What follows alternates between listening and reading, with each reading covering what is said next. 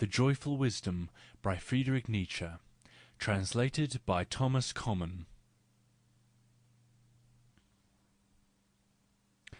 I stay to mine own house confined, nor graft my wits on alien stock, and mock at every master mind that never at itself could mock. Editorial note by Oscar Levy. The Joyful Wisdom, written in 1882, just before Zarathustra, is rightly judged to be one of Nietzsche's best books. Here the essentially grave and masculine face of the poet-philosopher is seen to light up and suddenly break into a delightful smile. The warmth and kindness that beams from his features will astonish those hasty psychologists who have never divined that behind the destroyer is the creator, and behind the blasphemer the lover of life. In the retrospective evaluation of his work, which appears in Ecce Homo, the author himself observes with truth that the fourth book, Sanctus Januarius, deserves especial attention. Quote, "The whole book is a gift from the saint, and the introductory verse expresses my gratitude for the most wonderful month of January that I have ever spent." End quote. Book Fifth, We Fearless Ones, and the appendix, Songs of Prince Free as a Bird, and the preface were added to the second edition in 1887. The translation of Nietzsche's poetry has proved to be a more embarrassing problem than that of his prose. Not only has there been a difficulty in finding adequate translators, a difficulty overcome, it is hoped, by the choice of Miss Peter and Mr. Cohen, but it cannot be denied that even in the original poems are of unequal merit. By the side of such masterpieces as To the Minstrel are several verses of comparatively little value. The editor, however, did not feel justified in making a selection, as it was intended that the edition should be complete. The heading Jest, Ruse and Revenge of the Prelude in Rhyme is borrowed from Goethe. End of editorial note. Preface to the second edition. 1. Perhaps more than one preface would be necessary for this book, and after all it might still be doubtful whether anyone could be brought nearer to the experiences in it by means of prefaces without having himself experienced something similar. It seems to have been written in the language of the thawing wind.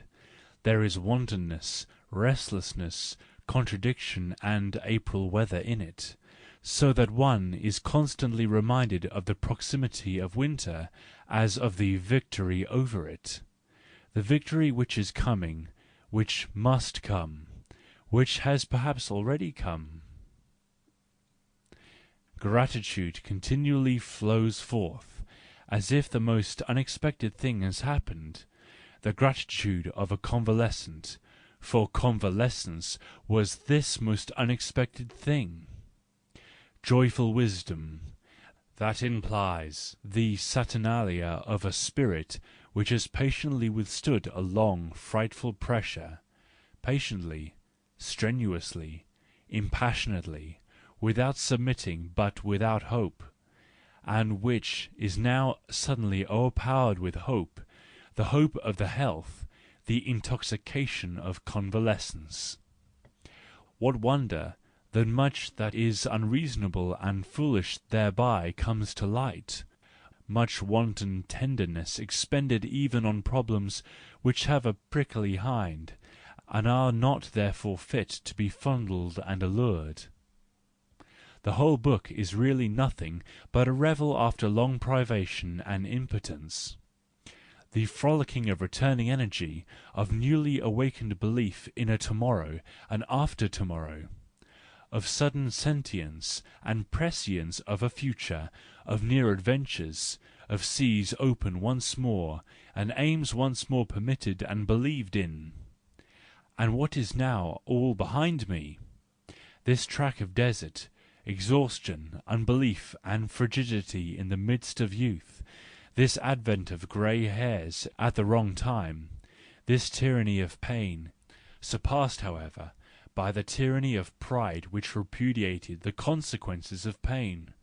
And consequences are comforts, this radical isolation, as defence against the contempt of mankind, become morbidly clairvoyant, this restriction upon principle to all that is bitter, sharp, and painful in knowledge, as prescribed by the disgust which has gradually resulted from impudent spiritual diet and pampering. It is called romanticism. Oh, who could realise all those feelings of mine? He, however, who could do so would certainly forgive me everything, and more than a little folly, boisterousness, and joyful wisdom. For example, the handful of songs which are given along with the book on this occasion, songs in which a poet makes merry over all poets in a way not easily pardoned. Alas, it is not only on the poets and their fine "lyrical sentiments" that this reconvalescence must vent his malignity. Who knows what kind of victim he seeks, what kind of monster of material for parody will allure him ere long? Insipid tragedia. It is said at the conclusion of this seriously frivolous book, let people be on their guard. Something or other extraordinarily bad and wicked announces itself. Insipid parodia. There is no doubt. 2. But let us leave Herr Nietzsche. What does it matter to people that Herr Nietzsche has got well again? A psychologist knows few questions so attractive as those concerning the relations of health to philosophy, and in the case when he himself falls sick, he carries with him all his scientific curiosity into his sickness. For, granted that one is a person, one has necessarily also the philosophy of one's personality. There is, however, an important distinction here. With the one, it is his defects which philosophize, with the other it is his riches and powers. The former requires his philosophy, whether it be as support, sedative, or medicine, as salvation, elevation, or self-alienation. With the latter it is merely a fine luxury, at best the voluptuousness of a triumphant gratitude which must inscribe itself ultimately in cosmic capitals on the heaven of ideas. In the other more usual case, however, when states of distress occupy themselves with philosophy, as is the case with all sickly thinkers, and perhaps the sickly thinkers preponderate in the history of philosophy, what will happen to the thought itself which is brought under the pressure of sickness? This is the important question for psychologists, and here experiment is possible. We philosophers do just like a traveller who resolves to awake at a given hour, and then quietly yields himself to sleep. We surrender ourselves temporarily, body and soul, to the sickness.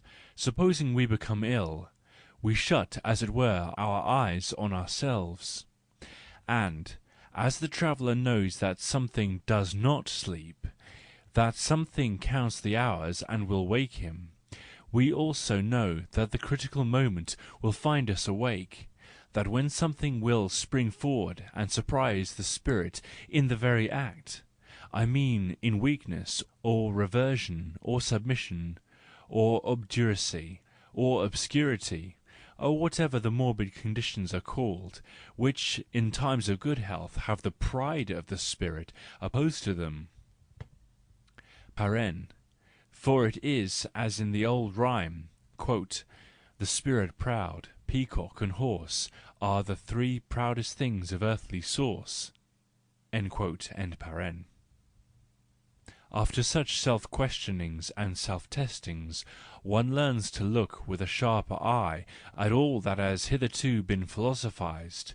One divines better than before the arbitrary byways, side streets, resting places, and sunny places of thought, to which suffering thinkers, precisely as sufferers, are led and misled. One knows now in what direction the sickly body and its requirements unconsciously press, push, and allure the spirit towards the sun, stillness, gentleness, patience, medicine, refreshment in any sense whatever.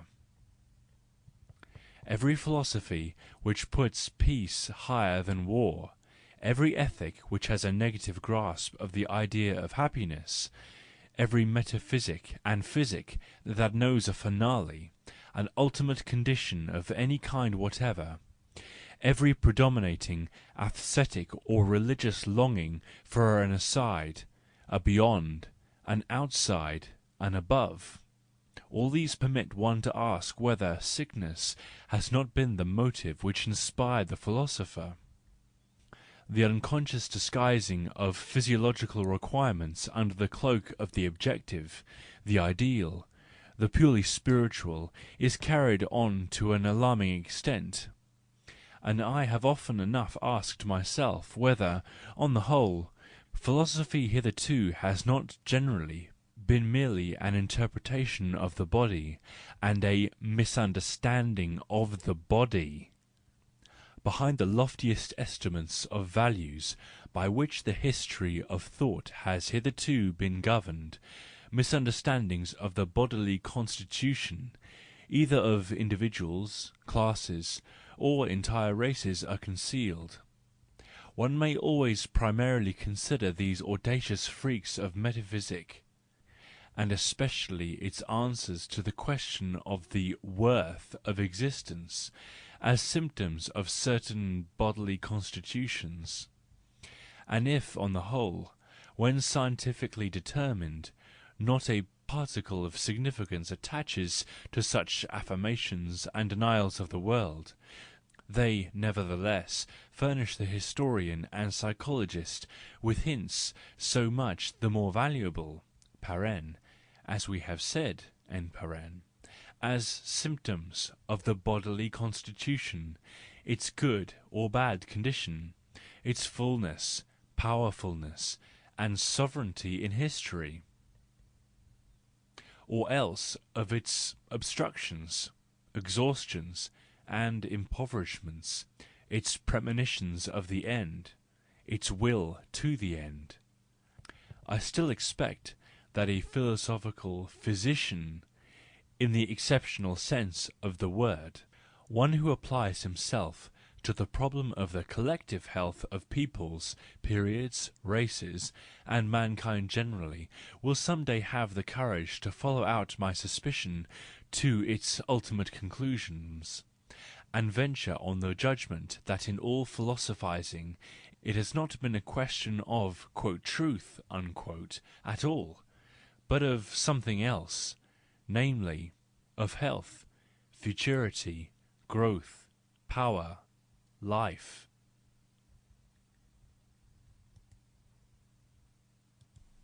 (3) It will be surmised that I should not like to take leave ungratefully of that period of severe sickness, the advantage of which is not even yet exhausted in me, for I am sufficiently conscious of what I have in advance of the spiritually robust generally, in my changeful state of health.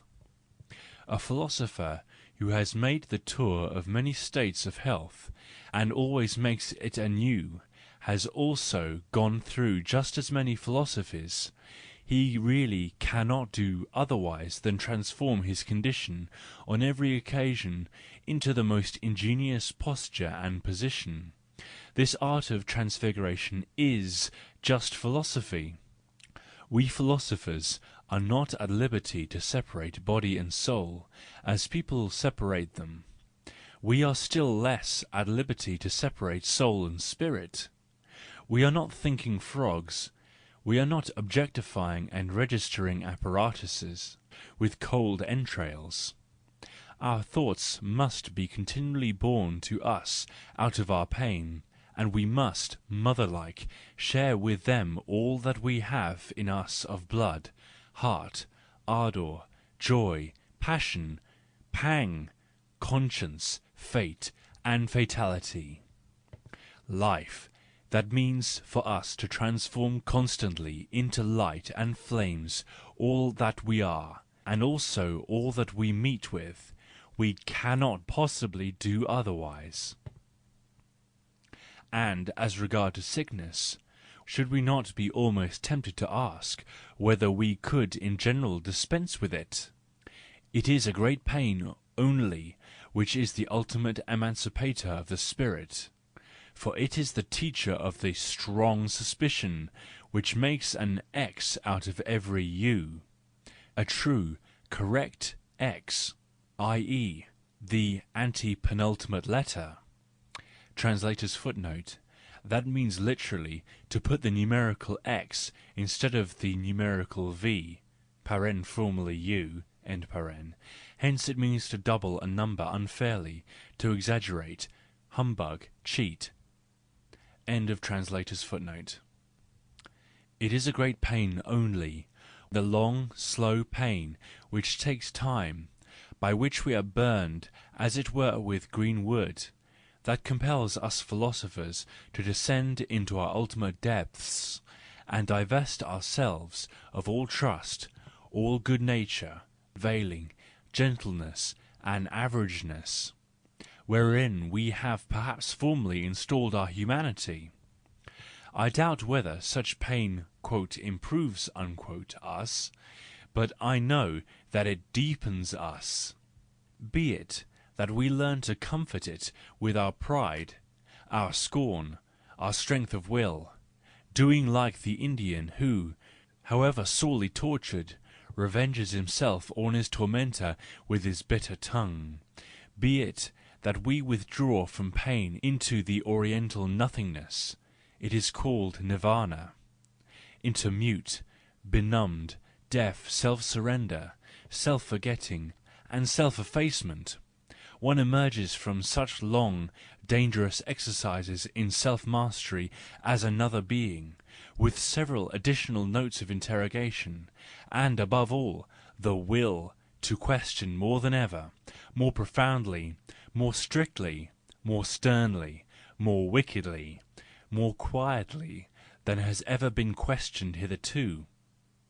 Confidence in life is gone. Life itself has become a problem.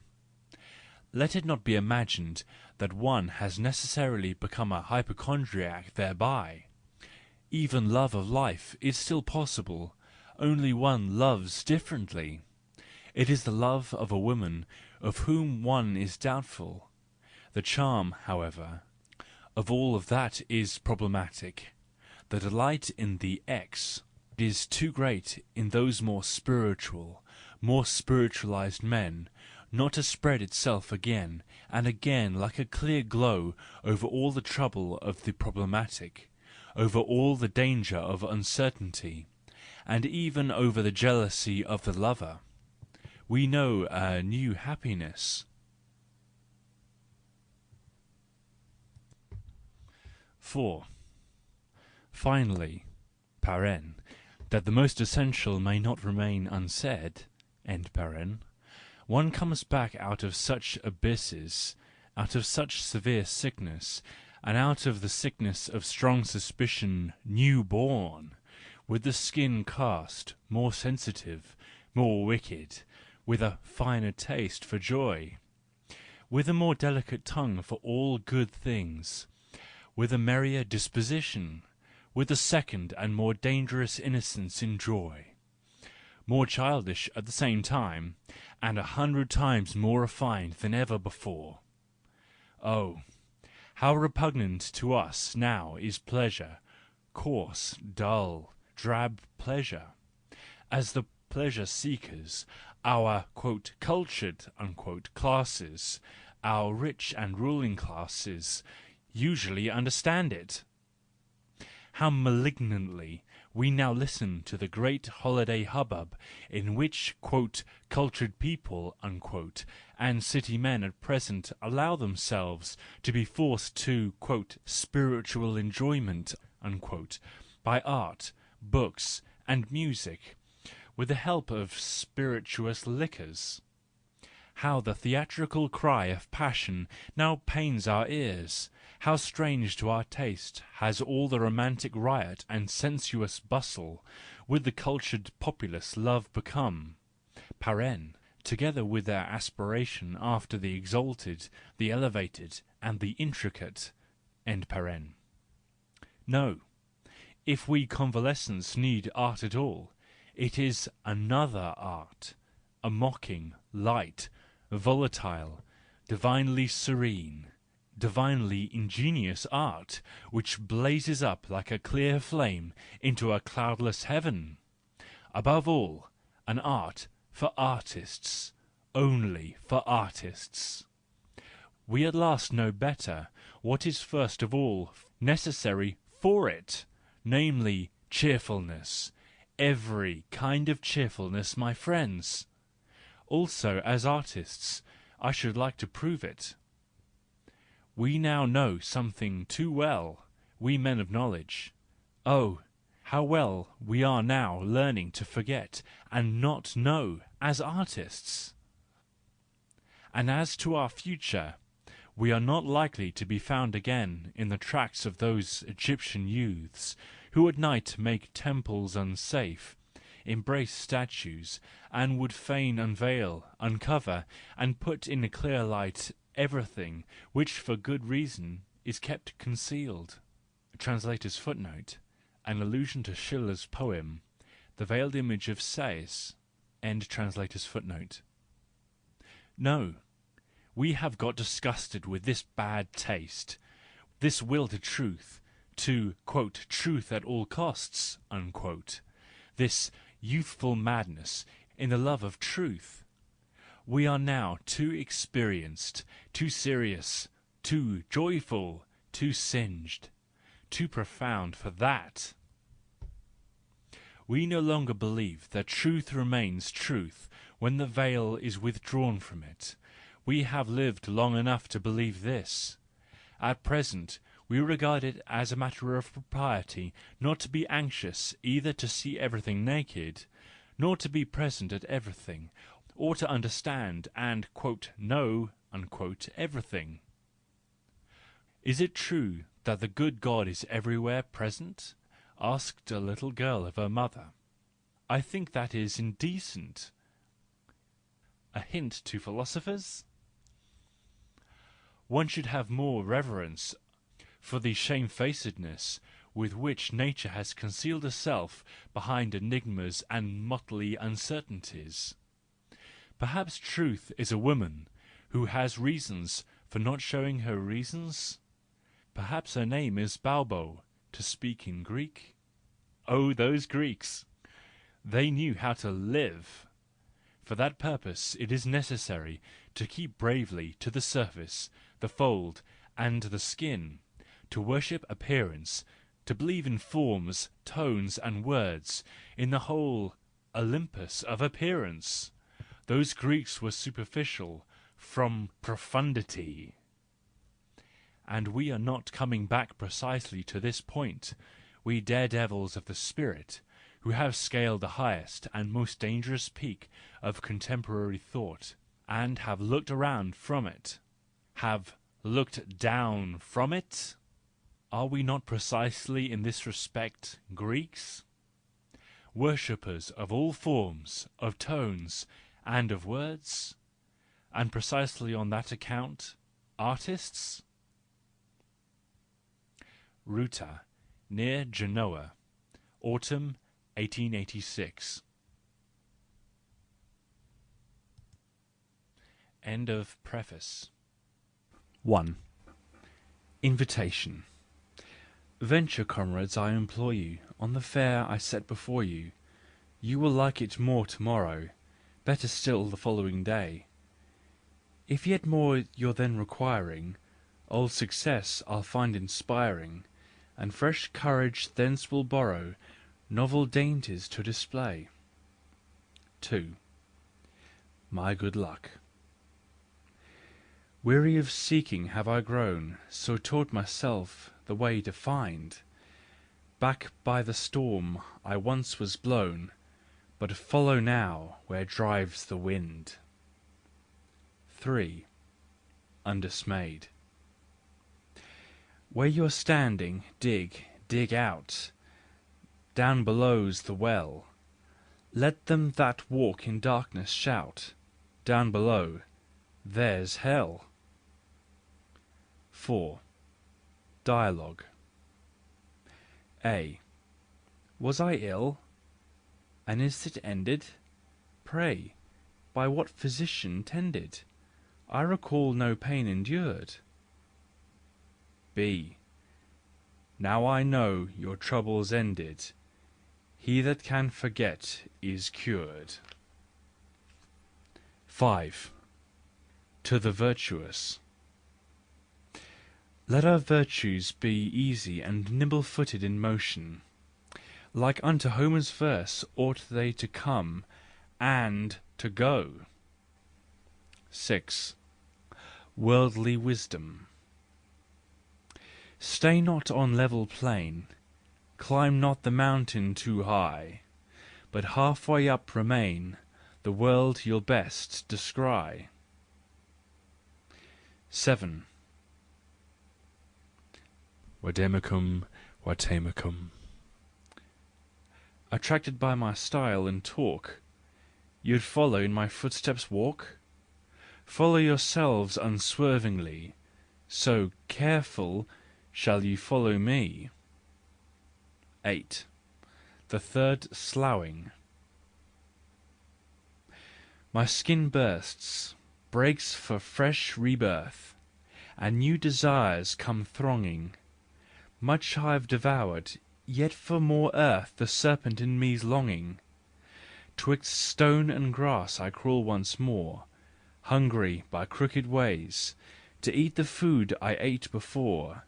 Earth fair all serpents praise. 9. My roses. My luck's good, I'd make yours fairer. Paren.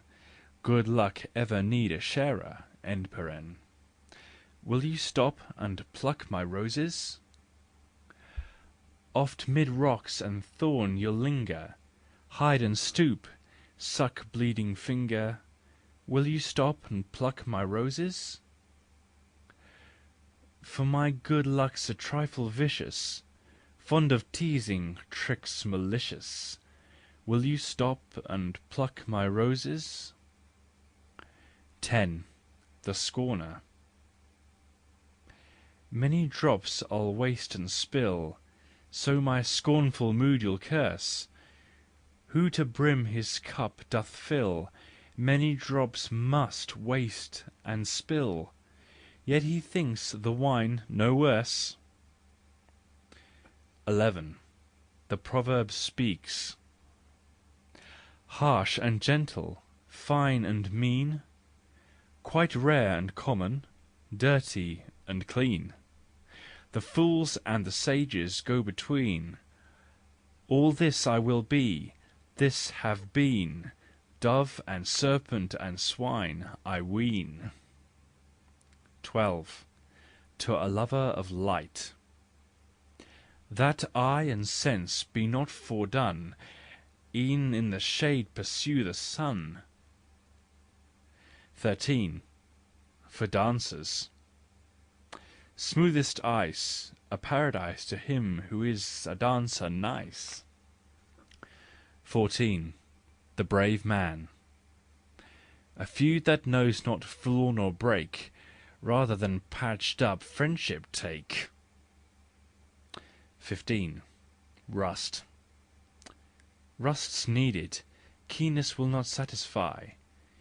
He is too young, the rabble loves to cry. 16. Excelsior. How shall I reach the top? No time for thus reflecting, start to climb. 17. The man of power speaks. Ask never, cease that whining pray. Take without asking, take alway. 18. Narrow souls.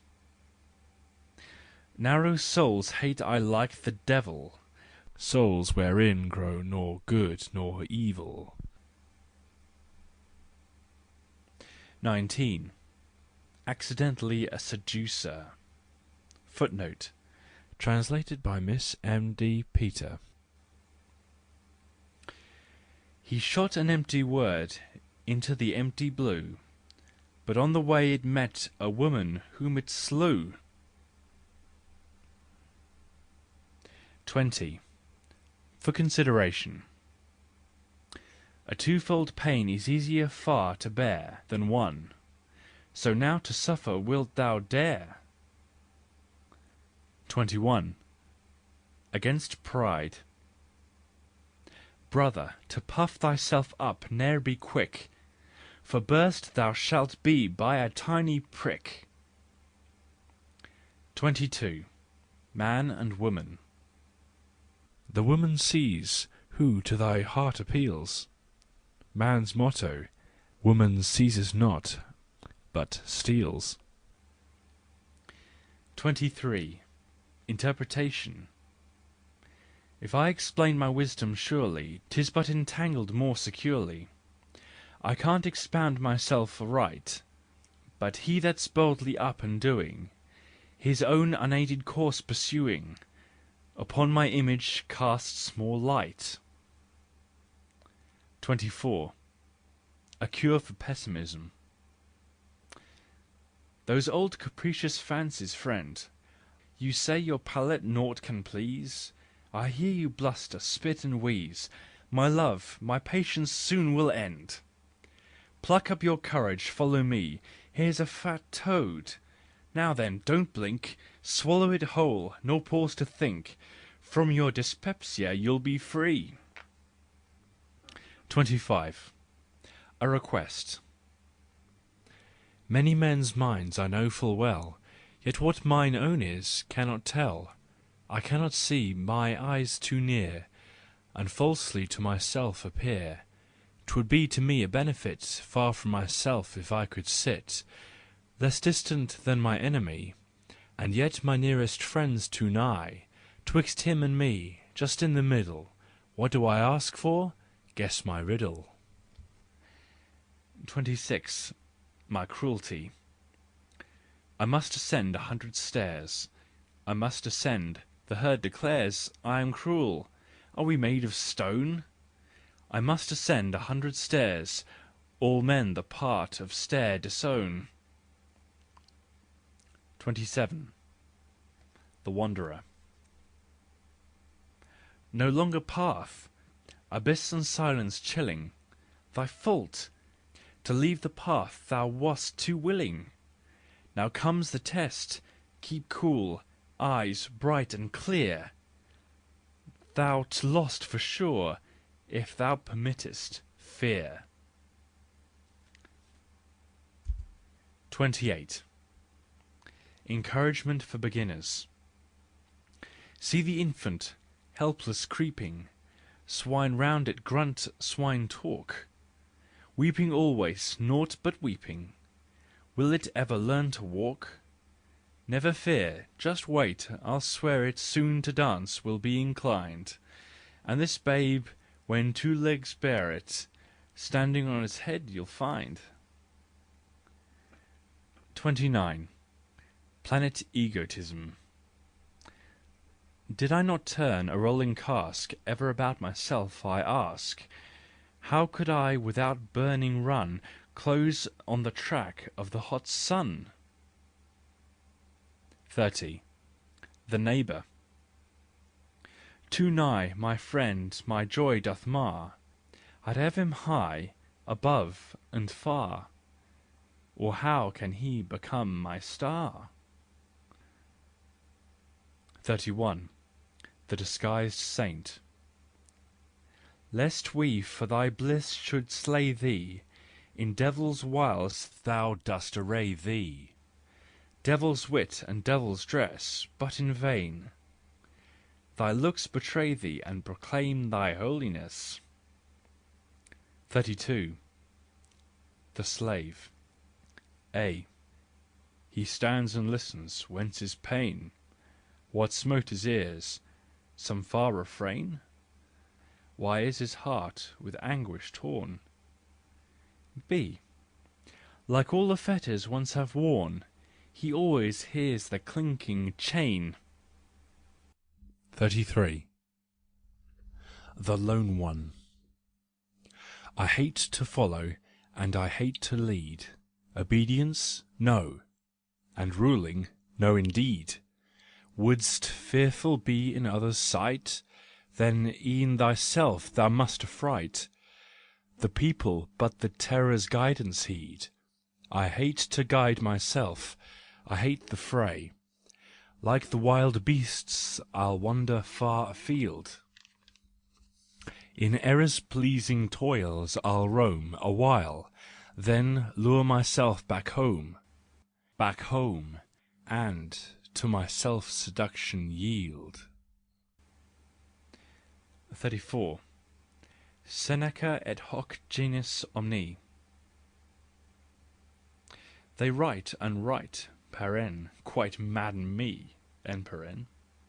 Their sapient twaddle airy, as if 'twere primum scribere diendi philosophari. 35. Ice. Yes, I manufacture ice. Ice may help you to digest. If you had much to digest, how you would enjoy my ice. 36. Youthful Writings. My wisdom's A and final O was then the sound that smote mine ear, yet now it rings no longer so. O my youth's eternal ah and O is now the only sound I hear. Translator's footnote. The A and O, suggestive of A and O, refer of course to Alpha and Omega, the first and last letters of the Greek alphabet. End footnote. 37. Foresight. In yonder region travelling, take good care, and hast thou wit, then be thou doubly ware. They'll smile and lure thee, then thy limbs they'll tear. Fanatic's country this, where wits are rare. 38. The Pious One speaks. God loves us, for he made us, sent us here. Man hath made God, ye subtle ones reply. His handiwork he must hold dear, and what he made, shall he deny? There sounds the devil's halting hoof, I fear. 39. In Summer. In sweat of face so runs the screed, where air must eat our bread. Yet wise physicians, if we heed, eat naught in sweat, 'tis said. The dog-star blinking, what's his need? What tells his blazing sign? In sweat of face, so runs his screed, we're meant to drink our wine. 40.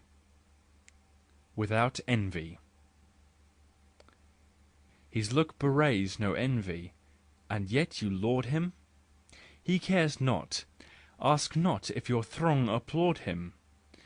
He has the eagle's eye for distance far, he sees you not, he sees but star on star. 41. Heraclitism. Brethren, war's the origin of happiness on earth. Powder smoke and battle din witness friendship's birth. Friendship means three things, you know: kinship in luckless plight, equality before the foe, freedom in death's sight. 42. Maxim of the over-refined. Rather on your toes stand high than crawl upon all fours. Rather through the keyhole spy than through open doors. 43. Exhortation. Renown you're quite resolved to earn? My thought about it is this: ye need not fame, must learn to do without it. 44. Thorough. I an inquirer? No, that's not my calling. Only I weigh a lot, I'm such a lump, and through the waters I keep falling, falling, till on the ocean's deepest bed I bump. 45. The Immortals. Today is meet for me, I come today. Such is the speech of men foredoomed to stay. Thou art too soon, they cry, thou art too late. What care the immortals what the rabble say? 46. Verdicts of the Weary. The weary shun the glaring sun, afraid, and only care for trees to gain the shade. 47. Descent. He sinks, he falls, your scornful looks portend. The truth is, to your level he'll descend. His too much joy is turned to weariness, his too much light will in your darkness end. 48. Nature silenced. Footnote. Translated by Miss M. D. Peter. Around my neck, on chain of hair, the timepiece hangs, a sign of care. For me the starry course is o'er, no sun and shadow as before. No cockcrow summons at the door, for nature tells the time no more. Too many clocks her voice have drowned, and droning law has dulled her sound. 49. The Sage Speaks.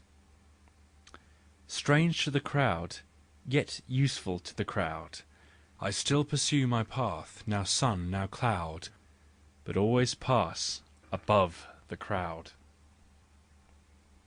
50. He lost his head. She now has wit. How did it come her way? A man through her his reason lost, they say. His head, though wise ere to this pastime lent, straight to the devil, no, to women went. 51. A pious wish. Oh, might all keys be lost, 'twere better so, and in all keyholes might the picklock go, who thus reflects he may as picklock know.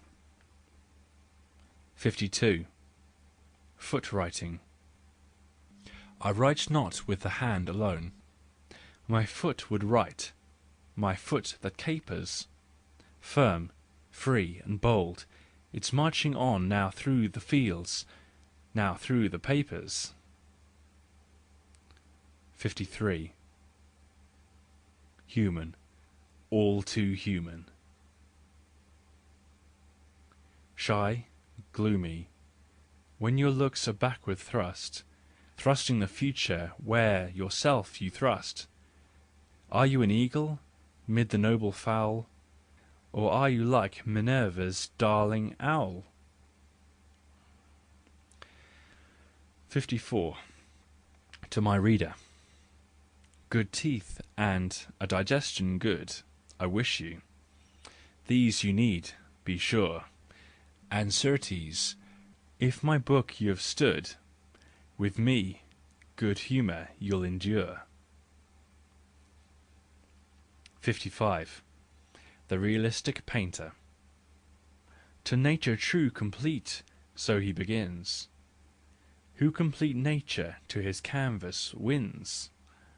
Her tiniest fragments endless, no constraint can know. He paints just what his fancy pins. What does his fancy pin? What he can paint. 56. Poet's vanity. Glue. Only glue to me dispense, the wood I'll find myself, don't fear. To give for senseless verses sense, that's an achievement I revere. 57. Taste in choosing. If to choose my niche precise, freedom I could win from fate, I'd be in midst of paradise, or sooner still, before the gate. 58. The crooked nose. Wide blow your nostrils, and across the land your nose holds haughty sway. So you, unhorned rhinoceros, proud mannequin, full forward, aye! The one trait with the other goes, a straight pride and a crooked nose. 59.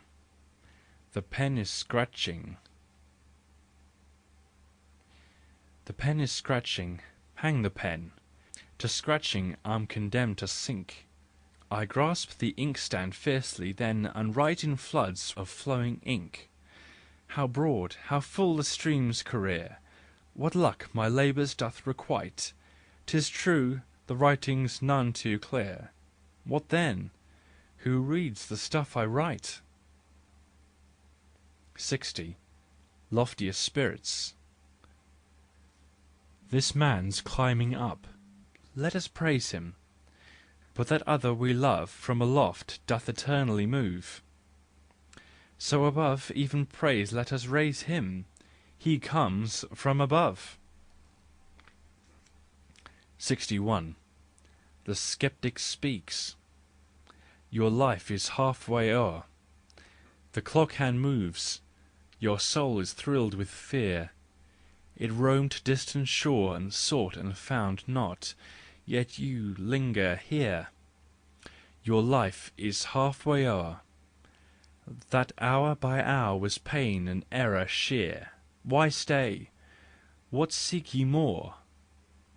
That's what I'm seeking, reasons why I'm here. 62. Ecce homo. Yes, I know where I'm related. Like the flame, unquenched, unsated, I consume myself and glow. All's turned to light I lay my hand on, all to coal that I abandon. Yes, I am a flame, I know. 63. Star morality. Footnote. Translated by Miss M. D. Peter. Foredoomed to spaces vast and far, what matters darkness to the star? Roll calmly on, let time go by, let sorrows pass thee, nations die. Compassion would but dim the light that distant worlds would gladly sight. To thee one law, be pure and bright. End of Jest, Ruse and Revenge, a prelude in rhyme. Book First of the Joyful Wisdom, Part 1. 1. The teachers of the object of existence.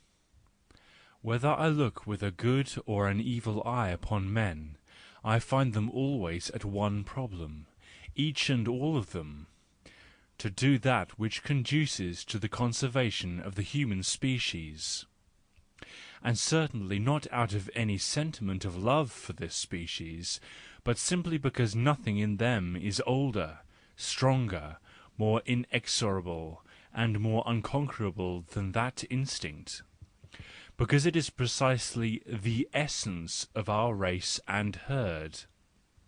Although we are accustomed readily enough, with our usual short-sightedness, to separate our neighbours precisely into useful and hurtful, into good and evil men, yet when we make a general calculation, and on longer reflection on the whole question, we become distrustful of this defining and separating, and finally leave it alone. even the most hurtful man is still perhaps, in respect to the conservation of the race, the most useful of all. For he conserves in himself, or by his effect on others, impulses without which mankind might long ago have languished or decayed. Hatred, delight in mischief, rapacity and ambition, and whatever else is called evil, belong to the marvellous economy of the conservation of the race. To be sure, a costly, lavish, and on the whole very foolish economy, which has, however, hitherto preserved our race, as is demonstrated to us. I no longer know, my dear fellow man and neighbour, if thou canst at all live to the disadvantage of the race, and therefore, unreasonably, and badly, that which could have endured the race has perhaps died out many millenniums ago, and now belongs to the things which are no longer possible even to God. Indulge thy best or thy worst desires, and above all, go to wreck. In either case thou art still probably the furtherer and benefactor of mankind in some way or other, and in that respect thou mayest have thy panegyrists, and similarly thy mockers, but thou wilt never find him who would be quite qualified to mock at thee, the individual, at thy best, who could bring home to thy conscience its limitless, buzzing and croaking wretchedness, so as to be in accord with truth. To laugh at oneself, as one would have to laugh in order to laugh out of the veriest truth. To do this, the best have not hitherto had enough of the sense of truth, and the most endowed have had far too little genius. There is perhaps still a future even for laughter, when the maxim, "the race is all, the individual is nothing," has incorporated itself in humanity, and when access stands open to everyone, at all times, to this ultimate emancipation and irresponsibility. Perhaps then laughter will have united with wisdom. Perhaps then there will be only "joyful wisdom." Meanwhile, however, it is quite otherwise. Meanwhile the comedy of existence has not yet "become conscious" of itself. Meanwhile it is still the period of tragedy, the period of morals and religions. What is the ever new appearing of founders of morals and religions, of instigators of struggles for moral valuations, of teachers of remorse of conscience and religious war imply? What do these heroes on the stage imply? For they have hitherto been the heroes of it, and all else, though solely visible for the time being, and too close to one, has served only as preparation for these heroes, whether as machinery and coulisse, or in the role of confidants and valets. The poets, for example, have always been the valets of some morality or other. It is obvious of itself that these tragedians also work in the interest of the race, although they may believe that they work in the interest of God, and as emissaries of God. They also further the life of the species, in that they further the belief in life. "It is worth while to live," each of them call out. "There is something of importance in this life. Life has something behind it and under it. Take care." That impulse which rules equally in the noblest and the ignoblest, the impulse towards the conservation of the species, breaks forth from time to time as reason and passion of spirit. It has then a brilliant train of motives about it, and tries with all its power to make us forget that fundamentally it is just impulse, instinct, folly, and baselessness. Life should be loved for. Man should benefit himself and his neighbour for. And whatever else these shoulds and fors imply, and may imply in future, in order that that which necessarily and always happens of itself and without design, may henceforth appear to be done by design, and may appeal to men as reason and ultimate command. For that purpose the ethiculturalist comes forward as the teacher of design in existence. For that purpose he devises a second and different existence, and by means of this new mechanism he lifts the old common existence off its old common hinges. No, he does not at all want us to laugh at existence, nor even at ourselves, nor at himself. To him an individual is always an individual, something first and last and immense. To him there is no species, no sums, no noughts. However foolish and fanatical his inventions and valuations may be, however much he may misunderstand the course of nature and deny its conditions, and all systems of ethics hitherto have been foolish and anti-natural to such a degree that mankind would have been ruined by any one of them, had it got the upper hand. At any rate, every time that "the hero" came upon the stage, something new was attained, the frightful counterpart of laughter, the profound convulsion of many individuals at the thought, "Yes, it is worth while to live, yes, I am worthy to live."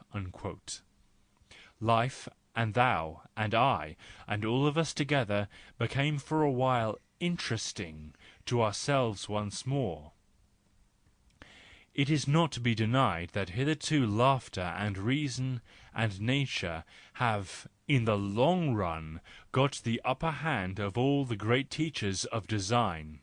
In the end the short tragedy always passed over once more into the eternal comedy of existence, and the "waves of innumerable laughters," to use the expression of Aeschylus, must also in the end beat over the greatest of these tragedies. But with all this corrective laughter, human nature has on the whole been changed by the ever new appearance of those teachers of the design of existence. Human nature has now an additional requirement, the very requirement of the ever new appearance of such teachers and doctrines of "design."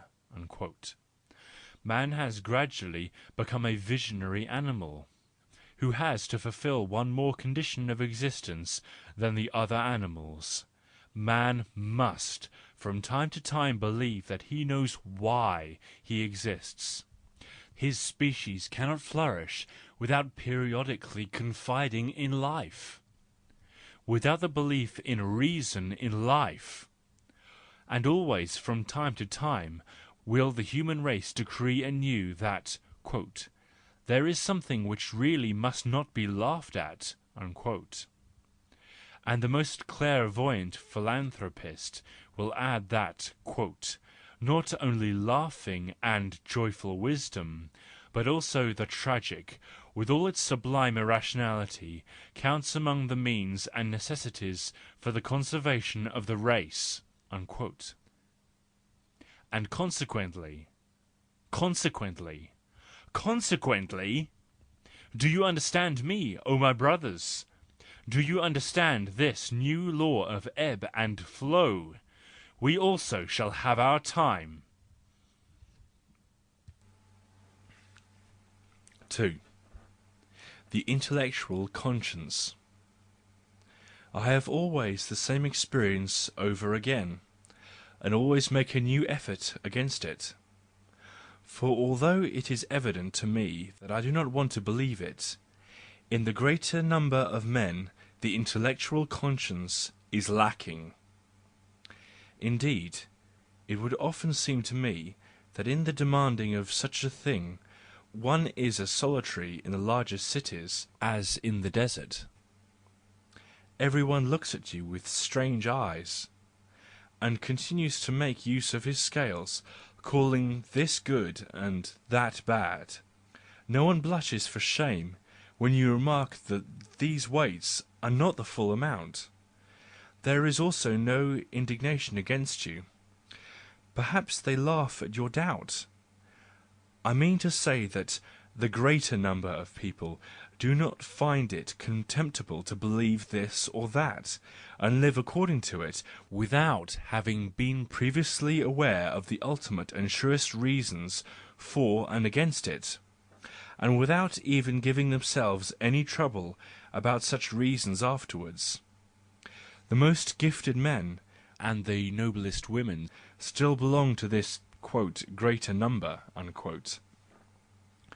But what is kind-heartedness, refinement, and genius to me, if the man with these virtues harbours indolent sentiments in belief and judgment, if the longing for certainty does not rule in him, as his innermost desire and profoundest need, as that which separates higher from lower men?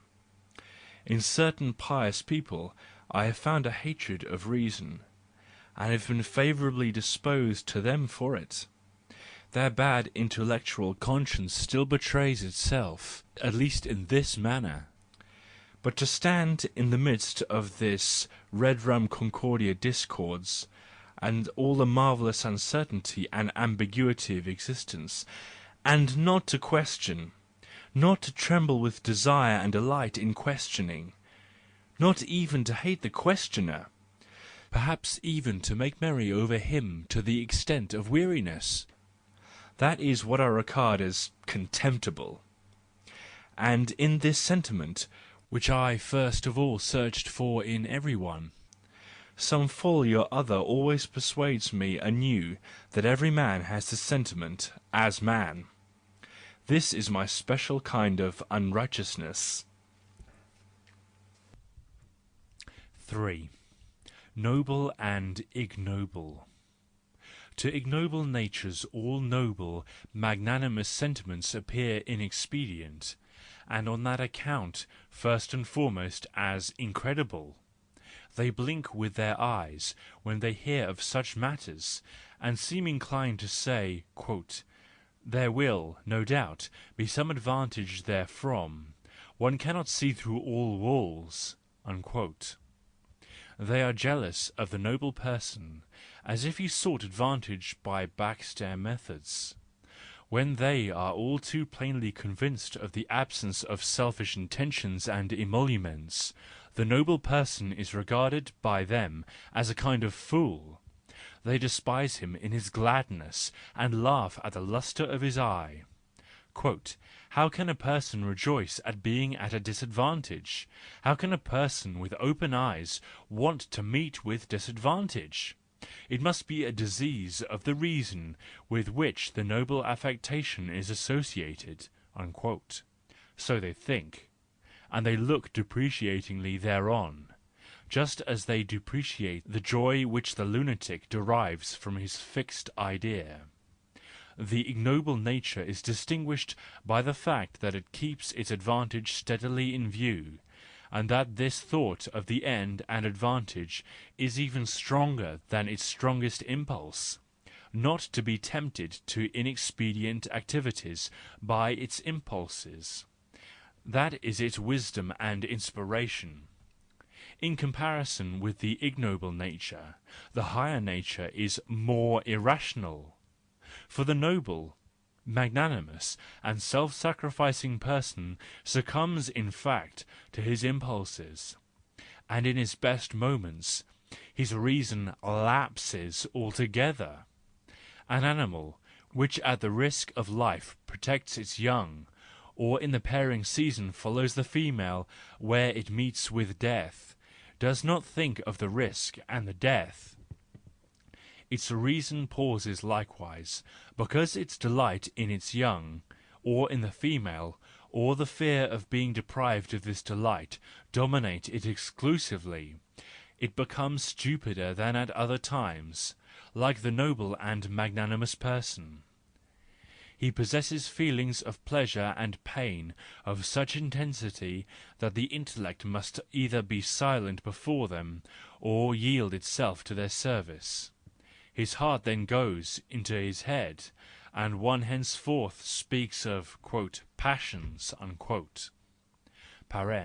Here and there, to be sure, the antithesis to this, and as it were, the "reverse of passion" presents itself, for example in Fontenelle, to whom someone once laid the hand on the heart with the words, "What you have there, my dearest friend, is brain also."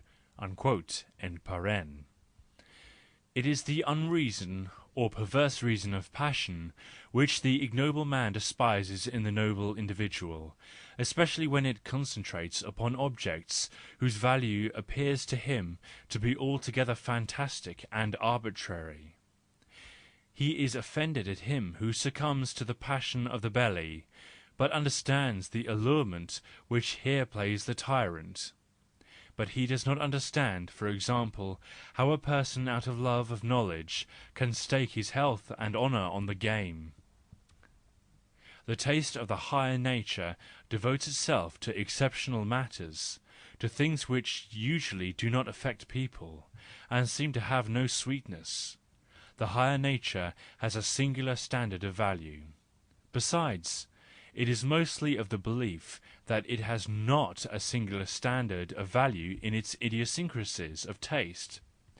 It rather sets up its values and non-values as the generally valid values and non-values, and thus becomes incomprehensible and impracticable. It is very rarely that a higher nature has so much reason over and above as to understand and deal with everyday men as such. For the most part it believes in its passion as if it were the concealed passion of everyone, and precisely in this belief it is full of ardour and eloquence. If then such exceptional men do not perceive themselves as exceptions, how can they ever understand the ignoble natures and estimate average men fairly? Thus it is that they also speak of the folly, inexpediency and fantasy of mankind, full of astonishment at the madness of the world, and that it will not recognise the "one thing needful for it." This is the eternal unrighteousness of noble natures.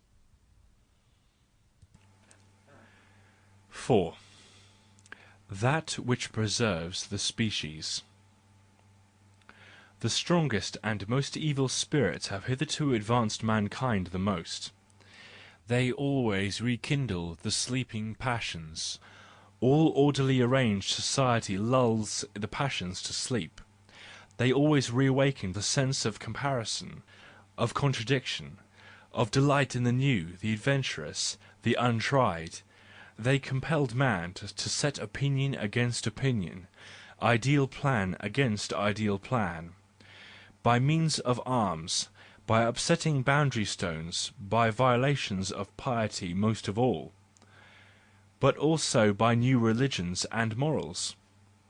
The same kind of "wickedness" is in every teacher and preacher of the new, which makes the conqueror infamous, although it expresses itself more refinedly, and does not immediately set the muscles in motion. And just on that account does not make so infamous. The new, however, is under all circumstances the evil, as that which wants to conquer, which tries to upset the old boundary stones and the old piety. Only the old is the good.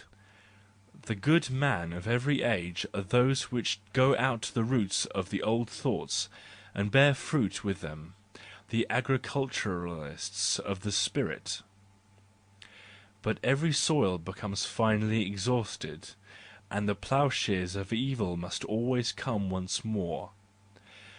There is at present a fundamentally erroneous theory of morals, which is much celebrated, especially in England, according to the judgments "good" and "evil" are the accumulation of the experiences of that which is "expedient" and "inexpedient." According to this theory, that which is called good is conservation of the species. What is called evil, however, is detrimental to it. But in reality, the evil impulses are just in as high a degree expedient, indispensable, and conservative of the species as the good, only their function is different. 5. Unconditional duties. All men who feel that they need the strongest words and intonations, the most eloquent gestures and attitudes in order to operate at all, revolutionary politicians, socialists, preachers of repentance with or without Christianity, with all of whom there must be no mere half success, all these speak of duties, and indeed always of duties, which have the character of being unconditional. Without such they would have no right to their excessive pathos. They know that right well. They grasp, therefore, at philosophies of morality, which preach some kind of categorical imperative, or they assimilate a good lump of religion, as, for example, Mazzini did, because they want to be trusted unconditionally. It is first of all necessary for them to trust themselves unconditionally, on the basis of some ultimate, undebatable command, sublime in itself, as the ministers and instruments of which they would fain feel and announce themselves. Here we have the most natural, and for the most part very influential opponents of moral enlightenment and scepticism, but they are rare. On the other hand, there is always a very numerous class of those opponents wherever interest teaches subjection, while repute and honour seem to forbid it.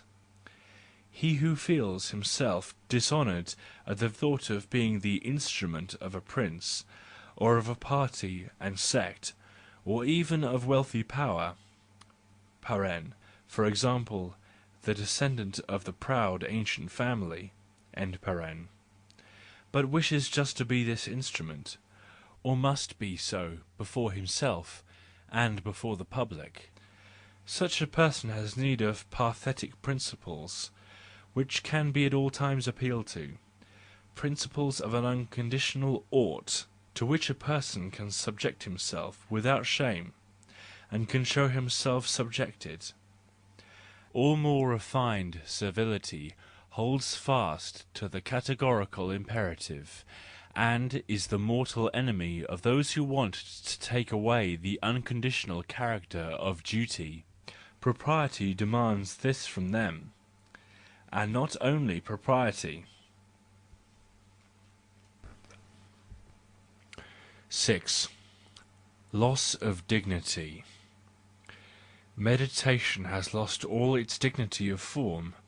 The ceremonial and solemn bearing of the meditative person have been made a mockery, and one would no longer endure a wise man of the old style.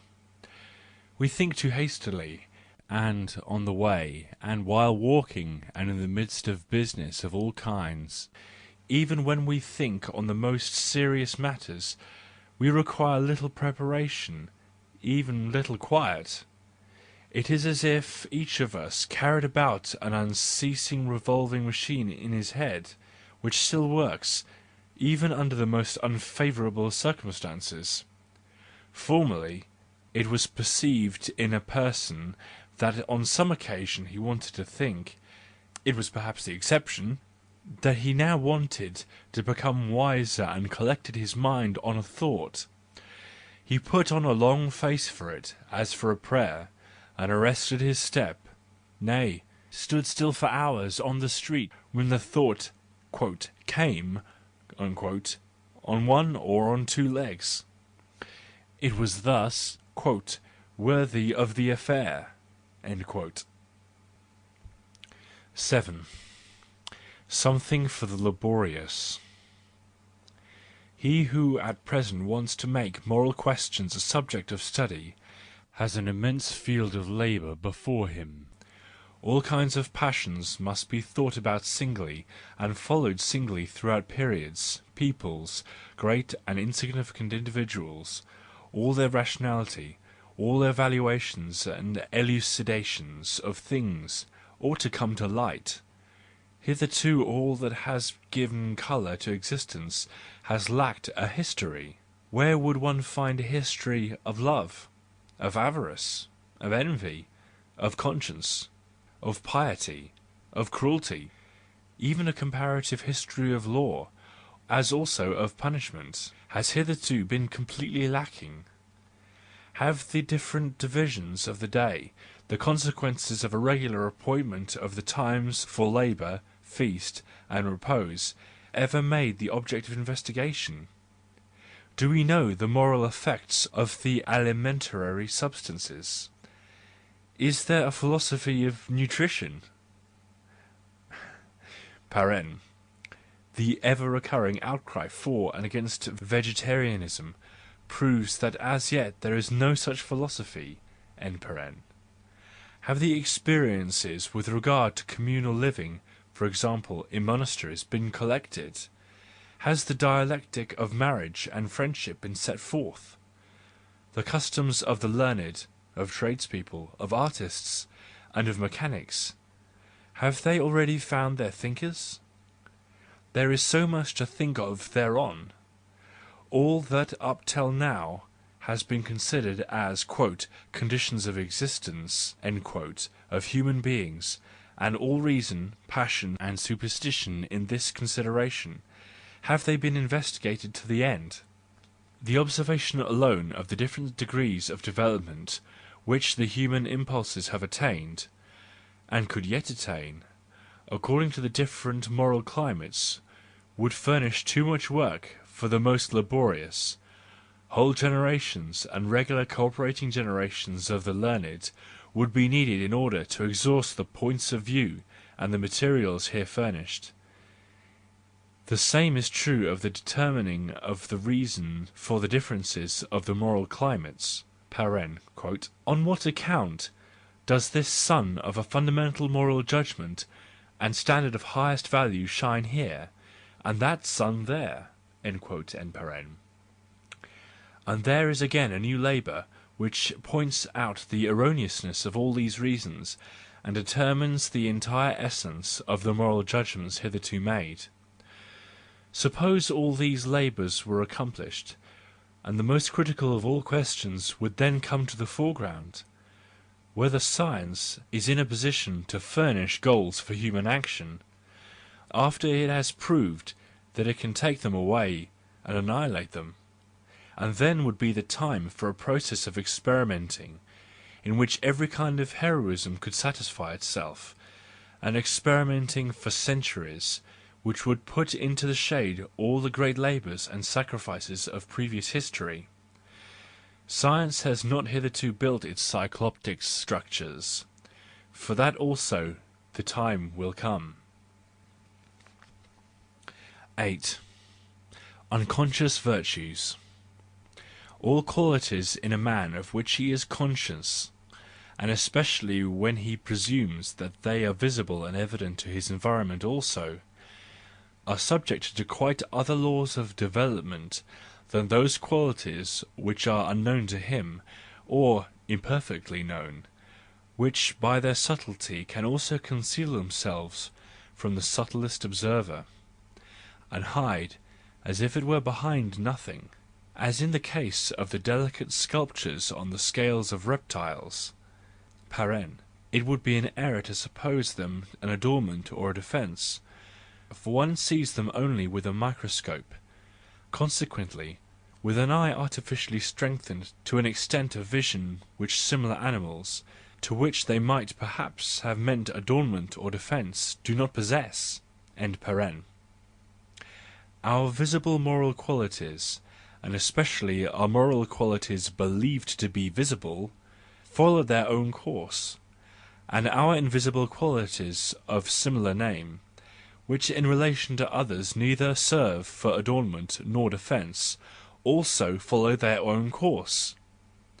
Quite a different course probably, and with lines and refinements and sculptures which might perhaps give pleasure to a god with a divine microscope. We have, for example, our diligence, our ambition, our acuteness; all the world knows about them. And besides, we have probably once more our diligence, our ambition, our acuteness; but for these, our reptile scales, the microscope has not yet been invented. And here, the adherents of the instinctive morality will say, quote, "Bravo! He at least regards unconscious virtues as possible, that suffices us." End quote. Oh, ye unexacting creatures! 9. Our eruptions. Numberless things which humanity acquired in its earlier stages, but so weakly and embryonically, that it could not be noticed that they were acquired, are thrust suddenly into light long afterwards, perhaps after the lapse of centuries; they have in the interval become strong and mature. In some ages this or that talent, this or that virtue seems to be entirely lacking, as it is in some men. But let us wait only for their grandchildren and grandchildren's children. If we have time to wait, they bring the interior of their grandfather into the sun, that interior of which the grandfathers themselves were unconscious. The son indeed is often the betrayer of his father; the latter understands himself better, since he has got his son. We have all hidden gardens and plantations in us, and by another simile, we are all growing volcanoes, which will have their hours of eruption. How near or how distant is this? Nobody knows, of course, not even the good God. 10. A species of atavism. I like best to think of the rare men of an age as suddenly emerging offshoots of past cultures, and of their persistent strength, like the atavism of a people and its civilization. There is thus still something in them to think of. They now seem strange, rare, and extraordinary, and he who feels these forces in himself has to foster them in the face of a different, opposing world. He has to defend them, honour them, and rear them to maturity. He has either to become a great man thereby, or to be a deranged and eccentric person, unless he should altogether break down betimes. Formerly these rare qualities were usual, and were consequently regarded as common. They did not distinguish people. Perhaps they were demanded and presupposed. It was impossible to become great with them. For indeed there was also no danger of becoming insane and solitary with them. It is principally in the old established families and castes of a people that such after-effects of old impulses present themselves, while there is no probability of such atavism where races, habits, and valuations change too rapidly. For the tempo of the evolutional forces in peoples implies just as much as in music. For our case an andante of evolution is absolutely necessary, as the tempo of a passionate and slow spirit, and the spirit of conserving families is certainly of that sort. 11. Consciousness. Consciousness is the last and latest development of the organic, and consequently also the most unfinished and least powerful of these developments. Innumerable mistakes originate out of consciousness, which, "in spite of fate," as Homer says, cause an animal or a man to break down earlier than might be necessary. If the conserving bond of the instincts were not so very much more powerful, it would not generally serve as a regulator. By perverse judging and dreaming with open eyes, by superficiality and credulity, in short, just by consciousness, mankind would necessarily have broken down. Or rather, without the former, there would long ago have been nothing more of the latter. Before a function is fully formed and mature, it is a danger to the organism. All the better if it be then thoroughly tyrannized over. Consciousness is thus thoroughly tyrannized over, and not least by the pride in it. It is thought that here is the quintessence of man, that which is enduring, eternal, ultimate, and most original in him. Consciousness is regarded as fixed, given magnitude. Its growth and intermittences are denied. It is accepted as the "unity of the organism." This ludicrous overvaluation and misconception of consciousness has as its result the great utility that a too rapid maturing of it has thereby been hindered. Because man believed that they already possessed consciousness, they gave themselves very little trouble to acquire it, and even now it is not otherwise. It is still an entirely new problem, just dawning on the human eye, and hardly yet plainly recognisable, to embody knowledge in ourselves, and to make it instinctive. A problem which is only seen by those who have grasped the fact that hitherto our errors alone have been embodied in us, and that all our consciousness is relative to errors. 12. The goal of science. What? The ultimate goal of science is to create the most pleasure possible to man, and the least possible pain? But what if pleasure and pain should be so closely connected that he who wants the greatest amount of one must also have the greatest possible amount of the other? That he who wants to experience the heavenly high jubilation must also be ready to be sorrowful unto death. Translator's footnote. Allusion to the Song of Clara in Goethe's Egmont. And it is so, perhaps. The Stoics at least believe it was so, and they were consistent when they wished to have the least possible pleasure, in order to have the least possible pain from life. When one uses the expression, "the virtuous man is the happiest," it is as much the signboard of the school for the masses as a casuistic subtlety for the subtle. At present also ye have still the choice, either the least possible pain, in short, painlessness, and after all, socialists and politicians of all parties could not honourably promise more to their people, or the greatest possible amount of pain, as the price of the growth of a fullness of refined delights and enjoyments rarely tasted hitherto. If ye decide for the former, if ye therefore want to depress and minimise man's capacity for pain, well, ye must also depress and minimise his capacity for enjoyment.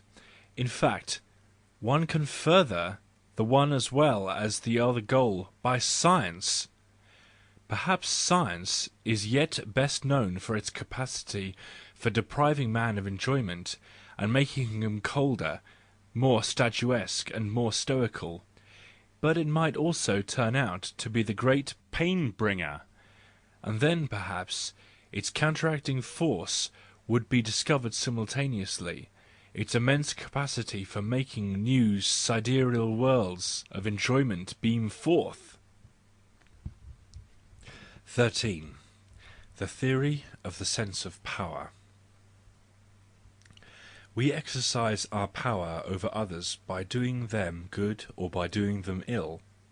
That is all we care for. Doing ill to those on whom we have to make our power felt. For pain is a far more sensitive means for that purpose than pleasure. Pain always asks concerning the cause, while pleasure is inclined to keep within itself and not look backward. Doing good and being kind to those who are in any way already dependent on us, that is, who are accustomed to think of us as their raison d'etre, we want to increase their power, because we thus increase our own, or we want to show them the advantage there is in being in our power. They thus become more contented with their position, and more hostile to the enemies of our power, and readier to contend with them. If we make sacrifices in doing good or in ill, it does not alter the ultimate value of our actions. Even if we stake our life in the cause, as the martyrs for the sake of the church, it is a sacrifice to our longing for power, or for the purpose of conserving our sense of power. He who under these circumstances feels that he "is in possession of truth," how many possessions does he not let go in order to preserve this feeling? What does he not throw overboard in order to keep himself "up," that is to say, above the others who lack "the truth"? Certainly, the condition we are in when we do ill is seldom so pleasant, so purely pleasant, as that in which we practise kindness. It is an indication that we still lack power, or it betrays ill humour at this defect in us. It brings with it new dangers and uncertainties as to the power we already possess, and clouds our horizon by the prospect of revenge, scorn, punishment, and failure. Perhaps only those most susceptible to the sense of power, and eager for it, will prefer to impress the seal of power on the resisting individual, those to whom the sight of the already subjugated person as the object of benevolence is a burden and a tedium. It is a question how a person is accustomed to season his life. It is a matter of taste whether a person would rather have the slow or the sudden, the safe or the dangerous and daring increase in power. He seeks this or that seasoning always according to his temperament. An easy booty is something contemptible to proud natures. They have an agreeable sensation only to the sight of men of unbroken spirit who could be enemies to them, and similarly also at the sight of all not easily accessible possession. They are often hard toward the sufferer, for he is not worthy of their effort or their pride. But they show themselves so much the more courteous towards their equals, with whom strife and struggle would in any case be full of honour, if at any time an occasion for it should present itself. It is under the agreeable feelings of this perspective that the members of the knightly caste have habituated themselves to exquisite courtesy towards one another. Pity is the most pleasant feeling in those who have not much pride, and have no prospect for great conquests. The easy booty, and that is what every sufferer is for them an enchanting thing. Pity is said to be the virtue of the gay lady. 14. What is called love? The lust of property and love. What different associations each of these ideas evoke! And yet it might be the same impulse twice named. On the one occasion disparaged from the standpoint of those already possessing, in whom the impulse has attained something of repose, and who are now apprehensive for the safety of their "possession." On the other occasion, viewed from the standpoint of the unsatisfied and thirsty, and therefore glorified as "good," our love for our neighbour, is that not striving after new property? And similarly our love of knowledge, of truth, and in general all the striving after novelties. We gradually become satiated with the old, the securely possessed, and again stretch out our hands. Even the finest landscape in which we live for 3 months is no longer certain of our love, and any kind more distant coast excites our covetousness. The possession for the most part becomes smaller through possessing. Our pleasure in ourselves seeks to maintain itself by always transforming something new into ourselves. That is just possessing.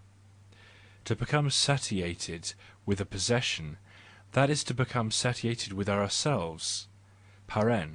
One can also suffer from excess. Even the desire to cast away, to share out, can assume the honourable name of "love."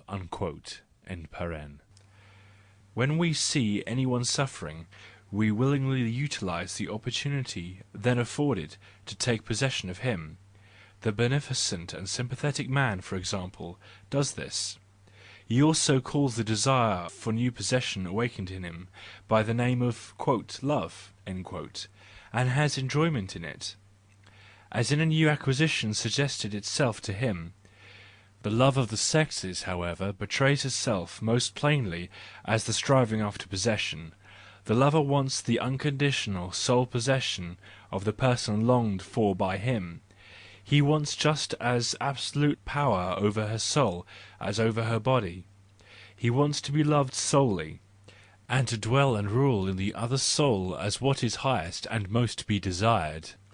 When one considers that this means precisely to exclude all the world from a precious possession, a happiness and an enjoyment, when one considers that the lover has in view the impoverishment and privation of all other rivals, and would like to become the dragon of his golden hoard, as the most inconsiderate and selfish of all "conquerors" and exploiters, when one considers finally that to the lover himself the whole world besides appears indifferent, colourless and worthless, and that he is ready to make every sacrifice, disturb every arrangement, and put every other interest behind his own, one is verily surprised that this ferocious lust of property and injustice of sexual love should have been glorified and deified to such an extent at all times,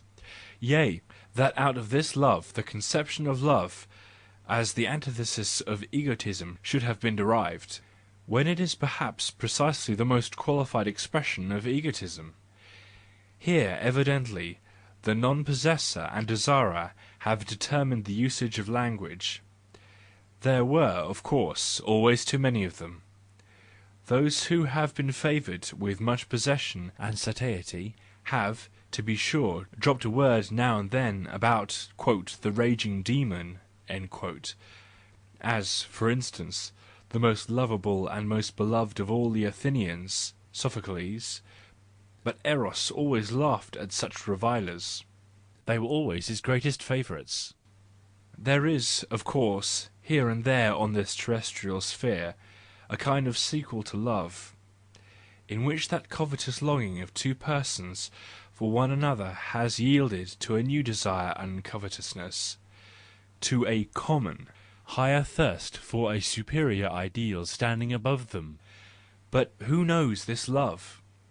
Who has experienced it? Its right name is friendship. 15. Out of the distance.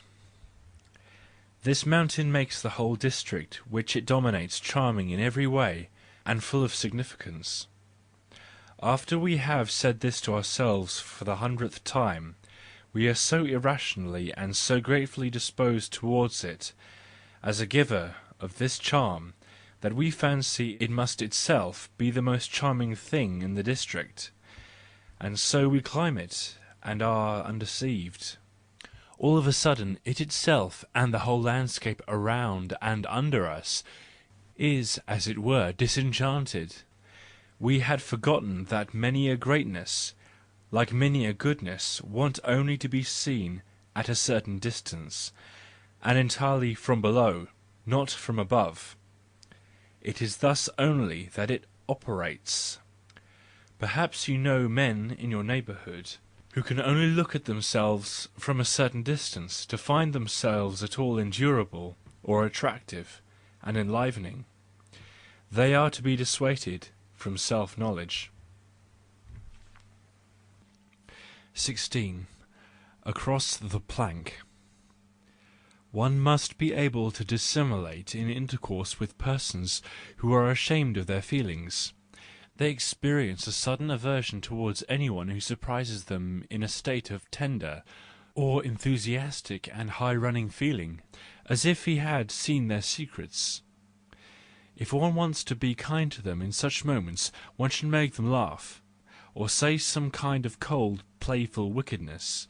Their feelings thereby congeals, and they are again self-possessed. But I give the moral before the story. We were once on a time so near one another in the course of our lives that nothing more seemed to hinder our friendship and fraternity, and there was merely a small plank between us.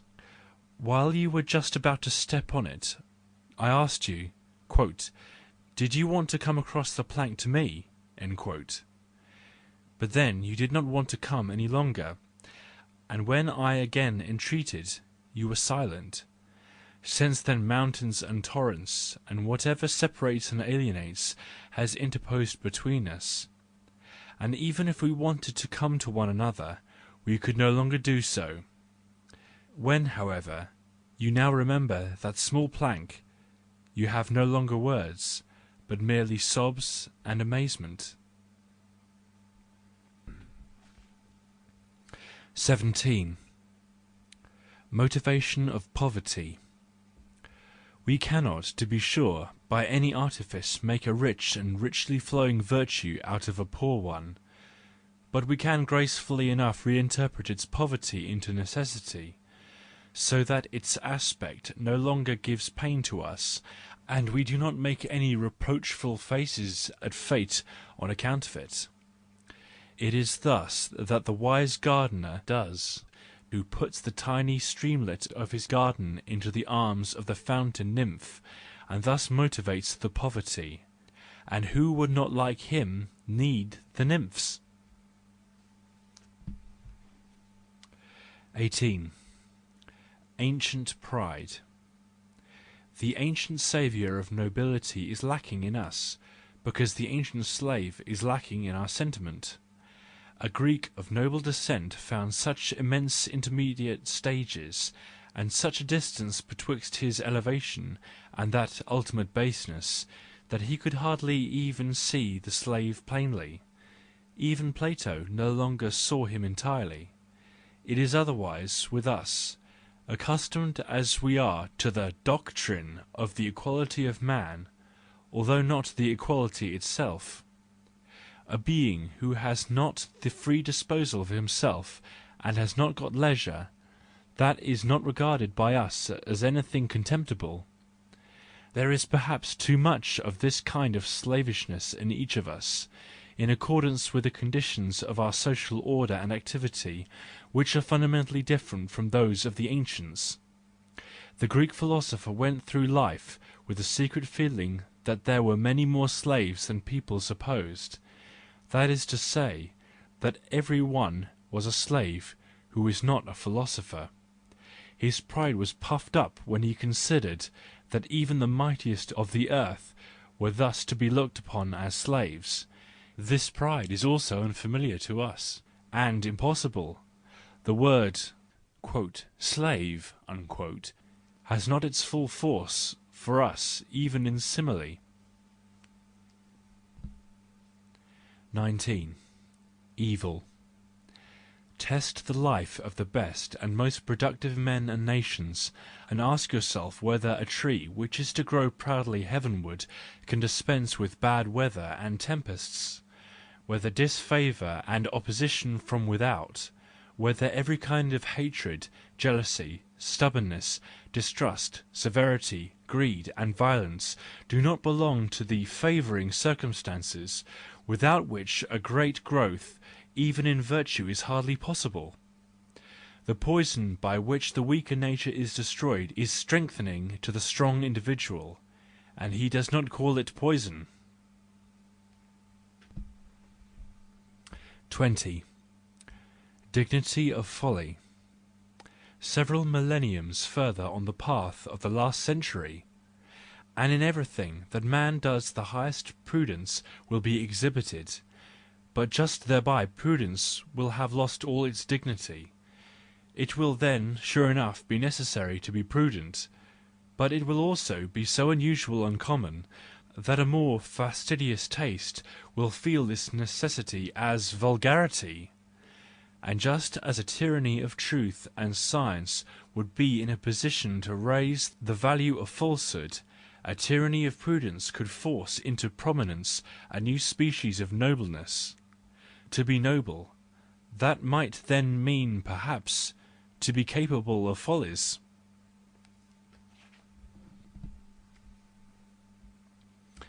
21. To the teachers of unselfishness. The virtues of a man are called good, not in respect of the results that they have for himself, but in respect of the results which we expect therefrom for ourselves and for society. We have all along had very little unselfishness, very little "non-egotism" in our praise of the virtues. For otherwise it could not but have been seen that the virtues (such as diligence, obedience, chastity, piety, justice) are mostly injurious to their possessors, as impulses which rule in them too vehemently and ardently, and do not want to be kept in co-ordination with the other impulses by the reason. If you have a virtue, an actual perfect virtue and not merely a kind of impulse towards a virtue you are its victim, but your neighbour praises your virtue precisely on that account. One praises the diligent man, though he injures his sight, or the originality and freshness of his spirit, by his diligence. The youth is honoured and regretted who has "worn himself out by work," because one passes the judgment that "for society as a whole the loss of the best individual is only a small sacrifice, a pity that this sacrifice should be necessary. A much greater pity, it is true, that the individual should think differently, and regard his preservation and development as more important than his work in the service of society." And so one regrets this youth, not on his own account, but because a devoted instrument, regardless of self, a so-called "good man," has been lost to society by his death. Perhaps one further considers the question whether it would not have been more advantageous for the interests of society if he had laboured with less disregard for himself and preserved himself longer. Indeed, one readily admits an advantage therefrom, but one esteems the other advantage, namely, that a sacrifice has been made, and that the disposition of the sacrificial animal has once more been obviously endorsed, as higher and more enduring. It is accordingly, on the one part, the instrumental character in the virtues which is praised when the virtues are praised, and on the other part the blind ruling impulse in every virtue which refuses to let itself be kept within bounds by the general advantage to the individual, in short, what is praised in the unreason in the virtues, in consequence of which the individual allows himself to be transformed into a function of the whole. The praise of the virtues is the praise of something which is privately injurious to the individual. It is praise of impulses which deprive man of his noblest self-love, and the power to take the best care of himself.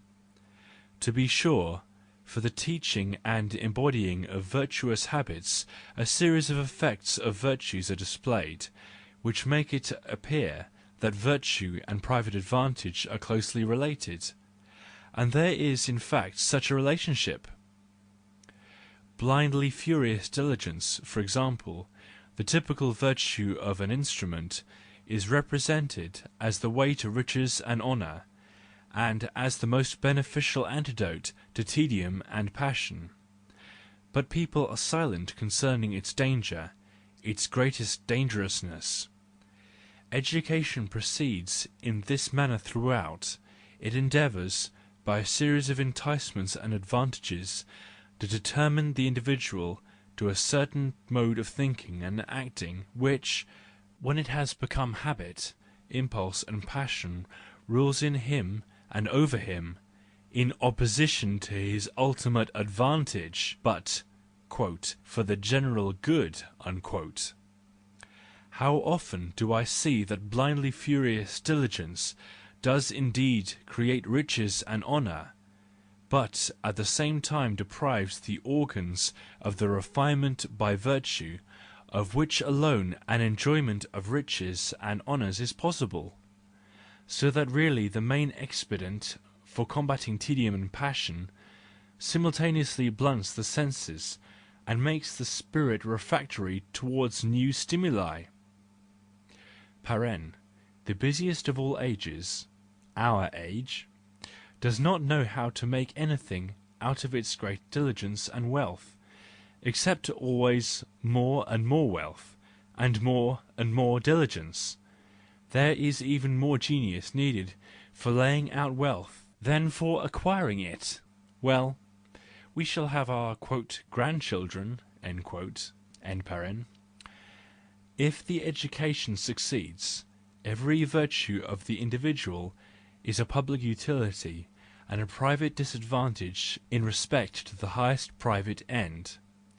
Probably some psycho-aesthetic stunting or even premature dissolution. One should consider successively from the same standpoint the virtues of obedience, chastity, piety and justice. The praise of the unselfish, self-sacrificing, virtuous person, he, consequently, who does not expend his whole energy and reason for his own conservation, development, elevation, furtherance and augmentation of power, but lives as regards himself unassumingly and thoughtlessly, perhaps even indifferently or ironically. This praise has in any case not originated out of the spirit of unselfishness. The "neighbour" praises unselfishness because he profits by it. If the neighbour was "unselfishly" disposed himself, he would reject that destruction of power, that injury for his advantage. He would thwart such inclinations in their origin, and above all he would manifest his unselfishness just by not giving it a good name. The fundamental contradiction in that morality, which at present stands in high honour, is here indicated. The motives to such a morality are in antithesis to its principle. That with which this morality wishes to prove itself refutes it out of its criterion of what is moral. The maxim, "Thou shalt renounce thyself and offer thyself as a sacrifice," in order not to be inconsistent with its own morality, could only be decreed by a being who himself renounced his own advantage thereby, and who perhaps in the required self-sacrifice of individuals brought about his own dissolution.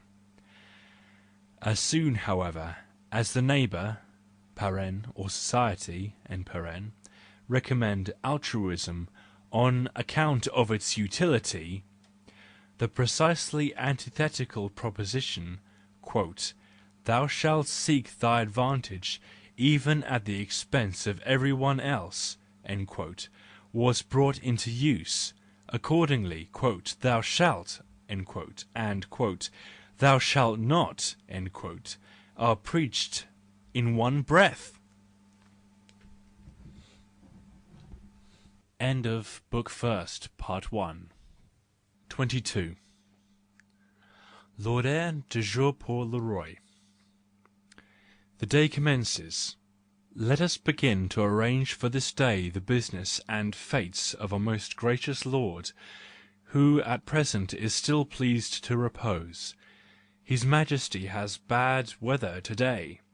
We shall be careful not to call it bad. We shall not speak of the weather. But we shall go through to-day's business somewhat more ceremoniously, and make the fates somewhat more festive than would otherwise be necessary. His Majesty may perhaps even be sick. We shall give the last good news of the evening at breakfast, the arrival of M. Montaigne, who knows how to joke so pleasantly about his sickness. He suffers from stone. We shall receive several persons. Persons! What would that old inflated frog, who will be among them, say if he heard this word? "I am no person," he would say, "but always the thing itself," and the reception will last longer than is pleasant to anybody, and sufficient reason for telling about the poet who wrote over the door, "He who enters here will do me an honour, he who does not, a favour," that is, forsooth, saying a discourteous thing in a courteous manner. And perhaps this poet is quite justified on this part in being discourteous. They say that the rhymes are better than the rhymester. Well, let him still make many of them, and withdraw himself as much as possible from the world. That is doubtless the significance of his well-bred rudeness. A prince, on the other hand, is always more value than his "verse," even when— But what are we about? We gossip, and the whole court believes that we have already been at work, and racked our brains. There is no light to be seen earlier than that which burns in our window. Hark! Was that not the bell? The devil! The day and the dance commence, and we do not know our rounds. We must then improvise. All the world improvises its day. To-day, let us for once do like all the world, and therewith vanish my wonderful morning dream, probably owing to the violent strokes of the tower clock, which just then announced the 5th hour with all the importance which is peculiar to it. It seems to me that on this occasion the god of dreams wanted to make merry over my habits.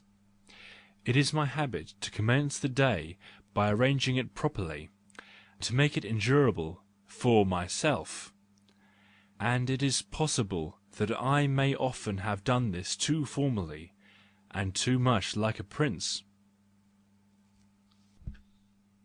23. The characteristics of corruption.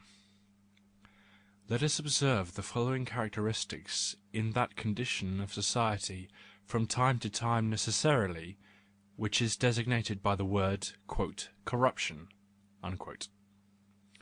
Immediately upon the appearance of corruption anywhere, a motley superstition gets the upper hand, and the hitherto universal belief of a people becomes colourless and impotent in comparison with it.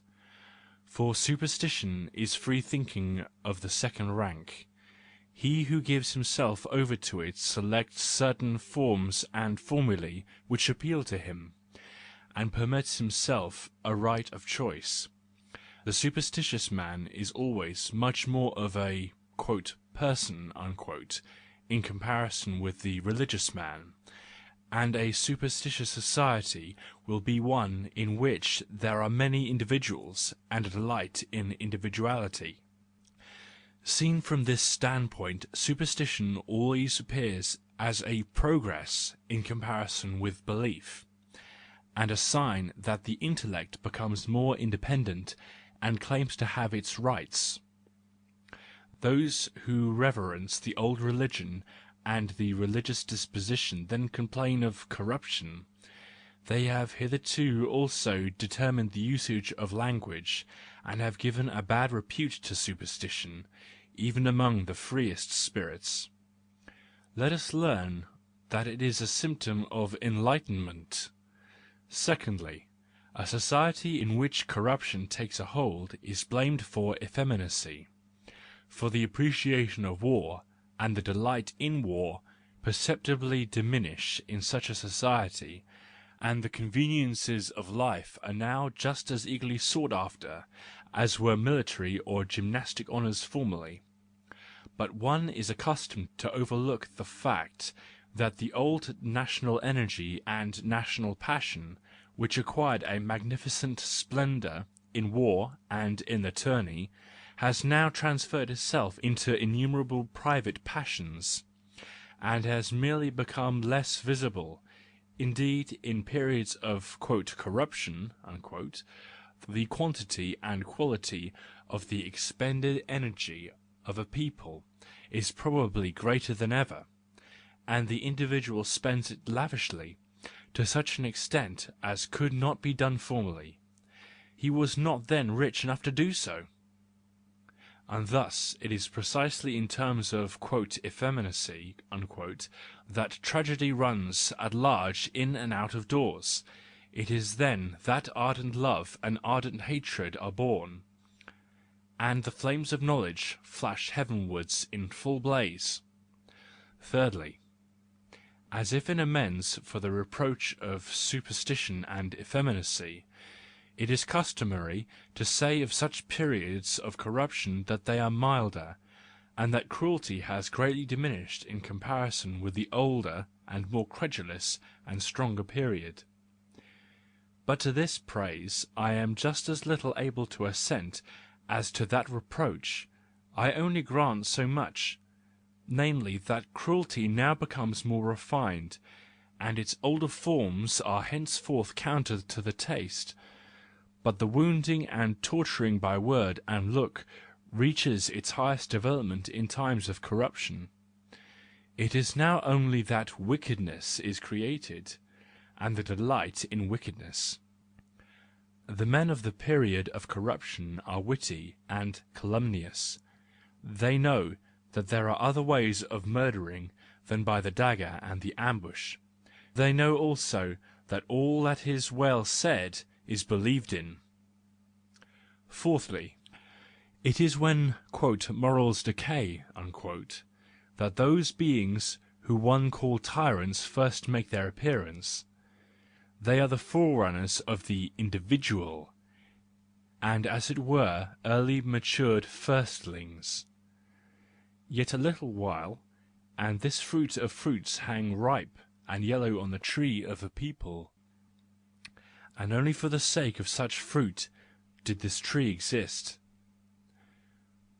When the decay has reached its worst, and likewise the conflict of all sorts of tyrants, there always arises the Caesar, the final tyrant, who puts an end to the exhausted struggle for sovereignty by making the exhaustedness work for him.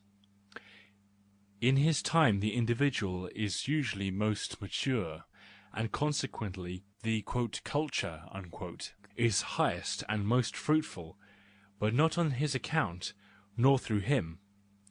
Although the men of highest culture love to flatter their Caesar by pretending that they are his creation.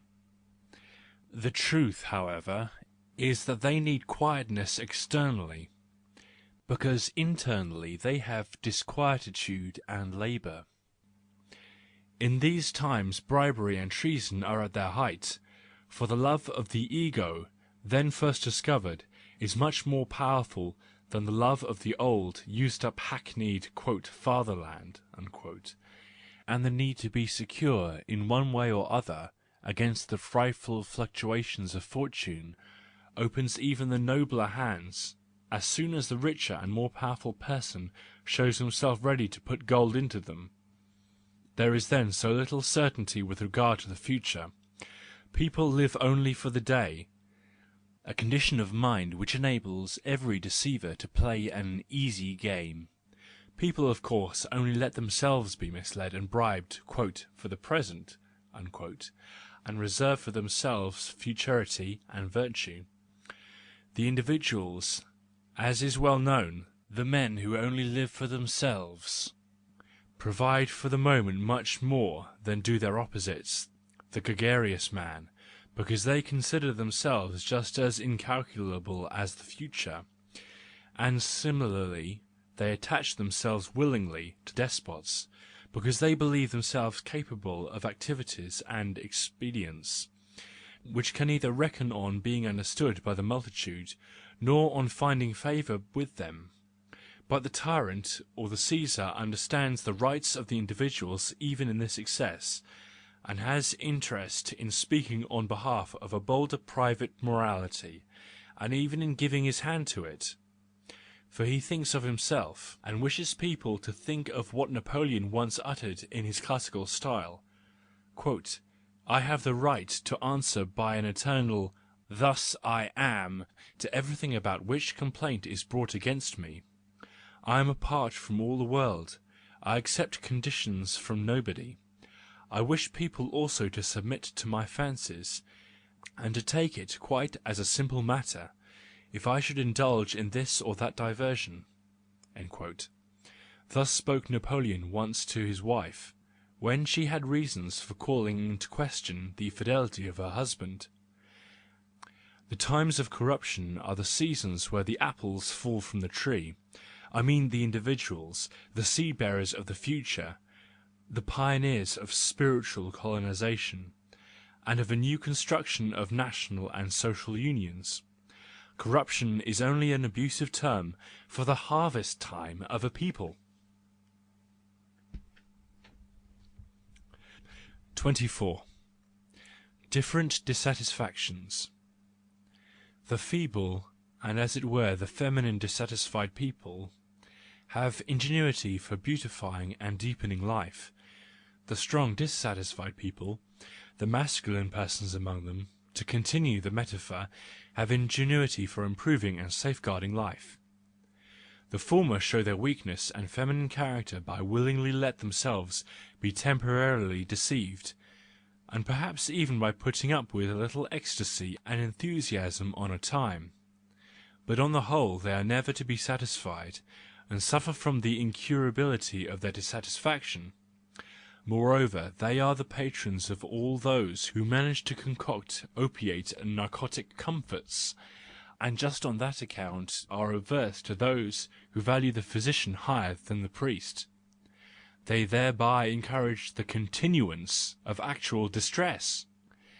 If there had not been a surplus of dissatisfied persons of this kind in Europe since the time of the Middle Ages, the remarkable capacity for Europeans for constant transformation would perhaps not have originated at all, for the claims of the strong dissatisfied persons are too gross, and really too modest to resist being finally quietened down. China is an instance of a country in which dissatisfaction on a grand scale and capacity for transformation have died out for many centuries, and the socialists and state idolaters of Europe could easily bring things to Chinese conditions and to a Chinese quote, happiness unquote, with their measures for the amelioration and security of life, provided they could first of all root out the sicklier, tenderer, more feminine dissatisfaction and romanticism which is still very abundant among us. Europe is an invalid who owes her best thanks to her incurability and the eternal transformations of her sufferings. These constant new situations, these equally constant new dangers, pains and makeshifts, have at last generated an intellectual sensitiveness which is almost equal to genius, and is in any case the mother of all genius. 25. Not preordained to knowledge. There is a purblind humility not at all rare, and when a person is afflicted with it, he is once for all unqualified from being a disciple of knowledge. It is this, in fact: the moment a man of this kind perceives anything striking, he turns as it were on his heel, and says to himself, "You have deceived yourself. Where have your wits been? This cannot be the truth." And then, instead of looking at it and listening to it with more attention, he runs out of the way of the striking object as if intimidated, and seeks to get it out of his head as quickly as possible. For his fundamental rule runs thus: "I want to see nothing that contradicts the usual opinion concerning things. Am I created for the purpose of discovering new truths? There are already too many of the old ones."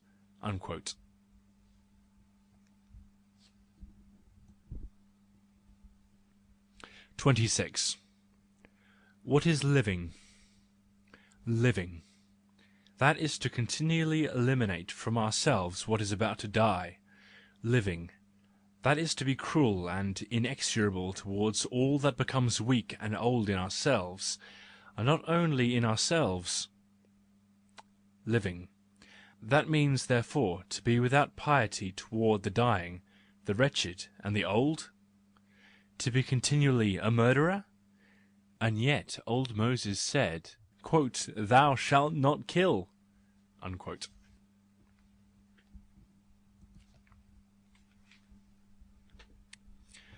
27. The self-renouncer. What does the self-renouncer do? He strives after a higher world. He wants to fly longer and further and higher than all the men of affirmation. He throws away many things that would burden his flight, and several things among them that are not valueless, that are not unpleasant to him. He sacrifices them to his desire for elevation. Now this sacrificing, this casting away, is the very thing that becomes visible in him. On that account one calls him a self-renouncer, and as such he stands before us, enveloped in his cowl, and as the sole of the hair shirt. With this effect, however, which he makes upon us, he is well content. He wants to keep concealed from us his desire, his pride, his intention of flying above us. Yes, he is wiser than we thought, and so courteous towards us, this affirmer. For that is what he is, like us, even in his self-renunciation.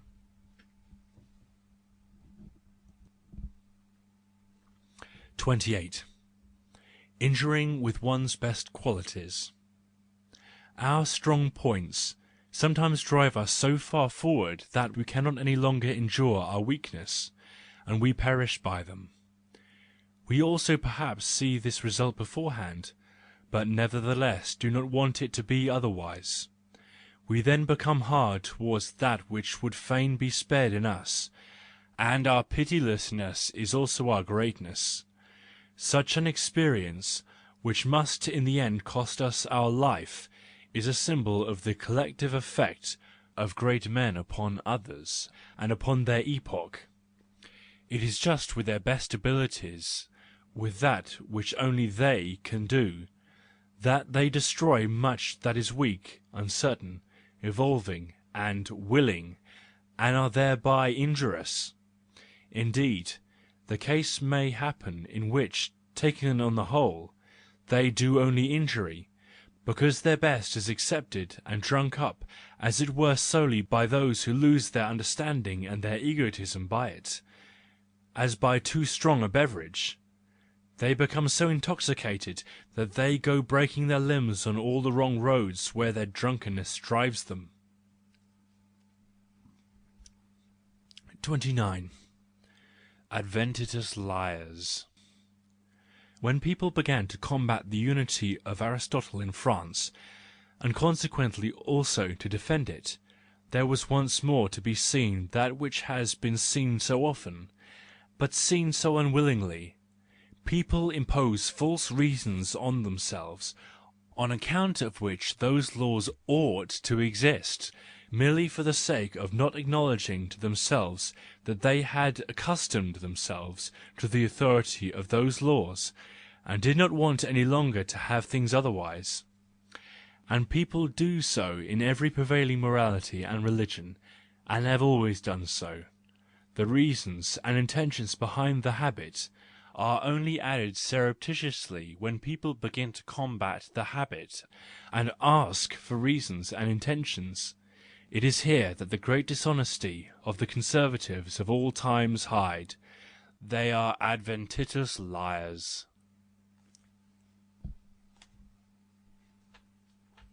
30. The comedy of the celebrated man. Celebrated men who need their fame, as, for instance, all politicians, no longer select their associates and friends without afterthoughts. From the one they want a portion of the splendour and reflection of his virtues, from the other they want the fear-inspiring power of certain dubious qualities in him, of which everybody is aware. From another they steal his reputation for idleness and basking in the sun, because it is advantageous for their own ends to be regarded temporarily as heedless and lazy. It conceals the fact that they lie in ambush. They now use the visionaries, now the experts, now the brooders, now the pedants in the neighbourhood, as their actual selves for the time. But very soon they do not need them any longer. And thus, while their environment and outside die off continually, everything seems to crowd into this environment and wants to become a quote, character unquote, of it. They are like the great cities in this respect. Their repute is continually in a process of mutation, like their character, for their changing methods require this change, and they show and exhibit sometimes this and sometimes that actual or fictitious quality on the stage. Their friends and associates, as we have said, belong to these stage properties. On the other hand, that which they aim at must remain so much the more steadfast, and burnished and resplendent in the distance, and this also sometimes needs its comedy and its stage play.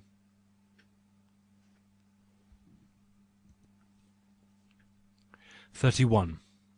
Commerce and Nobility. Buying and selling is now regarded as something ordinary, like the art of reading and writing. Everyone is now trained to it, even when he is not a tradesman, exercising himself daily in the art, precisely as formerly in the period of uncivilized humanity, everyone was a hunter, and exercised himself day by day in the art of hunting. Hunting was then something common, but just as this finally became a privilege of the powerful and noble, and thereby lost the character of the commonplace and the ordinary, by ceasing to be necessary, and by becoming an affair of fancy and luxury, so it might become the same some day with buying and selling. Conditions of society are imaginable in which there will be no selling and buying, and in which the necessity for this art will become quite lost.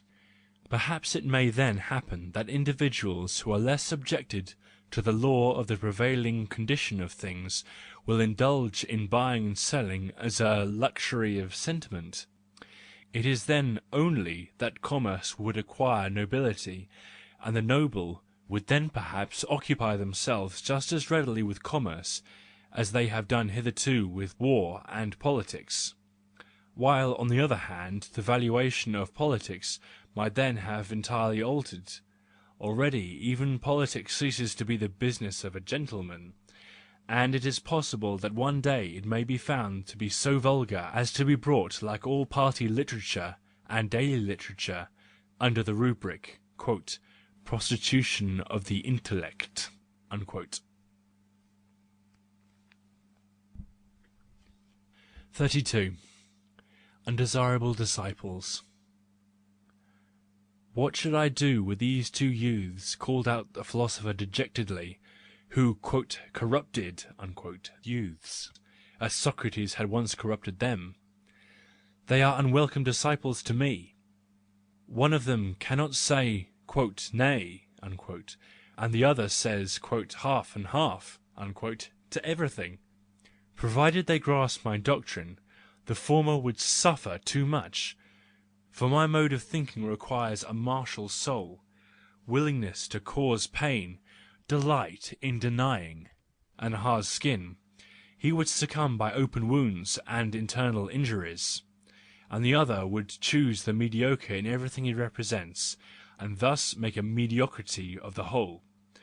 I should like my enemy to have such a disciple. 33. Outside the lecture room. Quote, in order to prove that man after all belongs to the good-natured animals, I would remind you how credulous he has been for so long a time. It is now only quite late, and after immense self-conquest, that he has become a distrustful animal. Yes, man is now more wicked than ever. End quote. I do not understand this. Why should man now be more distrustful and more wicked? Quote, because now he has science, because he needs to have it. Unquote.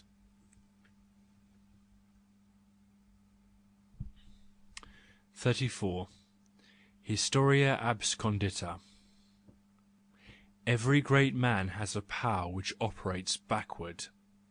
All history is again placed on the scales on his account, and 1,000 secrets of the past crawl out of their lurking places into his sunlight. There is absolutely no knowing what history may be some day. The past is still perhaps undiscovered in its essence. There are yet so many retroactive powers needed. 35. Heresy and witchcraft. To think otherwise than is customary, that is by no means so much the activity of a better intellect, as the activity of strong, wicked inclinations, severing, isolating, refractory, mischief-loving, malicious inclinations. Heresy is the counterpart of witchcraft, and is certainly just as little a merely harmless affair, or a thing worthy of honour in itself. Heretics and sorcerers are two kinds of bad men. They have it in common that they also feel themselves wicked. Their unconquerable delight is to attack and injure whatever rules, whether it be men or opinions. The Reformation, a kind of duplication of the spirit of the Middle Ages, at a time when it had no longer a good conscience, produced both of these kinds of people in the greatest profusion.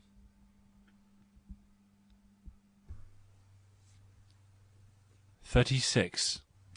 Last words.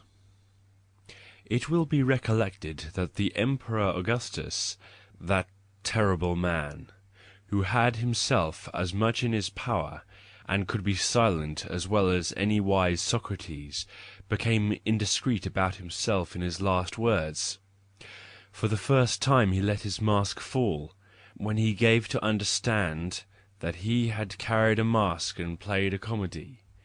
He had played the father of his country, and wisdom on the throne well, even to the point of illusion. Plaudite amici, commoedia vanita est. The thought of the dying Nero, qualis artifex pero, was also the thought of the dying Augustus. Histrionic conceit, histrionic loquacity, and the very counterpart to the dying Socrates. But Tiberius died silently, that most tortured of all self-torturers. He was genuine, and not a stage player. What may have passed through his head at the end? Perhaps this, quote, life, that is a long death. I am a fool who shortened the lives of so many. Was I created for the purpose of being a benefactor?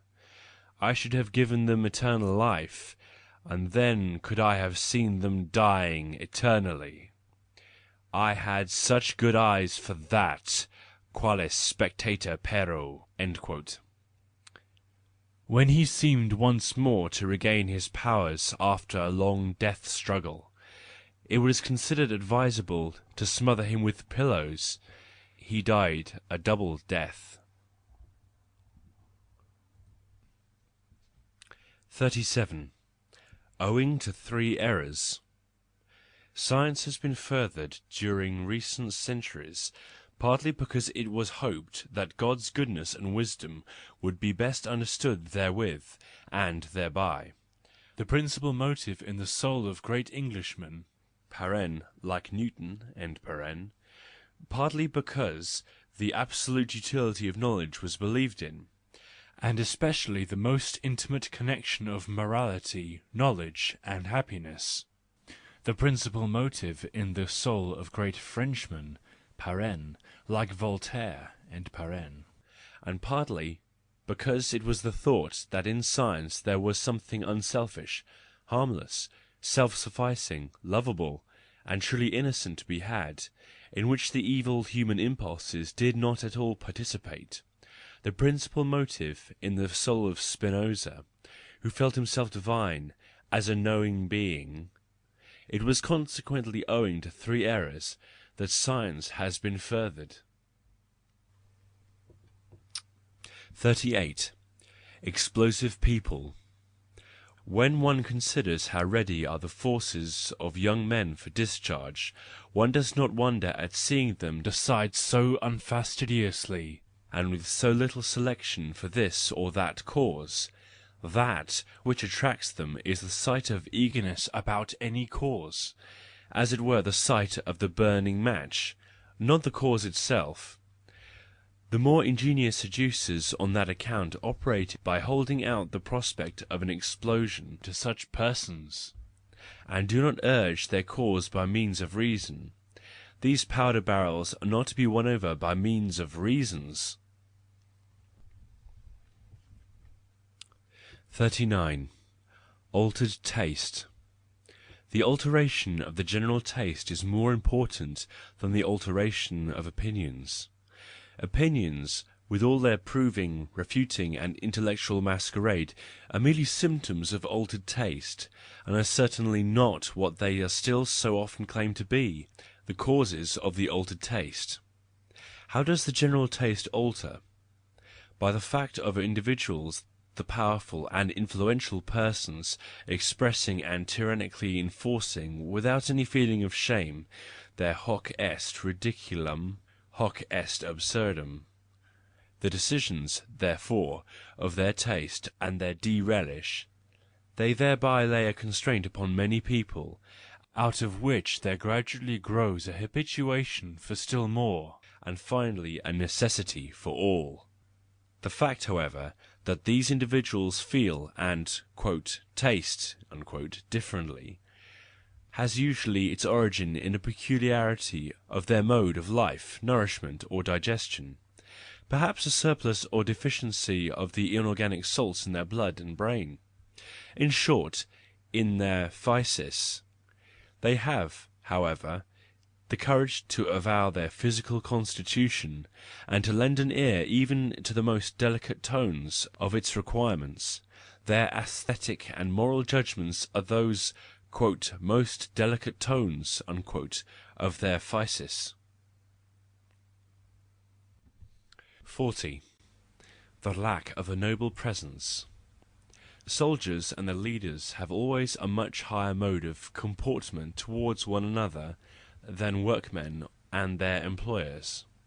At present, at least, all militarily established civilizations still stand high above all so-called industrial civilization. The latter, in its present form, is in general the meanest mode of existence that has ever been. It is simply the law of necessity that operates here. People want to live, and they have to sell themselves, but they despise him who exploits their necessity and purchases the workman. It is curious that the subjection to powerful, fear-inspiring, and even dreadful individuals, to tyrants and leaders of armies, is not at all felt so painfully as the subjection to such undistinguished and uninteresting persons as the captains of industry. In the employer, the workman usually sees merely a crafty, blood-sucking dog of a man, speculating on every necessity, whose name, form, character, and reputation are altogether indifferent to him. It is probable that manufacturers and the great magnates of commerce have hitherto lacked too much all of those forms and attributes of a superior race, which alone makes persons interesting. If they had had the nobility of the nobly born in their looks and bearing, there would perhaps have been no socialism in the masses of the people. For these are really ready for slavery of every kind, providing that the superior class above them constantly shows itself legitimately superior, and born to command, by its noble presence. The commonest man feels that nobility is not to be improvised, and that it is his part to honour it as the fruit of protracted race culture.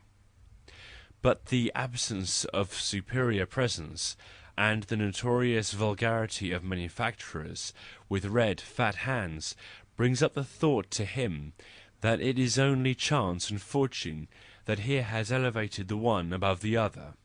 Well then, so he reasons himself, let us, in our turn, tempt chance and fortune. Let us in our own turn throw the dice, and socialism commences. 41. Against remorse. The thinker sees in his own actions attempts and questionings to obtain information about something or other. Success and failure are answers to him first and foremost. To vex himself, however, because something does not succeed, or to feel remorse at all, he leaves that to those who act because they are commanded to do so, and expect to get a beating when their gracious master is not satisfied with the result. 42. Work and ennui. In respect to seeking work for the sake of the pay, almost all men are alike at present in civilized countries.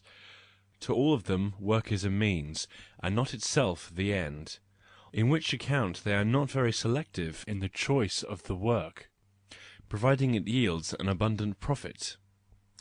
But still there are rarer men who would rather perish than work without delight in their labour.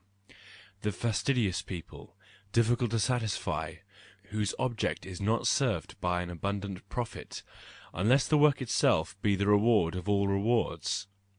Artists and contemplative men of all kinds belong to this rare species of human beings, and also the idlers who spend their life in hunting and travelling, or in love affairs and adventures. They all seek toil and trouble in so far as these are associated with pleasure, and they want the severest and hardest labour, if it be necessary. In other respects, however, they have a resolute indolence, even should impoverishment, dishonour, and danger to health and life be associated therewith. They are not so much afraid of ennui as of labour without pleasure. Indeed, they require as much ennui if their work is to succeed with them. For the thinker, and for all inventive spirits, ennui is the unpleasant "calm" of the soul which precedes the happy voyage and the dancing breeze. He must endure it, he must await the effect it has on him. It is precisely this which lesser natures cannot at all experience. It is common to scare away ennui in every way, just as it is common to labour without pleasure. It perhaps distinguishes the Asiatics above the Europeans, that they are capable of a longer and profounder repose. Even their narcotics operate slowly and require patience, in contrast to the obnoxious suddenness of the European poison, alcohol. 43. What the laws betray. one makes a great mistake when one studies the penal laws of a people as if they were an expression of its character. The laws do not portray what a people is, but what appears to them foreign, strange, monstrous, and outlandish. The laws concern themselves with the exceptions to the morality of custom, and the severest punishments fall on acts which conform to the customs of the neighbouring peoples. Thus among the Wahhabites there are only two mortal sins, having another god than the Wahhabite god, and smoking. It is designated by them as "the disgraceful kind of drinking." "And how is it with regard to murder and adultery?" asks the Englishman with astonishment on learning these things. "Well, God is gracious and pitiful," answered the old chief. Thus among the ancient Romans there was an idea that a woman could only sin mortally in two ways, by adultery on the one hand, and by wine drinking on the other. Old Cato pretended that kissing among relatives had only been made a custom in order to keep women under control on this point. A kiss meant, "Did her breath smell of wine?" Wives had actually been punished by death who were surprised taking wine, and certainly not merely because women under the influence of wine sometimes unlearned altogether the art of saying no. The Romans were afraid above all things of the orgiastic and Dionysian spirits with which the women of southern Europe at that time (when wine was still new in Europe) were sometimes visited, as by a monstrous foreignness which subverts the basis of Roman sentiments. It seemed to them treason against Rome, as the embodiment of foreignness. 44. The believed motive. However important it may be to know the motives according to which mankind has really acted hitherto, perhaps the belief in this or that motive, and therefore that which mankind has assumed and imagined to be the actual mainspring of its activity hitherto, is something still more essential for the thinker to know. For the eternal happiness and misery of men have always come to them through their belief in this or that motive, not, however, through that which was actually the motive. All about the latter has an interest of the second rank. 45. Epicurus. Yes, I am proud of perceiving the character of Epicurus differently from anyone else perhaps, and of enjoying the happiness of the afternoon of antiquity in all that I hear and read of him. I see his eye gazing out on a broad whitish sea, over the shore rocks on which the sunshine rests, while great and small creatures play in its light, secure and calm like this light and that eye itself. Such happiness could only have been devised by a chronic sufferer, the happiness of an eye before which the sea of existence has become calm, which can no longer tire of gazing at the surface and at the variegated, tender, tremulous skin of this sea. Never previously was there such a moderation of a voluptuousness.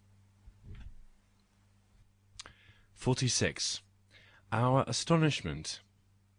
There is a profound and fundamental satisfaction in the fact that science ascertains things that hold their ground, and again furnish the basis for new researches. It could certainly be otherwise.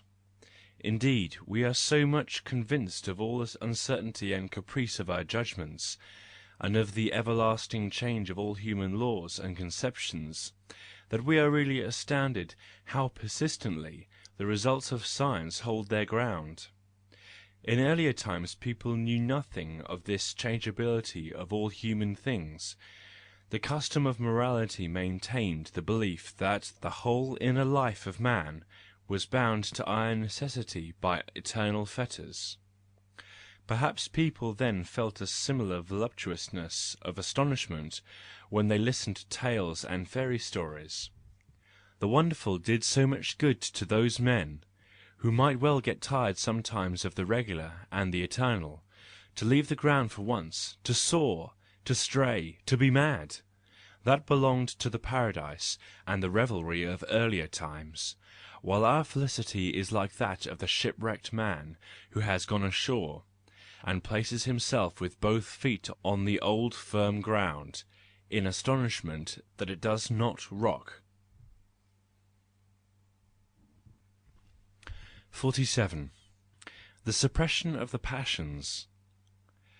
When one continually prohibits the expression of the passions as something to be left to the "vulgar," the coarser, bourgeois, and peasant natures, that is, when one does not want to suppress the passions themselves, but only their language and demeanour, one nevertheless realises therewith just what one does not want: the suppression of the passions themselves, or at least their weakening and alteration, as in the court of Louis XIV, to cite the most instructive instance, and all that was dependent on it, experienced.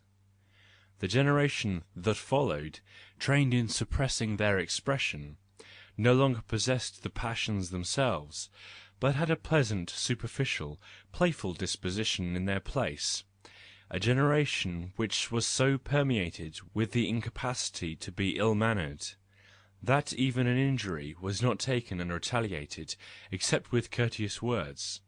Perhaps our own time furnished the most remarkable counterpart to this period.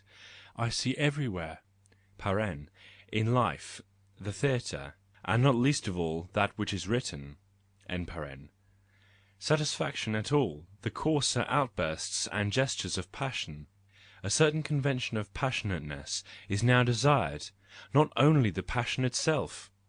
Nevertheless, it will thereby be at last reached, and our posterity will have a genuine savagery, and not merely a formal savagery and unmannerliness. 48. Knowledge of distress. Perhaps there is nothing by which men and periods are so much separated from one another as by the different degrees of knowledge of distress which they possess, distress of the soul as well as of the body. With respect to the latter, owing to the lack of sufficient self-experience, we men of the present day, in spite of our deficiencies and infirmities, are perhaps all of us blunderers and visionaries in comparison with the man of the age of fear, the longest of all ages, when the individual had to protect himself against violence, and for that purpose had to be a man of violence himself. At that time a man went through a long schooling of corporeal tortures and privations, and found even in a certain kind of cruelty towards himself, in a voluntary use of pain, a necessary means for his preservation. At that time a person trained his environment to the endurance of pain. At that time a person willingly inflicted pain, and saw the most frightful things of this kind happening to others, without having any other feeling than for his own security. As regards to the distress of the soul, however, I now look at every man with respect to whether he knows it by experience or by description, whether he still regards it as necessary to stimulate this knowledge, perhaps as an indication of more refined culture, or whether at the bottom of his heart he does not at all believe in the great sorrows of soul, and at the naming of them has in his mind a similar experience, as at the naming of great corporeal sufferings, such as toothaches and stomachaches. It is thus, however, that it seems to be with most peoples at present. Owing to the universal inexperience of both kinds of pain, and the comparative rarity of the spectacle of the sufferer, an important consequence results. People now hate pain far more than an earlier man did, and calumniate it worse than ever. People nowadays can hardly endure the thought of pain, and make out of it an affair of conscience and a reproach to collective existence. The appearance of pessimistic philosophies is not at all the sign of great and dreadful miseries. For these interrogative marks regard the worth of life appearing in periods when the refinement and alleviation of existence already deem the unavoidable gnat stings of the soul and body as altogether too bloody and wicked, and in the poverty of actual experiences of pain, would now like to make painful general ideas appear as suffering of the worst kind.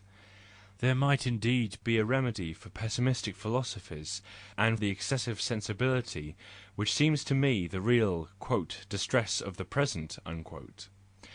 But perhaps this remedy already sounds too cruel, and would itself be reckoned among the symptoms owing to which people at present conclude that "existence is something evil." Well, the remedy for "the distress" is distress. 49. Magnanimity and allied qualities.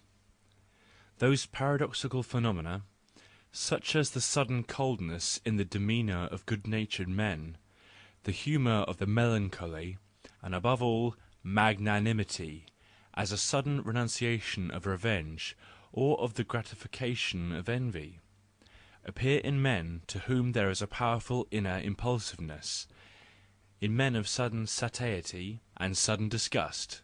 Their satisfactions are so rapid and violent that satiety, aversion, and flight into the antithetical taste immediately follow upon them. In this contrast the convulsion of feeling liberates itself, in one person by sudden coldness, in another by laughter, and in a third by tears and self-sacrifice. The magnanimous person appears to me, at least that kind of magnanimous person who has always made most impression, as a man with the strongest thirst for vengeance, to whom a gratification presents itself close at hand, and who already drinks it off in imagination so copiously, thoroughly, and to the last drop, that an excessive, rapid disgust follows this rapid licentiousness. He now elevates himself "above himself," as one says, and forgives his enemy, yea, blesses and honours him. With this violence done to himself, however, with this mockery of his impulse to revenge, even still so powerful, he merely yields to a new impulse, the disgust which has become powerful, and does this just as impatiently and licentiously as a short time previously he forestalled, and as it were exhausted, the joy of revenge with his fantasy. In magnanimity there is the same amount of egotism as in revenge, but a different quality of egotism. 50. The argument of isolation. The reproach of conscience, even in the most conscientious, is weak against the feeling, "this and that are contrary to the good morals of your society." A cold glance or a wry mouth on the part of those among whom and for whom one has been educated is still feared even by the strongest. What is really feared there? Isolation! As the argument which demolishes even the best arguments for a person or cause. It is thus that the gregarious instinct speaks in us. 51. Sense for truth. Commend me to all scepticism where I am permitted to answer, "Let us put it to the test." But I do not wish to hear anything more of things and questions which do not admit of being tested. That is the limit of my "sense for truth," for bravery has there lost its right. 52. What others know of us. That which we know of ourselves and have in our memory is not so decisive for the happiness of our life as is generally believed. One day it flashes upon our mind what others know of us. paren, or think they know, en paren, and then we acknowledge that it is the more powerful.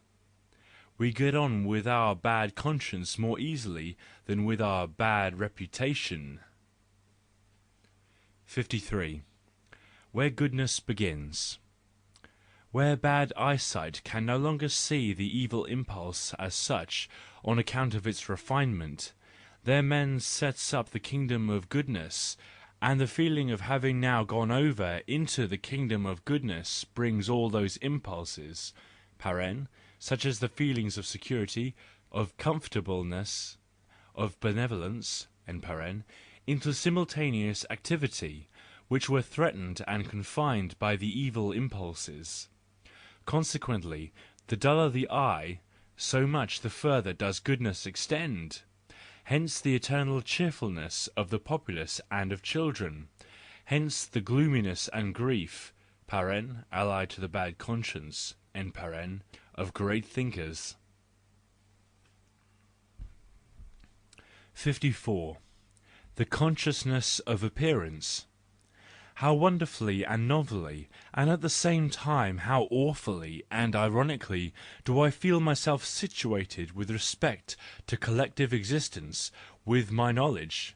I have discovered for myself that the old humanity and animality, yea, the collective primeval age, and the past of all sentient being, continues to mediate, love, hate, and reason in me. I have suddenly awoke in the midst of this dream, but merely to the consciousness that I just dream, and that I must dream on in order not to perish, just as the sleepwalker must dream on in order not to tumble down. What is it that is now "appearance" to me? Verily, not the antithesis of any kind of essence. What knowledge can I assert of any kind of essence whatsoever, except merely the predicates of its appearance? Verily, not a dead mask which one could put upon an unknown X, and which to be sure one could also remove. Appearance is for me the operating and living thing itself, which goes so far in its self-mockery as to make me feel that here there is appearance, and will-o'-the-wisp, and spirit dance, and nothing more. That among all these dreamers, I also, the "thinker," dance my dance, that the thinker as a means of prolonging further the terrestrial dance, and in so far as one of the masters of ceremony of existence, and that the sublime consistency and connectedness of all branches of knowledge is perhaps, and will perhaps, be the best means of maintaining the universality of the dreaming, the complete mutual understandability of all those dreamers, and thereby the duration of the dream. 55. The ultimate nobility of character. What then makes a person "noble"? Certainly not that he makes sacrifices. Even the frantic libertine makes sacrifices. Certainly not that he generally follows his passions. There are contemptible passions. Certainly not that he does something for others and without selfishness. Perhaps the effect of selfishness is precisely at its greatest in the noblest persons. But that the passion which seizes the noble man is a peculiarity, without his knowing that it is so. The use of a rare and singular measuring rod, almost a frenzy, the feeling of heat in things which feel cold to all other persons, a divining of values for which scales have not yet been invented, a sacrificing on altars which are consecrated to an unknown God, a bravery without the desire for honour, a self-sufficiency which has superabundance, and imparts to men and things. Hitherto, therefore, it has been the rare in man, and the unconsciousness of this rareness that has made men noble. Here, however, let us consider that everything ordinary, immediate, and indispensable in short, what has been most preservative of the species, and generally the rule in mankind hitherto, has been judged unreasonable and calumniated in its entirety by this standard, in favour of the exceptions. To become the advocate of the rule, that may perhaps be the ultimate form and refinement in which nobility of character will reveal itself on earth.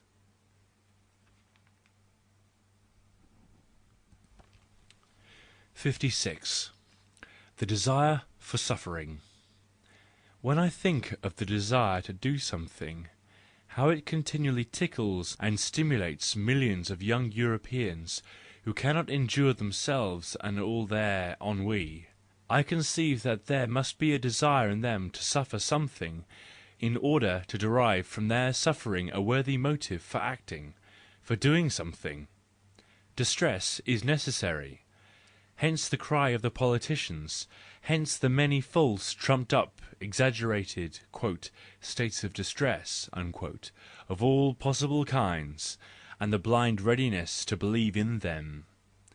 This young world desires that there should arrive or to appear from the outside, not happiness, but misfortune, and their imagination is already busy beforehand to form a monster out of it, so that they may afterwards be able to fight with a monster.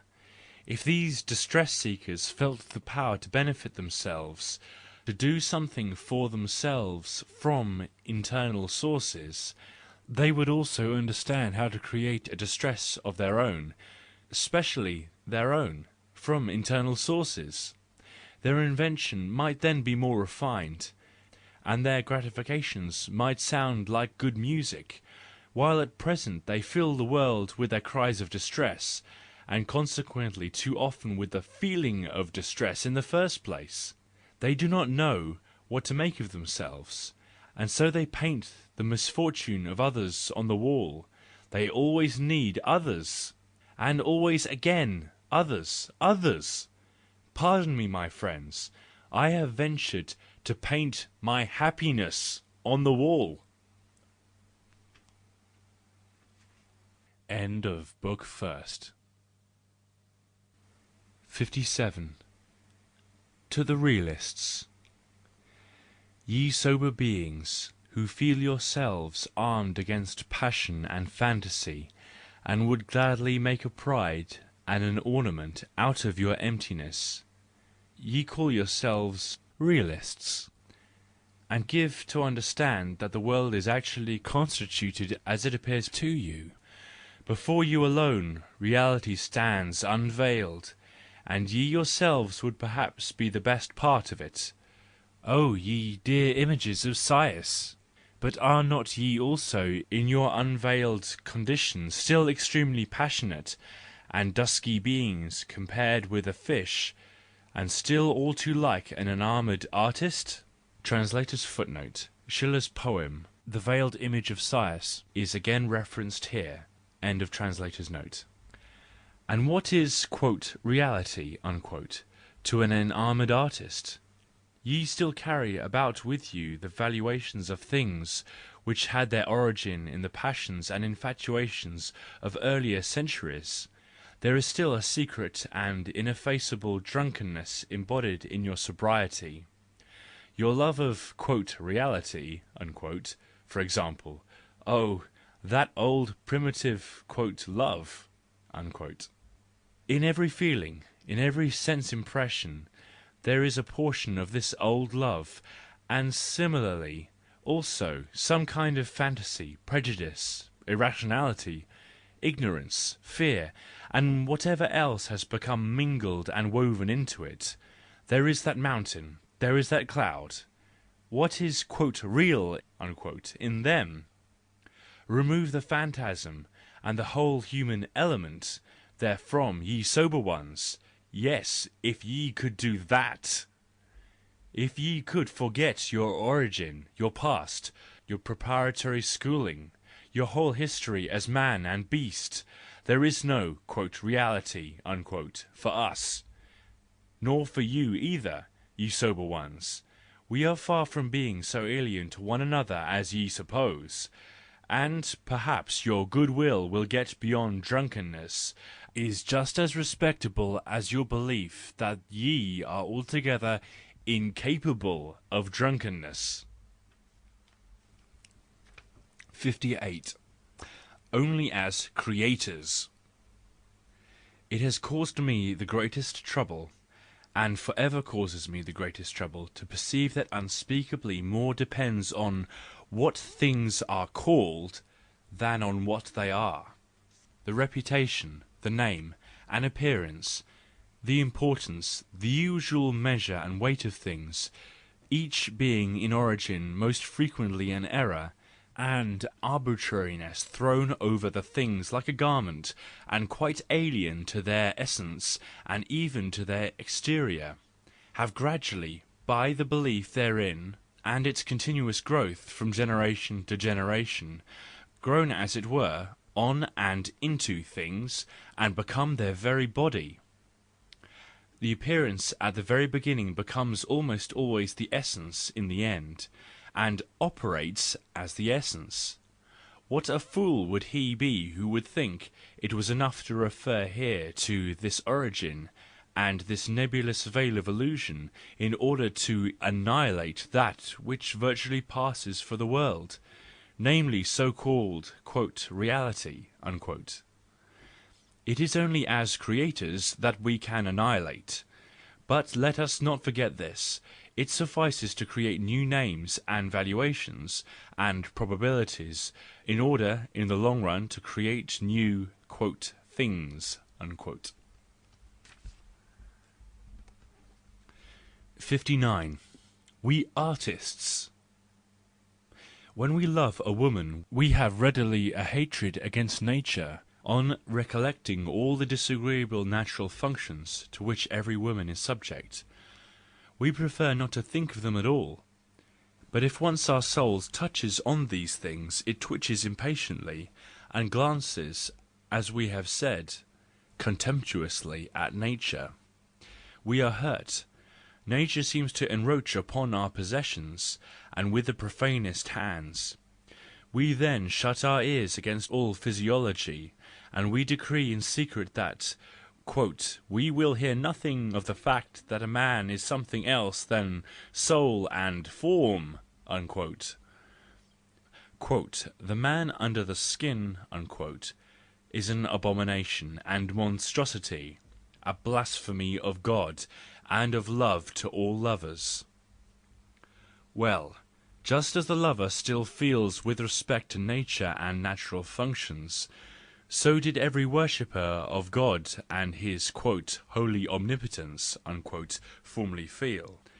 In all that was said of nature by astronomers, geologists, physiologists, and physicians, he saw an encroachment on his most precious possession, and consequently an attack, and moreover also an impertinence of the assailant. The "law of nature" sounded to him as blasphemy against God. In truth he would too willingly have seen the whole of mechanics traced back to moral acts of volition and arbitrariness. But because nobody could render him this service, he concealed nature and mechanism from himself as best he could, and lived in a dream. Oh, those men of former times understood how to dream, and did not need first to go to sleep. And we men of the present day also still understand it too well, with our good will for wakefulness and daylight. It suffices to love, to hate, to desire, and in general to feel. Immediately the spirit and the power of the dream come over us, and we ascend, with open eyes and indifferent to all danger, the most dangerous paths to the roofs and towers of fantasy, and without any giddiness, as persons born for climbing, we the night walkers by day. We artists, we concealers of naturalness, we moonstruck and God-struck ones, We dead, silent, untiring wanderers on heights, which we do not see as heights, but as our plains, as our places of safety. 60. Women and their effect in the distance. Have I still ears? Am I only ear, and nothing else besides? Here I stand in the midst of the surging of the breakers, whose white flames fork up to my feet. From all sides there is howling, threatening, crying, and screaming at me, while in the lowest depths the old earth-shaker sings his aria hollow like a roaring bull. He beats such an earth-shaker's measure thereto, that even the hearts of these weathered rock monsters tremble at the sound. Then suddenly, as if born out of nothingness, there appears before the portal of this hellish labyrinth, only a few fathoms distant, a great sailing ship gliding silently along like a ghost. Oh, this ghostly beauty! With what enchantment it seizes me! What? Has all the repose and silence in the world embarked here? Does my happiness itself sit in this quiet place, my happier ego, my second immortalized self, still not dead, yet also no longer living?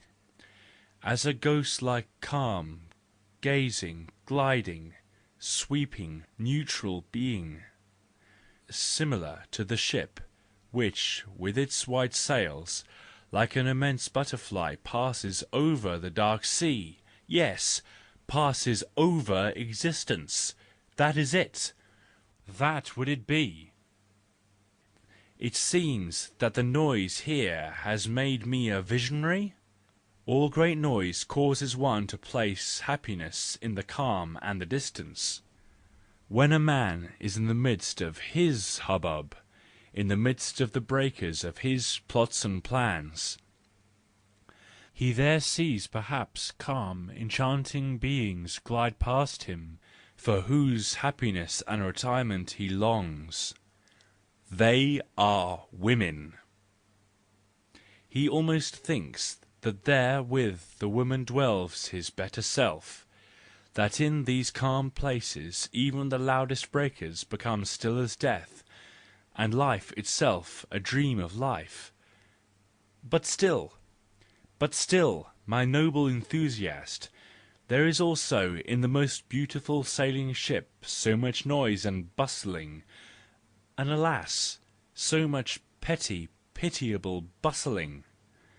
The enchantment and the most powerful effect of women is, to use the language of philosophers, an effect at a distance, an actio in distans.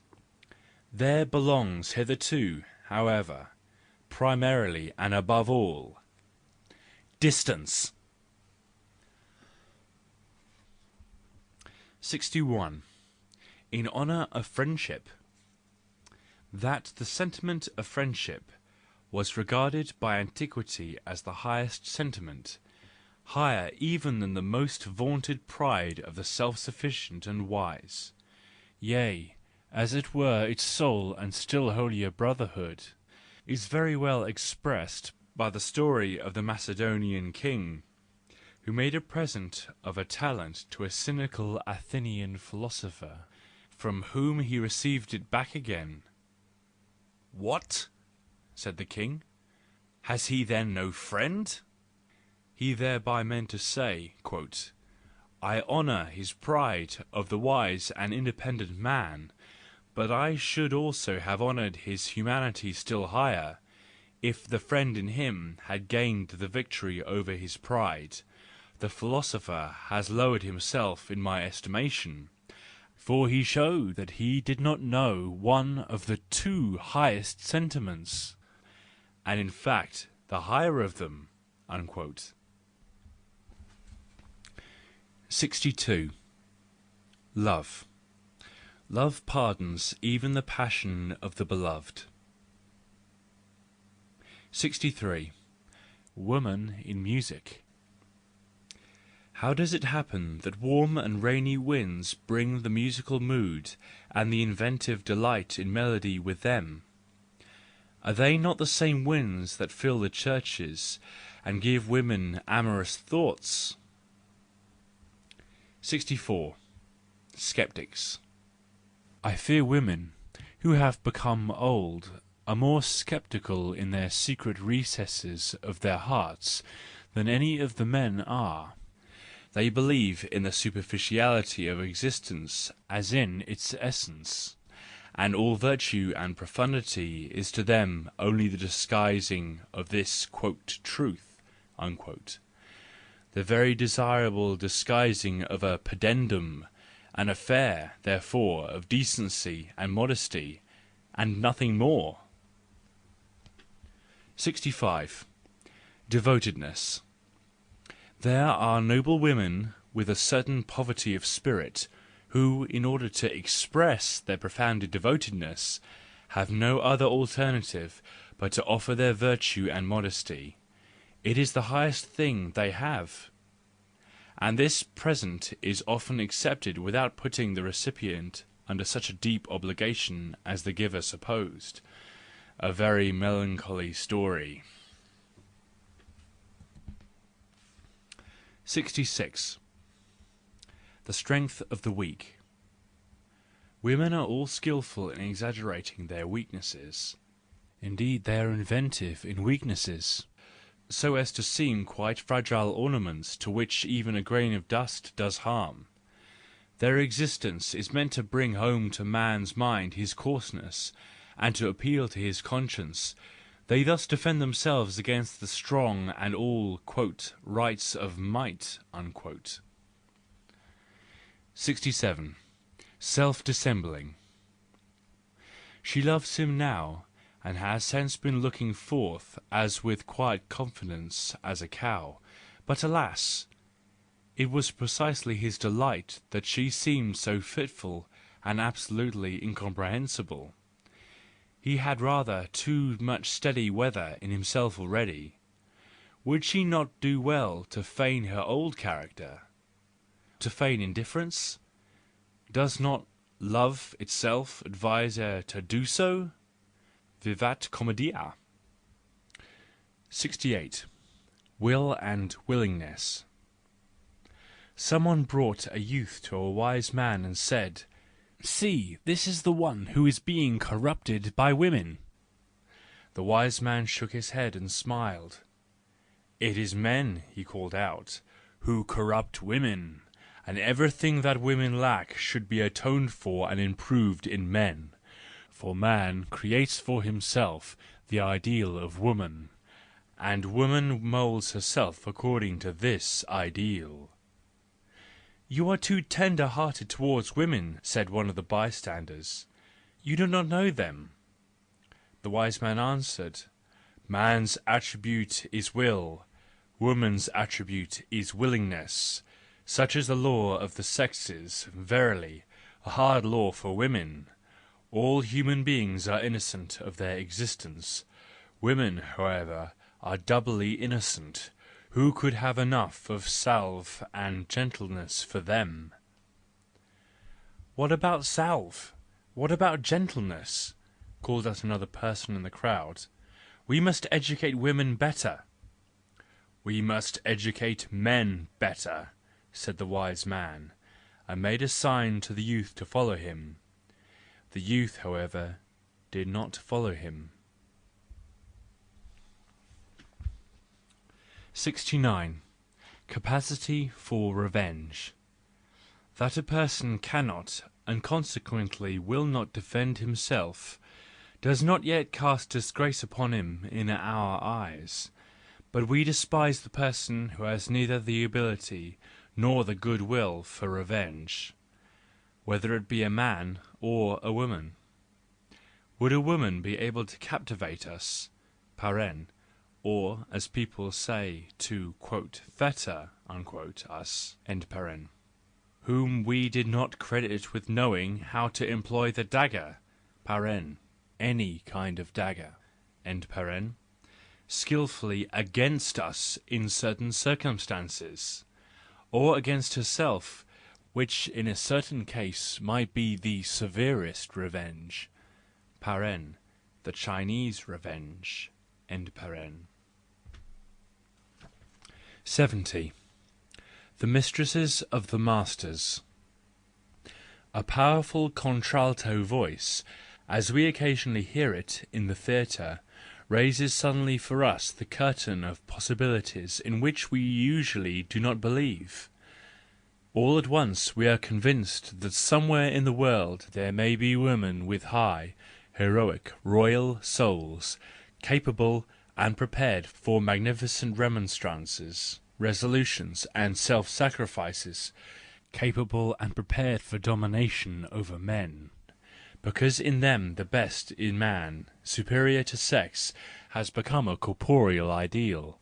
To be sure, it is not the intention of the theatre that such voices should give such a conception of women. They are usually intended to represent the ideal male lover, for example, a Romeo. But, to judge by my experience, the theatre regularly miscalculates here, and the musician also, who expects such effects from such a voice. People do not believe in these lovers. These voices still contain a tinge of the motherly and housewifely character, and most of all when love is in their tone. 71. On female chastity. There is something quite astonishing and extraordinary in the education of women of the higher class. Indeed, there is perhaps nothing more paradoxical. All the world is agreed to educate them with as much ignorance as possible in eroticus, and to inspire their soul with profound shame of such things, and the extremest impatience and horror at the suggestion of them. It is really here only that all their "honour" of women is at stake. What would one not forgive them in other respects? But here they are intended to remain ignorant to the very backbone. They are intended to have neither eyes, ears, word, nor thoughts for this, their "wickedness." Indeed, knowledge here is already evil. And then! To be hurled as with an awful thunderbolt into reality and knowledge with marriage, and indeed by him whom they most love and esteem, to have encountered love and shame in contradiction, yea, to have to feel rapture, abandonment, duty, sympathy and fright at the unexpected proximity of God and animal, and whatever else besides, all at once. There, in fact, a psychic entanglement has been effected which is quite unequalled. Even the sympathetic curiosity of the wisest discerner of men does not suffice to divine how this or that woman gets along with the solution of this enigma, and the enigma of this solution. What dreadful far-reaching suspicions must awake thereby in the poor unhinged soul! And forsooth, how the ultimate philosophy and scepticism of women casts anchor at this point!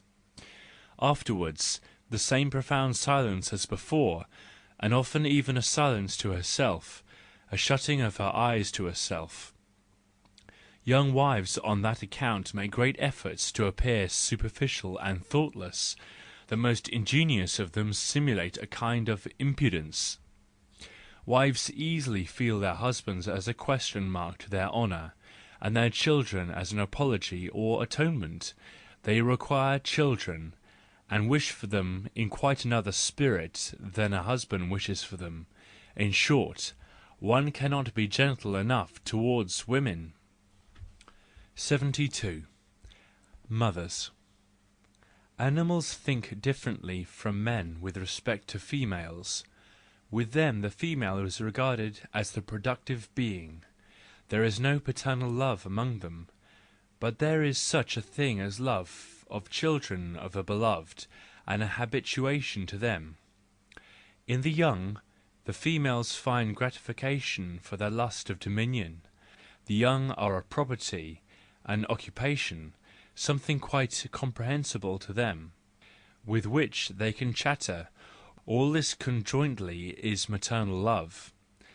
It is to be compared to the love of the artist for his work. Pregnancy has made the females gentler, more expectant, more timid, more submissively inclined, and similarly, intellectual pregnancy engenders the character of the contemplative, who are allied to women in character. They are the masculine mothers. Among animals, the masculine sex is regarded as the beautiful sex. 73. Saintly cruelty. A man holding a newly born child in his hands came to a saint. "What shall I do with this child?" he asked. "It is wretched, deformed, and has not even enough life to die." "Kill it," cried the saint with a dreadful voice. "Kill it, and then hold it in thy arms for 3 days and 3 nights to brand it on thy memory. Thus wilt thou never again beget a child when it is not the time for thee to beget." When the man had heard this, he went away disappointed, and many found fault with the saint because he advised cruelty. For he had advised to kill the child. "But is it not more cruel to let it live?" asked the saint. 74. The unsuccessful. Those poor women always fail of success who become agitated and uncertain, and talk too much in presence of him whom they love. For men are most successfully seduced by a certain subtle and phlegmatic tenderness. 75. The third sex. "A small man is a paradox, but still a man. But the small woman seems to me to be of another sex in comparison with well-grown ones," said an old dancing master. "A small woman is never beautiful," said old Aristotle. 76. The greatest danger. Had there not at all times been a larger number of men who regarded the cultivation of their mind, their "rationality," as their pride, their obligation, their virtue, and were injured or shamed by all play of fancy and extravagance of thinking, as lovers of "sound common sense," mankind would long ago have perished. Insipid insanity has hovered, and hovers continually over mankind as its greatest danger. That is precisely the breaking out of inclination in feeling, seeing and hearing, the enjoyment of the unruliness of the mind, the delight in human unreason. It is not truth and certainty that is the antithesis of the world, of the insane, but the universality and all-obligatoriness of a belief, in short, non-voluntariness in forming opinions. And the greatest labour of human beings hitherto has been to agree with one another regarding a great many things, and to impose upon themselves a law of agreement, indifferent whether these things are true or false. This is the discipline of the mind which has preserved mankind, but the counter-impulses are still so powerful that one can really speak of the future of mankind with little confidence. The ideas of things still continually shift and move, and will perhaps alter more than ever in the future. It is continually the most select spirits themselves who strive against universal obligatoriness, the investigators of truth above all. The accepted belief, as the belief of all the world, continually engenders a disgust and new longing in the more ingenious minds, and already in the slow tempo which it demands for all intellectual processes (the imitation of the tortoise, which is here recognised as the rule), makes the artists and poets runaways. It is in these impatient spirits that downright delight in delirium breaks out, because delirium has such a joyful tempo. Virtuous intellects therefore are needed. Ah, I want to use the least ambiguous words. Virtuous stupidity is needed. Imperturbable conductors of the slow spirits are needed, in order that the faithful of the great collective belief may remain with one another, and dance their dance further. It is a necessity of the first importance that here enjoins and demands. We others are the exceptions and the danger. We eternally need protection. Well, there can actually be something said in favour of the exceptions, provided that they never want to become the rule. 77. The animal with good conscience. It is not unknown to me that there is vulgarity in everything that pleases southern Europe, whether it be Italian opera, for example Rossini's and Bellini's, or the Spanish adventure romance, most readily accessible to us in the French garb of Gil Blas, but it does not offend me, any more than the vulgarity which one encounters in a walk through Pompeii, or even with a reading of every ancient book. What is the reason of this? It is because shame is lacking here, and because the vulgar always comes forward, just as sure and certain of itself as anything noble, lovely, and passionate in the same kind of music or romance. "The animal has its rights like man, so let it run about freely, and you, my dear fellow man, are still this animal in spite of all." That seems to me the moral of the case, and the peculiarity of southern humanity. Bad taste has its rights like good taste, and even a prerogative over the latter when it is the great requisite, the sure satisfaction, and, as it were, a universal language, an immediately intelligible mask, an attitude. The excellent select taste, on the other hand, has always something of a seeking, tentative character, not fully certain that it understands. It is never, and has never been popular. The mask is and remains popular. So let all this masquerade run along in the melodies and cadences, in the leaps and merriment of the rhythm of these operas, quite the ancient life. What does one understand of it, if one does not understand the delight in the mask, the good conscience of all the masquerade? Here is the bath and the refreshment of the ancient spirit, and perhaps this bath was still more necessary for the rare and sublime natures of the ancient world than for the vulgar. On the other hand, a vulgar turn in northern works, for example in German music, offends me unutterably. There is shame in it. The artist has lowered himself in his own sight, and could not even avoid blushing. We are ashamed with him, and are so hurt because we surmise that he believed he had to lower himself on our account. 78. What we should be grateful for. It is only the artists, and especially the theatrical artists, who have furnished men with eyes and ears to hear and see with some pleasure what everyone is in himself, what he experiences and aims at.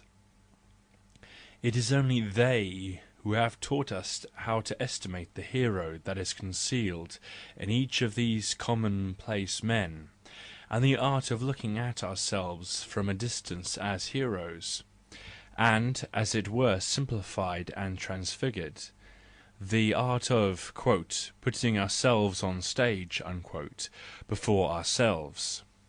It is thus only that we get beyond some of the paltry details in ourselves. Without that art we should be nothing but foreground, and would live absolutely under the spell of the perspective which makes the closest and the commonest seem immensely large and reality in itself. Perhaps there is a merit of a similar kind in the religion which commanded us to look at the sinfulness of every individual man with a magnifying glass, and made the great, immortal criminal of the sinner, in that it put eternal perspectives around man. It taught him to see himself from a distance and as something past, something entire. 79. The charm of imperfection. I see here a poet, who, like so many men, exercises a higher charm by his imperfections than by all that is rounded off and takes perfect shape under his hands. Indeed, he derives his advantage and reputation far more from his actual limitations than from his abundant powers. His work never expresses altogether what he would really like to express, what he would like to have seen. He appears to have had the foretaste of a vision and never the vision itself. But an extraordinary longing for this vision has remained in his soul, and from this he derives his equally extraordinary eloquence of longing and craving.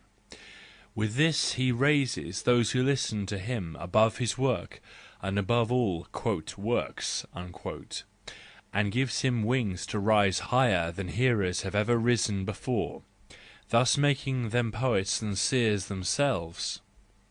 They then show an admiration for the originator of their happiness, as if he had led them immediately to the vision of his holiest and ultimate verities, as if he had reached his goal, and had actually seen and communicated his vision.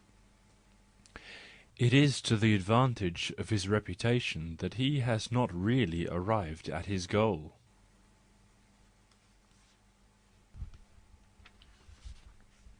80. Art and Nature. The Greeks, or at least the Athenians, liked to hear good talking.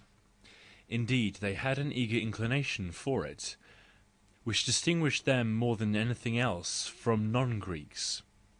And so they required good talking even from passion on the stage, and submitted to the unnaturalness of dramatic verse with delight. In nature, forsooth, passion is so sparing of words, so dumb and confused, or, if it finds words, so embarrassed and irrational and a shame to itself. We have now, all of us, thanks to the Greeks, accustomed ourselves to this unnaturalness on the stage, as we endure that other unnaturalness, the singing passion, and willingly endure it, thanks to the Italians.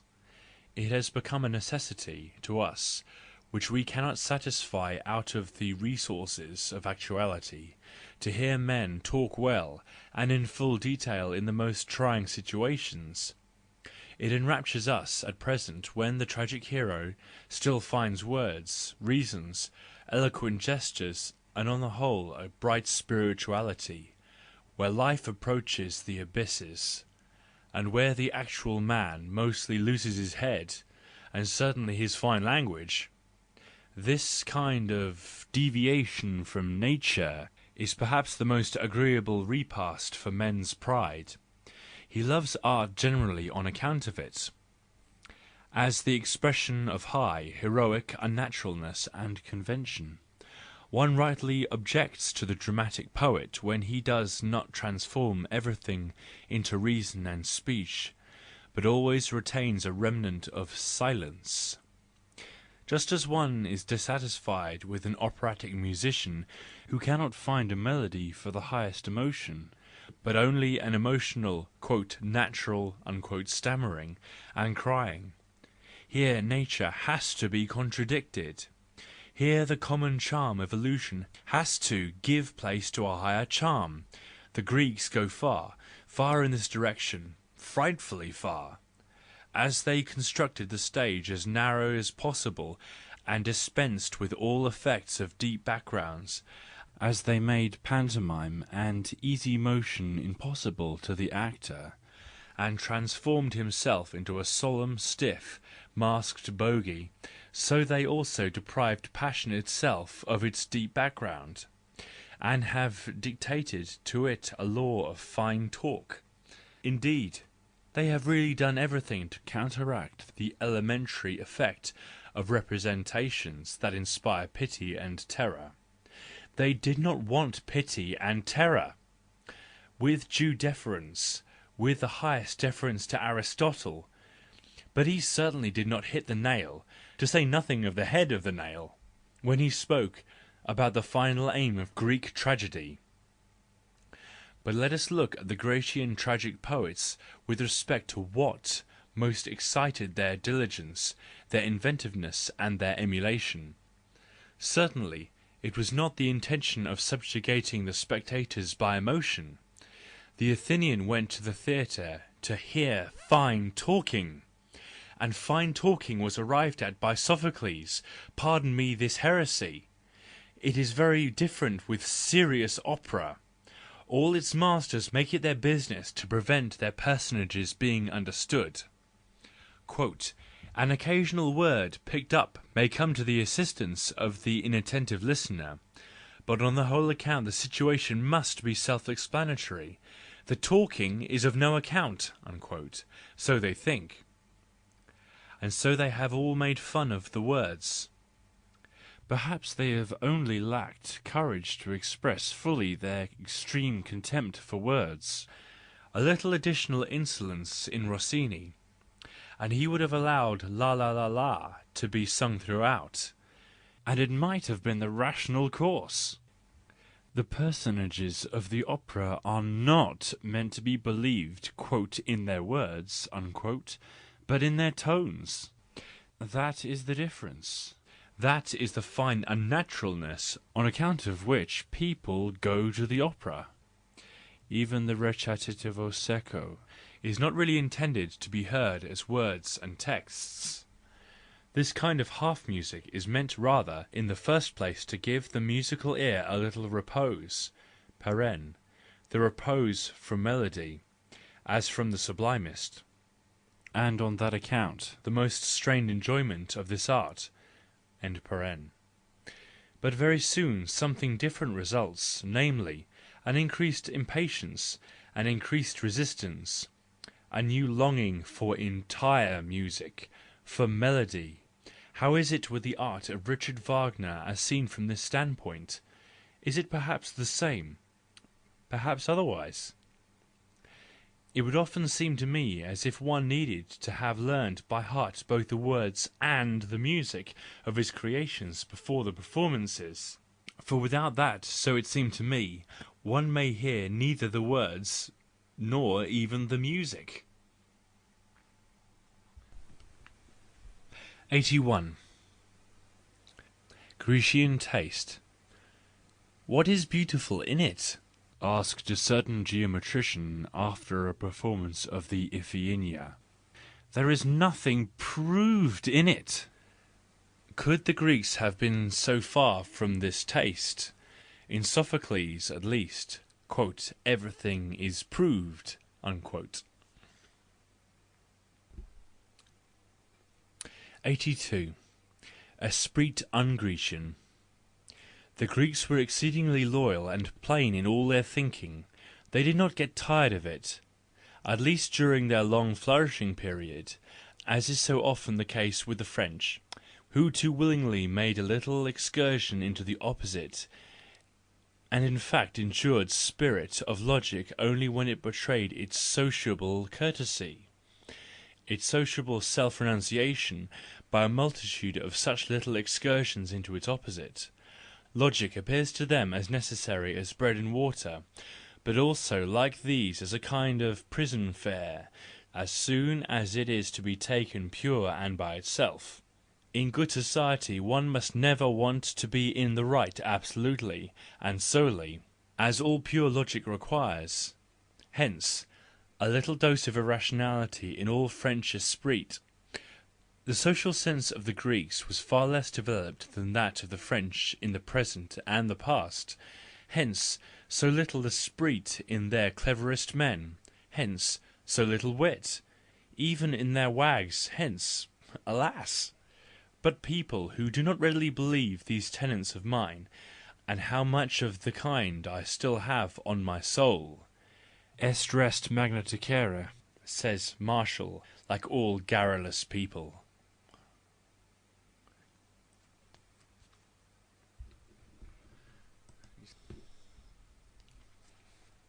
'83. Translations. One can estimate the amount of the historical sense which an age possesses by the way in which it makes translations, and seeks to embody in itself past periods and literatures. The French of Corneille, and even the French of the Revolution, appropriated Roman antiquity in a manner for which we would no longer have the courage, owing to its superior historical sense. And Roman antiquity itself, how violently, and at the same time how naively did it lay hand on everything excellent and elevated belonging to the older Grecian antiquity! How they translated these writings into the Roman present! And how they wiped away intentional and unconcernedly the wing dust of the butterfly moment! It is thus that Horace now and then translated Alcaeus or Archilochus. It is thus that Propertius translated Callimachus and Philetas (poets of equal rank with Theocritus, if we be allowed to judge). But of what consequence was it to them that the actual creator experienced this and that, and had inscribed the indication thereof in his poem?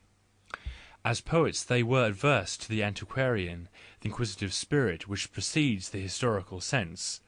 As poets they did not respect those essentially personal traits or names, nor anything peculiar to city, coast, or century, such as its costume or mask, but at once put the present and the Roman in its place. They seem to us to ask, "Should we not make the old new for ourselves, and adjust ourselves to it?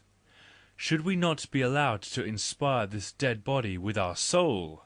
For it is dead indeed. How loathsome is everything dead!" They did not know the pleasure of the historical sense. The past and the alien was painful to them, and as Romans it was an incitement to a Roman conquest. In fact, they conquered when they translated, not only in that they omitted the historical, no, they added also allusions to their present. Above all, they struck out the name of a poet and put their own in its place, not with the feeling of theft, but with the very best conscience of the Imperium Romanum. '84. The origin of poetry. The lovers of the fantastic in man, who at the same time represent the doctrine of instinctive morality, draw this conclusion: "Granted that utility has been honoured at all times as the highest divinity, where then in all the world has poetry come from? This rhythmatising of speech which thwarts rather than furthers plainness of communication, and which nevertheless has sprung up everywhere on the earth, and still springs up, as a mockery of all useful purpose. The wildly beautiful irrationality of poetry refutes you, ye utilitarians. The wish to get rid of utility in some way, that is precisely what has elevated man, that is what has inspired him to morality and art." Well, I must here speak for once to please the utilitarians. They are so seldom in the right that it is pitiful. In the old times, which called poetry into being, people still had utility in view with respect to it, and a very important utility. At the time when rhythm was introduced into speech, the force which arranges all the particles of the sentence anew, commands the choosing of the words, recolours the thoughts, and makes it more obscure, more foreign, and more distant. To be sure, a superstitious utility. It was intended that a human entreaty should be more profoundly impressed upon the gods by virtue of rhythm. after it had been observed that men could remember a verse better than in unmetrical speech. It was likewise thought that people could make themselves audible at greater distances by the rhythmical beat, and rhythmical prayer seemed to come nearer to the ear of the gods. Above all, however, people wanted to have the advantage of the elementary conquest which man experiences in himself when he hears music. Rhythm is a constraint. It produces an unconquerable desire to yield, to join in. Not only the step of the foot, but also the soul itself follows the measure. Probably the soul of the gods also, as people thought. They attempted therefore to constrain the gods by rhythm, and to exercise a power over them. They threw poetry around the gods like a magic noose. There was a still more wonderful idea, and it has perhaps operated most powerfully of all in the originating of poetry. Among the Pythagoreans it made its appearance as a philosophical doctrine, and as an artifice of teaching. But long before there were philosophers, music was acknowledged to possess the power of unburdening the emotions, of purifying the soul, of soothing the ferocia animi, and this was owing to the rhythmical element in music. When the proper tension and harmony of the soul were lost, a person had to dance to the measure of the singer. That was the recipe of this medical art. By means of it the Terpendia quieted the tumult, Empedocles calmed a maniac, Damon purged a love-sick youth. By means of it even the maddened revengeful gods were treated for the purpose of a cure. First of all, it was by driving the frenzy and wantonness of their emotions to the highest pitch, by making the furious mad, and the revengeful intoxicated with vengeance. All the orgiastic cults seek to discharge the ferocia of a deity all at once, and thus make an orgy, so that the deity may feel freer and quieter afterwards, and leave man in peace. Melios, according to its root, signified a soothing agency, not because the song is gentle itself, but because its after-effects makes gentle. And not only in the religious song, but also in the secular song of the most ancient times. The prerequisite is that the rhythm should exercise a magical influence. For example, in drawing water or in rowing, the song is for the enchanting of the spirits supposed to be active thereby. It makes them obliging, involuntary, and the instruments of man. And as often as a person acts, he has occasion to sing. Every action is dependent on the assistance of spirits. Magic song and incantation appear to be the original form of poetry. When verse also came to be used in oracles, the Greeks said that the hexameter was invented at Delphi. The rhythm was here also intended to exercise a compulsory influence. To make a prophecy, that means originally, according to what seems to me the probable derivation of the Greek word, to determine something. People thought that they could determine the future by winning Apollo over to their side. He who, according to the most ancient idea, is far more than a foreseeing deity, according as the formula is pronounced with literal and rhythmical correctness, it determines the future. The formula, however, is the invention of Apollo, who as the god of rhythm can also determine the goddesses of fate. Looked at and investigated as a whole, was there ever anything more serviceable to the ancient superstitious species of human beings than rhythm? People could do everything with it. They could make labour go on magically, they could compel a god to appear, to be near at hand, and listen to them. They could arrange the future for themselves according to their will. They could unburden their own souls of any kind of excess, of anxiety, of mania, of sympathy, of revenge, and not only their souls, but the souls of the most evil spirits. Without verse a person was nothing, By means of verse a person became almost a god. Such a fundamental feeling no longer allows itself to be fully eradicated. Even now, after millenniums of long labour in combating such superstition, the very wisest of us occasionally becomes a fool of rhythm. Be it only that one perceives a thought to be truer when it has metrical form, and approaches with a divine hopping. Is it not a very funny thing that the most serious philosophers, however anxious they are in other respects for strict certainty, still appeal to poetical sayings in order to give their thoughts force and credibility? And yet it is more dangerous to a truth when a poet assents to it than when he contradicts it. For, as Homer says, quote, "The singers speak much falsehood." Unquote. 85. The good and the beautiful. Artists glorify continually. They do nothing else. And indeed they glorify all those conditions and things that have a reputation, so that man may feel himself good or great, or intoxicated, or merry, or pleased, and wise by it. Those select things and conditions whose value for human happiness is regarded as secure and determined are the objects of artists. They are ever lying in wait to discover such things, to transfer them into the domain of art. I mean to say that they are not themselves the valuers of happiness and of the happy ones, but are always pressing close to those valuers with the greatest curiosity and longing, in order immediately to use their valuations advantageously.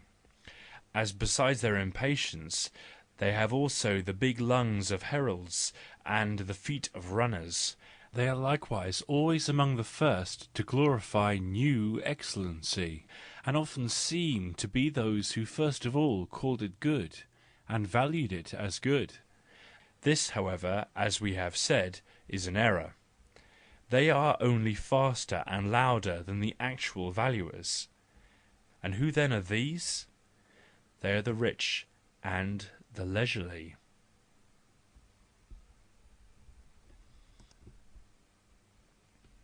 86. The Theatre. This day has given me once more strong and elevated sentiments, and if I could have music and art in the evening, I know well what music and art I should not like to have, namely, none of that which would fain intoxicate its hearers and excite them to a crisis of strong and high feeling. Those men with commonplace souls, who in the evening are not like victors on triumphal cars, but like tired mules to whom life has rather too often applied the whip. What would those men at all know of quote, higher moods, unquote, unless there were expedients for causing ecstasy and idealistic strokes of the whip? And thus they have their inspirers as they have their wines. But what is their drink and their drunkenness to me? Does the inspired one need wine? He rather looks with a kind of disgust at the agency and the agent which are here intended to produce an effect without sufficient reason, an imitation of the higher tide of the soul. What? One gives the mole wings and proud fancies before going to sleep, before he creeps into his hole? One sends him into the theatre and puts great magnifying glasses to his blind and tired eyes? Men whose life is not quote, action unquote, but business, sit in front of the stage and look at strange beings to whom life is nothing more than business? This is proper, you say. This is entertaining. This is what culture wants. Well then, culture is too often lacking in me, for this sight is too often disgusting to me.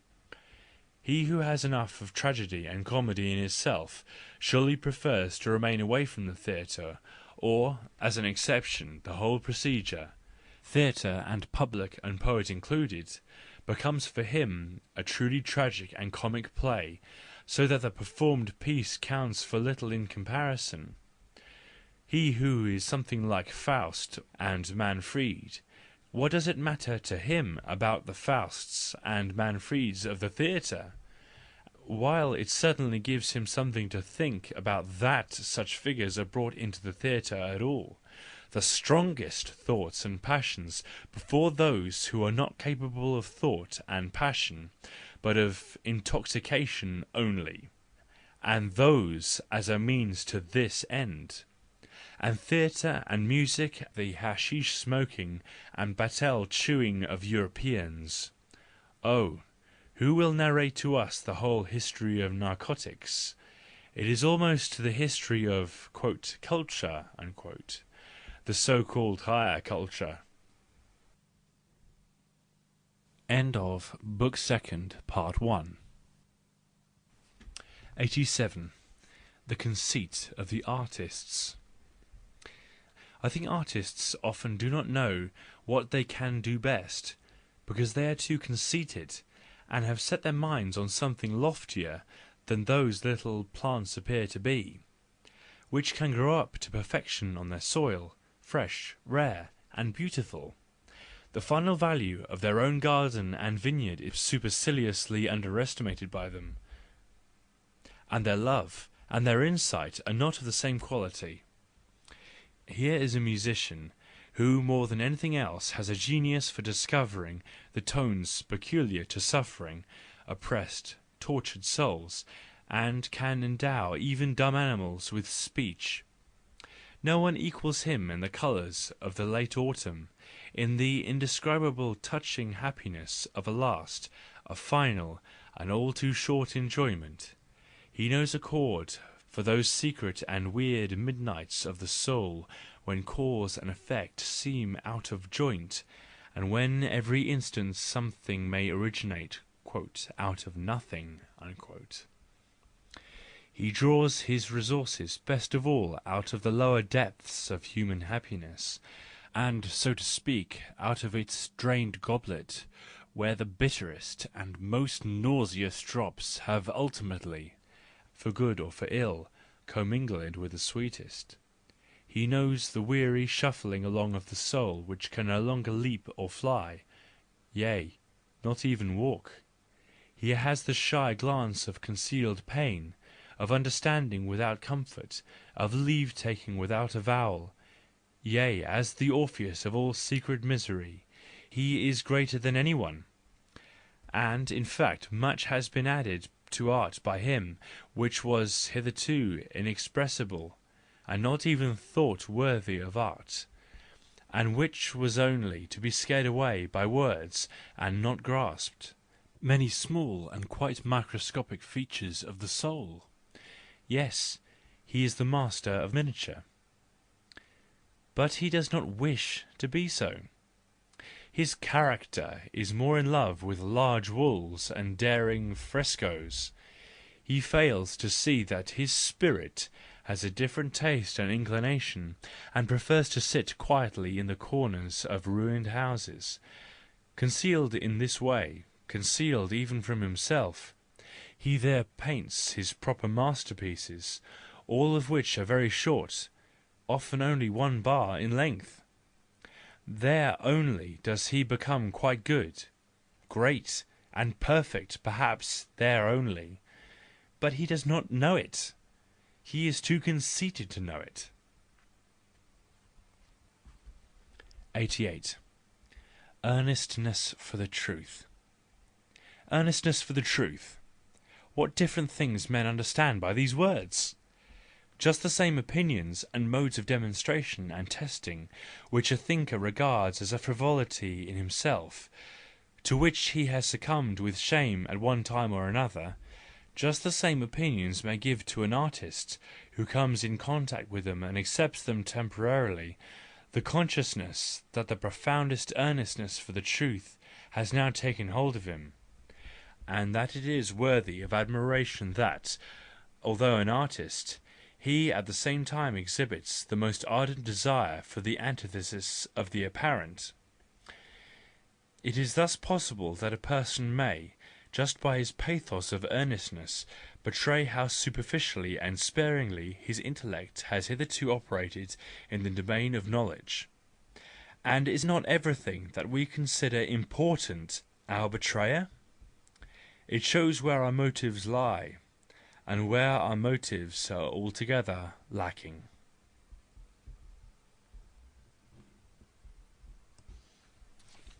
'89. Now and formerly.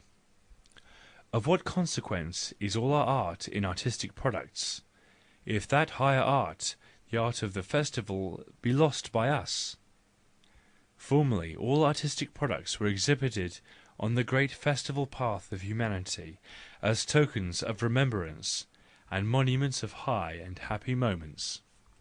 One now seeks to allure the exhausted and sickly from the great suffering path of humanity for a wanton moment by means of works of art.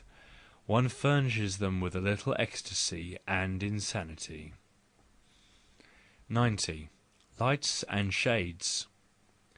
Books and writings are different with different thinkers.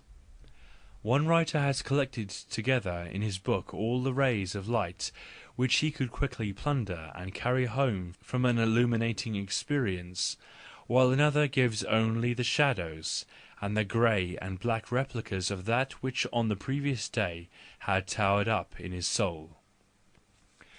91. Precaution. Alfieri, as is well known, told a great many falsehoods when he narrated the history of his life to his astonished contemporaries.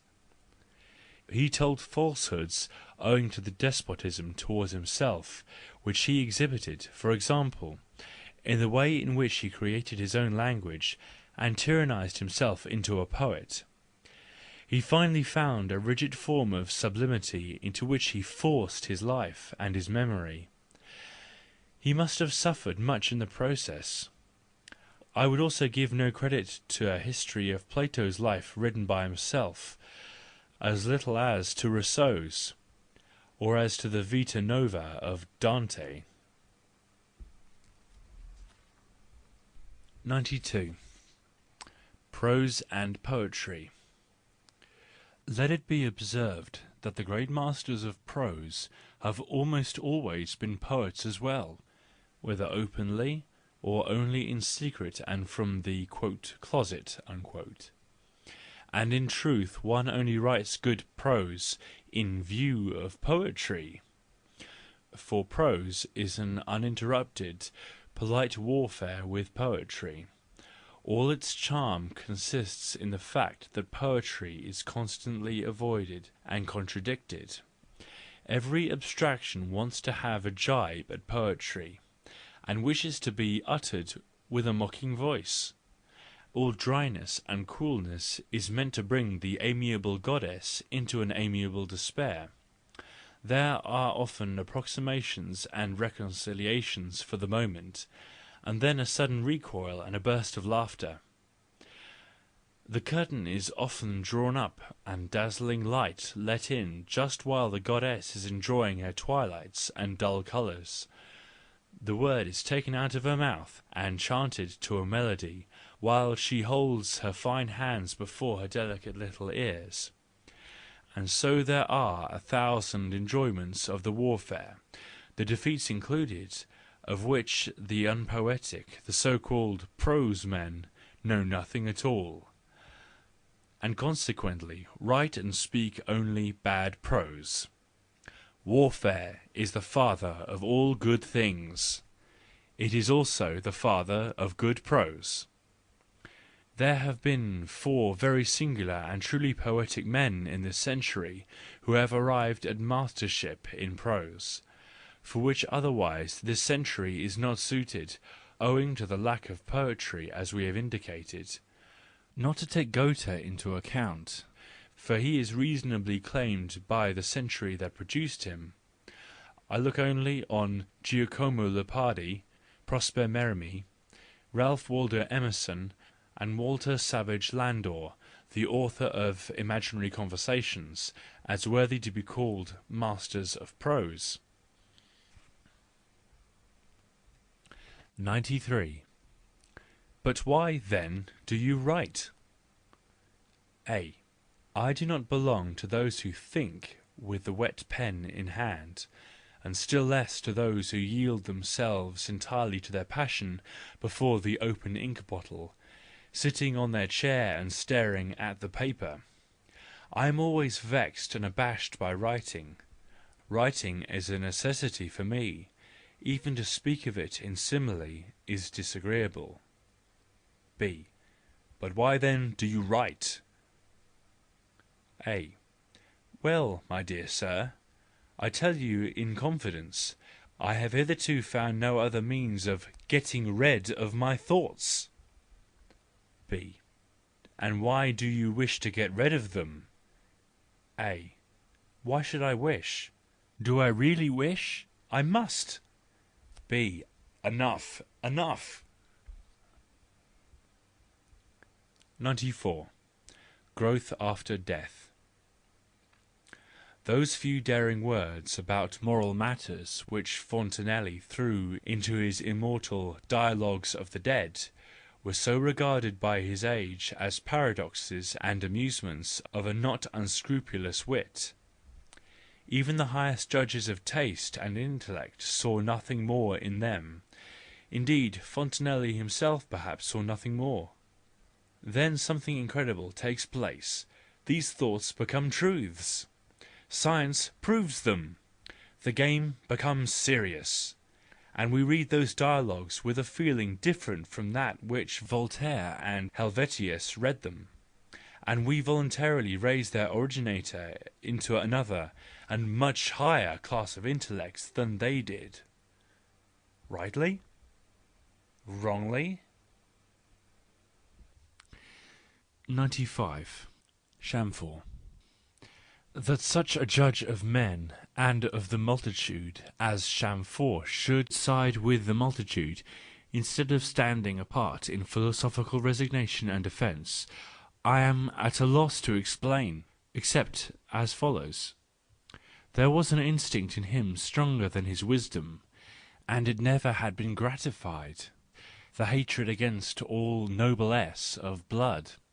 Perhaps his mother's old and only too explicable hatred, which was consecrated in him by love of her, and instinct of revenge from his boyhood, which waited for the hour to avenge his mother.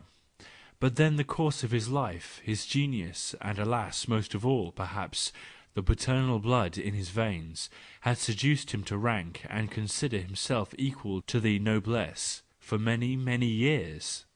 In the end, however, he could not endure the sight of himself, the "old man" under the old regime any longer. He got into a violent penitential passion, and, in this state, he put on the raiment of the populace in his special kind of hair shirt. His bad conscience was the neglect of revenge. If Chamfort had then been a little more of the philosopher, the revolution would not have had its tragic wit and its sharpest sting. It would have been regarded as a much more stupid affair, and would have had no such seductive influence on men's minds. But Chamfort's hatred and revenge educated an entire generation, and the most illustrious men passed through his school. Let us consider that Mirabeau looked up to Chamfort as his higher and older self, from whom he expected and endured impulses, warnings, and condemnations.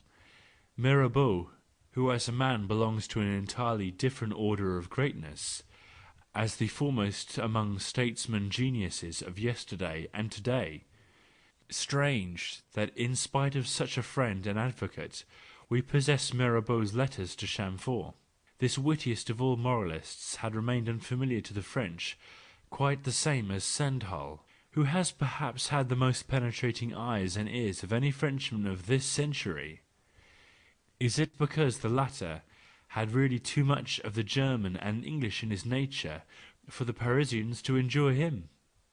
While Chamfort, a man of ample knowledge of the profundities and secret motives of the soul, gloomy, suffering, ardent, a thinker who found laughter necessary as a remedy of life, and who almost gave himself up as lost every day that he had not laughed, seems much more like an Italian, and related by blood to Dante and Leopardi, than like a Frenchman. One knows Chamfort's last words. Ah, mon ami, he said to Sées, je m'en vais enfin de ce monde, où les femmes qui le cuir se brisent ou se bronzent. These were certainly not the words of a dying Frenchman. 96. Two orators. Of these two orators the one arrives at a full understanding of his case only when he yields himself to emotion. It is only this that pumps sufficient blood and heat into his brain to compel his high intellectuality to reveal itself. The other attempts, indeed, now and then to do the same, to state his case sonorously, vehemently, and spiritedly with the aid of emotion, but usually with bad success. He then very soon speaks obscurely and confusedly, he exaggerates, makes omissions, and excites suspicion of the justice of his case. Indeed, he himself feels this suspicion, and the sudden changes into the coldest and most repulsive tones, which raise a doubt in the hearer as to his passionateness being genuine, are thereby explicable. With him, emotion always drowns the spirit, perhaps because it is stronger than the former. But he is at the height of his power when he resists the impetuous storm of his feeling, and, as it were, scorns it. It is then only that his spirit emerges fully from its concealment, a spirit logical, mocking, and playful, but nevertheless awe-inspiring. 97. The loquacity of authors. There is a loquacity of anger, frequent in Luther, also in Schopenhauer, a loquacity which comes from too great a store of conceptual formulae, as in Kant, a loquacity which comes from delight in ever new modifications of the same idea. One finds it in Montaigne. A loquacity of malicious natures. Whoever reads writings of our period will recollect two authors in this connection. A loquacity which comes from the delight in fine words and forms of speech, by no means rare in Goethe's prose. A loquacity which comes from pure satisfaction in noise and confusion of feelings, for example, in Carlyle. 98. In honour of Shakespeare. The best thing I could say in honour of Shakespeare, the man, is that he believed in Brutus, and cast not a shadow of suspicion on the kind of virtue which Brutus represents. It is to him that Shakespeare consecrated his best tragedy. It is at present still called by a wrong name. To him, and to the most terrible essence of lofty morality, independence of soul, that is the question at issue. No sacrifice can be too great there. One must be able to sacrifice to it even one's dearest friend, although he be also the grandest of men, the ornament of the world, the genius without peer. If one really loves freedom as the freedom of great souls, and if this freedom be threatened by him, it is thus that Shakespeare must have felt. The elevation in which he places Caesar is the most exquisite honour he could confer upon Brutus. It is thus only that he lifts into vastness the inner problem of his hero, and similarly the strength of soul which could cut this knot. And was it actually political freedom that impelled the poet to sympathy with Brutus, and made him the accomplice of Brutus? Or was political freedom merely a symbol for something inexpressible? Do we perhaps stand before some sombre event or adventure of the poet's own soul, which has remained unknown, and of which he only cared to speak symbolically? What is all Hamlet melancholy in comparison with the melancholy of Brutus? And perhaps Shakespeare also knew this, as he knew the other by experience. Perhaps he also had his dark hour and his bad angel, just as Brutus had them. But whatever similarities and secret relationships of that kind there may have been, Shakespeare cast himself on the ground and felt unworthy and alien in the presence of the aspect and virtue of Brutus. He has inscribed the testimony thereof in the tragedy itself. He has twice brought in a poet in it, and twice heaped upon him such an impatient and extreme contempt, that it sounds like a cry of self-contempt. Brutus, even Brutus loses patience when the poet appears, self-important, pathetic, and obtrusive, as poets usually are, persons who seem to abound in the possibilities of greatness, even moral greatness, and nevertheless rarely attain even to ordinary uprightness in the philosophy of practice and of life. "He may know the times, but I know his temper! Away with the jigging fool!" shouts Brutus. We may translate this back into the soul of the poet that composed it. 99. The followers of Schopenhauer. What one sees at the contact of civilized peoples with barbarians, namely, that the lower civilization regularly accepts in the first place the vices, weaknesses, and excesses of the higher, then, from that point onwards, feels the influence of a charm, and finally by means of the appropriated vices and weaknesses, also allows something of the valuable influence of the higher culture to leave in it.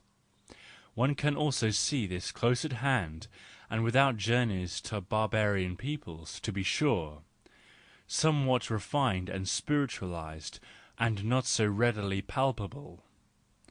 What are the German followers of Schopenhauer still accustomed to receive first of all from their master? Those who, when placed beside his superior culture, must deem themselves sufficiently barbarous to be first of all barbarously fascinated and seduced by him. Is it his hard matter-of-fact sense, his inclination to clearness and rationality, which often makes him appear so English and so unlike Germans? Or the strength of his intellectual conscience, which endured a lifelong contradiction of "being" and "willing," and compelled him to contradict himself constantly, even in his writings on almost every point? Or his purity in the matters relating to the Church and the Christian God? For here he was too pure as no German philosopher had been hitherto, so that he lived and died "as a Voltairian." Or his immortal doctrines of the intellectuality of intuition, the a priori of the law of causality, the instrumental nature of the intellect, and the non-freedom of the will? No, nothing of this enchants, nor is felt as enchanting. But Schopenhauer's mystical embarrassments and shufflings in those passages where the matter-of-fact thinker allowed himself to be seduced and corrupted by the vain impulse to be the unraveller of the world's riddle, this undemonstrable doctrine of one will all causes are merely occasional causes of the phenomenon of the will at such time and at such a place." The will to live, whole and undivided, is present in every living being, even in the smallest, as perfectly as in the sum of all that was, is, and will be. His denial of the individual (all lions are really only one lion). The plurality of individuals is an appearance, as also development is only an appearance. He calls the opinion of Lamarck "an ingenious, absurd error." His fantasy about genius "in aesthetic contemplation, the individual is no longer an individual, but a pure, will-less, painless, timeless subject of knowledge." The subject, in that it entirely merges in the contemplated object, has become this object itself.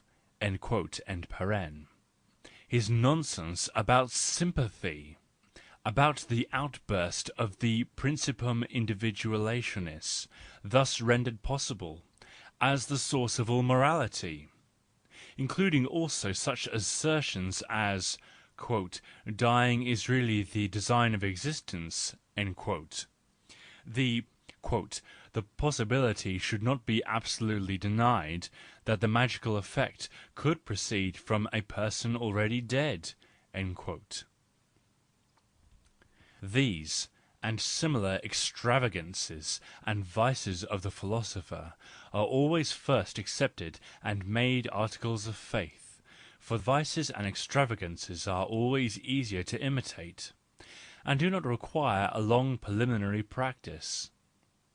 But let us speak of the most celebrated of the living Schopenhauerians, Richard Wagner.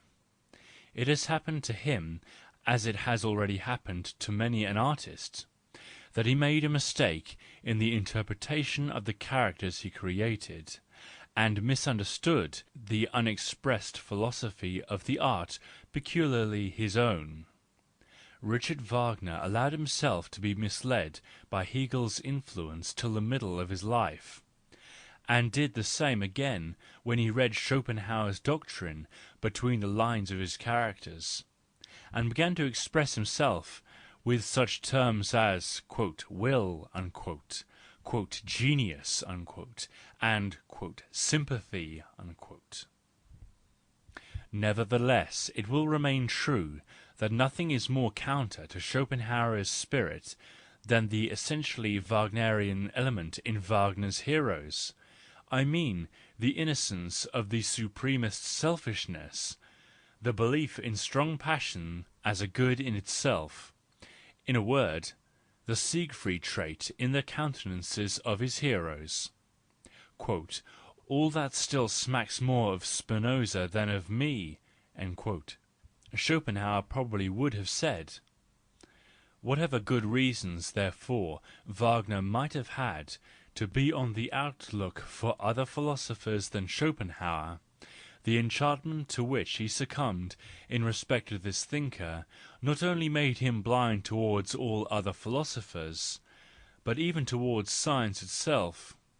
His entire art is more and more inclined to become the counterpart and complement of the Schopenhauerian philosophy, and it always renounces more emphatically the higher ambition to become the counterpart and complement of human knowledge and science.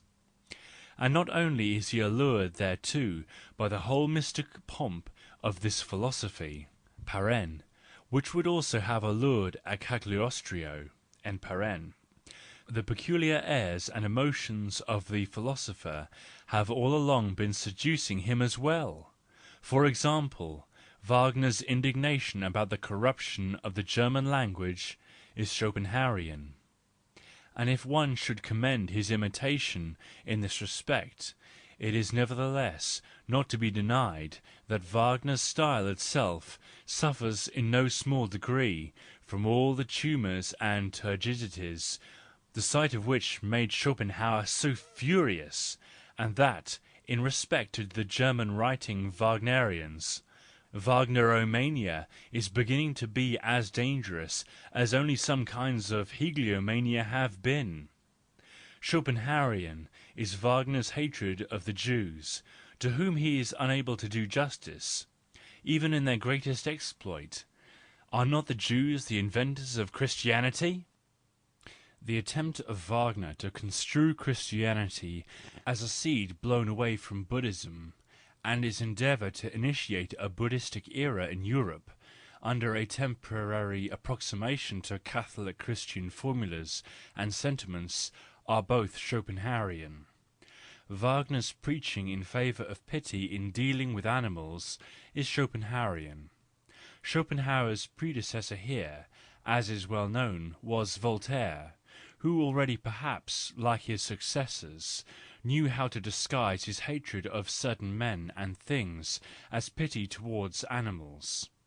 At least Wagner's hatred of science, which manifests itself in his preaching, has certainly not been inspired by the spirit of charitableness and kindness, nor by the spirit at all, as is sufficiently obvious.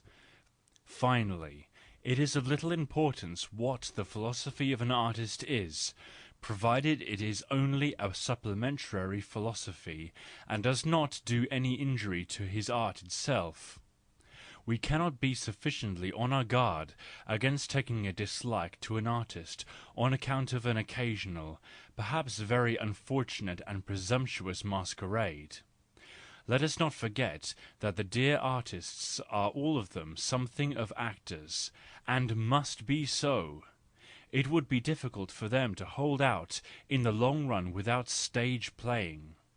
Let us be loyal to Wagner in that which is true and original in him, and especially in this point, that we, his disciples, remain loyal to ourselves in that which is true and original in us. Let us allow him his intellectual humours and spasms.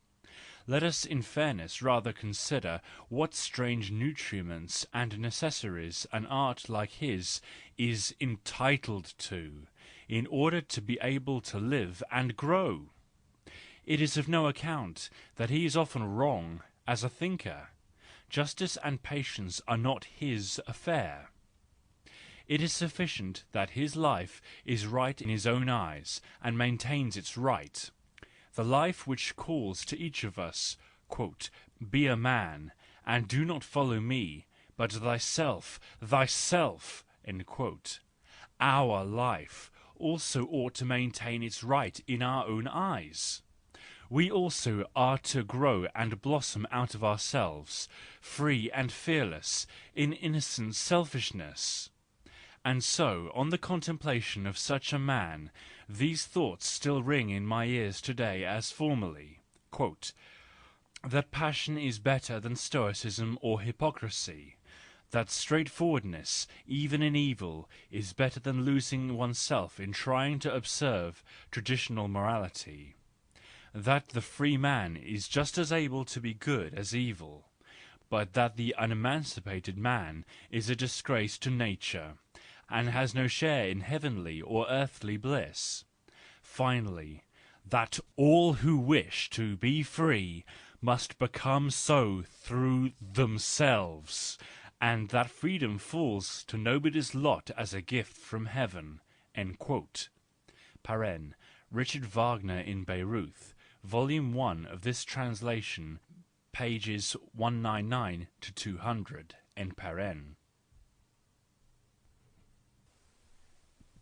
100.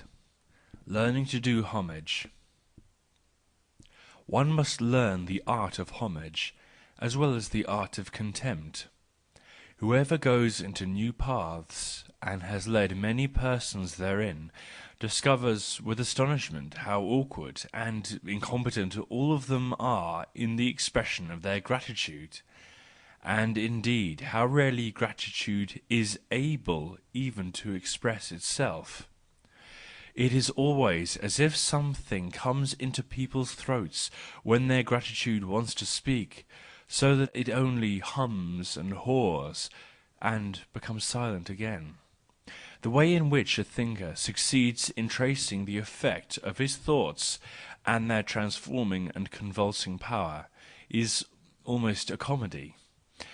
It sometimes seems as if those who have been operated upon felt profoundly injured thereby, and could only assert their independence, which they suspect to be threatened by all kinds of improprieties. It needs whole generations in order merely to devise a courteous convention of gratefulness. It is only very late that the period arrives when something of spirit and genius enters into gratitude. Then there is usually someone who is the great receiver of thanks, not only for the good he himself has done, but mostly for that which has been gradually accumulated by his predecessors as a treasure of what is highest and best. 101. Voltaire.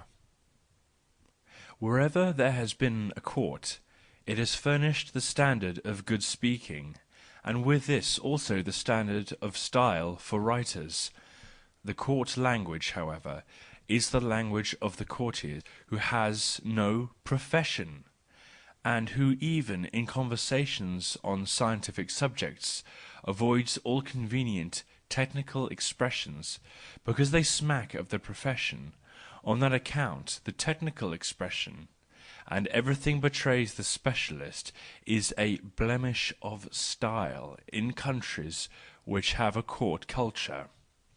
At present, when all courts have become caricatures of past and present times, one is astonished to find even Voltaire unspeakably reserved and scrupulous on this point. For example, in his judgments concerning such stylists as Fontenelle and Montesquieu.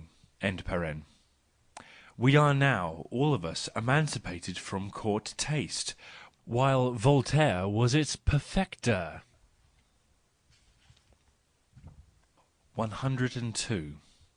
A word for philologists. It is thought that there are books so valuable and royal, that whole generations of scholars are well employed when through their efforts these books are kept genuine and intelligible.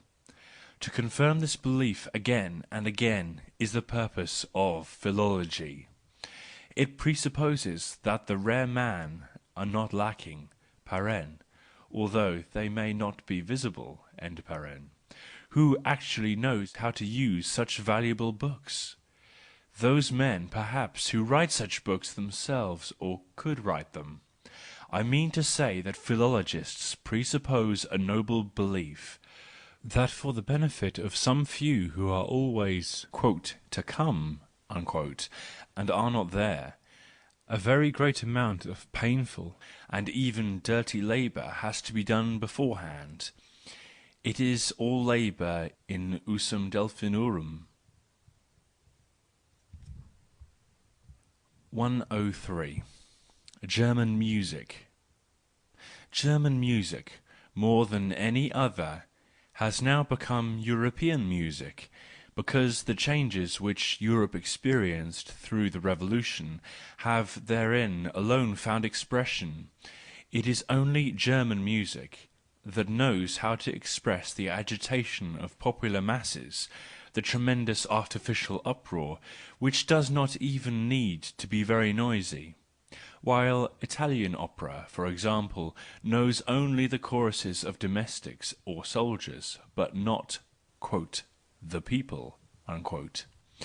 There is the additional fact that in all German music a profound bourgeois jealousy of the noblesse can be traced, especially a jealousy of esprit and elegance, as the expressions of a courtly, chivalrous, ancient and self-confident society. It is not music like that of Goethe's musician at the gate, which was pleasing also, quote, in the hall, unquote, and to the king as well. It is not here said, quote, the knights looked on with martial air, with bashful eyes the ladies, unquote. Even the graces are not allowed in German music without a touch of remorse. It is only with pleasantness, the country sister of the graces, that the German begins to feel morally at ease. And from this point up to his enthusiastic, learned, and often gruff, quote, sublimity, unquote, paren, the Beethoven-like sublimity, end paren. He feels more and more so. If we want to imagine the man of this music, well, let us imagine Beethoven as he appeared beside Goethe, say at their meeting at Teplitz, as semi-barbarian beside culture, as the masses beside the nobility, as the good-natured man besides the good, and more than, quote, good, unquote, man, as the visionary beside the artist, as the man needing comfort beside the comforted, as the man given to exaggeration and distrust beside the man of reason, as the crank and self-tormentor, as the foolish, enraptured, blessedly unfortunate, sincerely immoderate man, as the pretentious and awkward man, and altogether as the, quote, untamed man, unquote. It was thus that Goethe conceived and characterized him, Goethe, the exceptional German, for whom a music of equal rank has not yet been found. Finally, let us consider whether the present continually extending contempt of melody and the stunting of the sense of melody among Germans shall not be understood as a democratic impropriety and an after-effect of the Revolution. For melody has such an obvious delight in conformity to law, and such an aversion of everything evolving, unformed, and arbitrary, that it sounds like a note out of the ancient European regime, and as a seduction and reduction back to it. 104. The tone of the German language. We know whence the German originated, which for several centuries has been the universal literary language of Germany. The Germans, with their reverence for everything that came from the court, intentionally took the chancery style as their pattern in all that they had to write, especially their letters, records, wills, etc. To write in the chancery style, that was to write in court and government style. That was regarded as something select, compared with the language of the city in which a person lived. People gradually drew this inference, and spoke also as they wrote. They thus became still more select in the forms of their words, in their choice of their terms and modes of expression, and finally also in their tones. They affected a court tone when they spoke, and the affectation at last became natural. Perhaps nothing quite similar has ever happened elsewhere. The predominance of the literary style over the talk, and the formality and affectation of an entire people became the basis of a common and no longer dialectical language. I believe that the sound of the German language in the Middle Ages, especially after the Middle Ages, was extremely rustic, vulgar. It has ennobled itself somewhat during the last centuries, principally because it found necessary to imitate so many French, Italian and Spanish sounds, and particularly on the part of the German, paren, and Austrian, end paren, nobility, who could not at all content themselves with their mother tongue. But notwithstanding this practice, German must have sounded intolerably vulgar to Montaigne, and even to Racine, even at present. In the mouths of travellers among the Italian populace, it still sounds very coarse, sylvan, and hoarse, as if it had originated in smoky rooms and outlandish districts. Now I notice that at present a similar striving after selectness of tone is spreading among the former admirers of the Chancery style, and that the Germans are beginning to accommodate themselves to a particular "witchery of sound," which might in the long run become an actual danger to the German language. For one may seek in vain for more execrable sounds in Europe. Something mocking, cold, indifferent, and careless in the voice, that is what at present sounds "noble" to the Germans. And I hear the approval of this nobleness in the voices of young officials, teachers, women and tradespeople. Indeed, even the little girls already imitate this German of the officers. For the officers, and in fact the Prussian officer, is the inventor of these tones. This same officer, who as soldier and professional man possesses that admirable tact for modesty which the Germans as the whole might well imitate (German professors and musicians included). But as soon as he speaks and moves, he is the most immodest and inelegant figure in old Europe, no doubt unconsciously to himself, and unconsciously also to the good Germans, who gaze at him as the man of the foremost and most select society, and willingly let him give them his tone. And indeed, he gives it to them. In the first place, it is the sergeant majors and non-commissioned officers that imitate his tone and coarsen it. One should note the roars of command with which the German cities are absolutely surrounded at present, when there is drilling at all the gates. What presumption, furious imperiousness, and mocking coldness speaks in this uproar! Could the Germans actually be a musical people? It is certain that the Germans martialise themselves at present in their tone of their language. It is probable that, being exercised to speak martially, they will finally write martially also. For habituation to definite tones extends deeply into the character. People soon have the words and modes of expression, and finally also the thoughts which just suit these tones. Perhaps they already write in the officer's style. Perhaps I only read too little of what is at present written in Germany to know this. But one thing I know all the surer: the German public declarations, which also reach places abroad, are not inspired by German music, but just by that new tone of tasteless arrogance, almost in every speech of the foremost German statesman. And even when he makes himself heard through his imperial mouthpiece, there is an accent which the ear of a foreigner repudiates with aversion, but the Germans endure it, they endure themselves. 105. The Germans as Artists. When once a German actually experiences passion and not only, as usual, the mere inclination to it, he then behaves just as he must do in passion, and does not think further of his behaviour.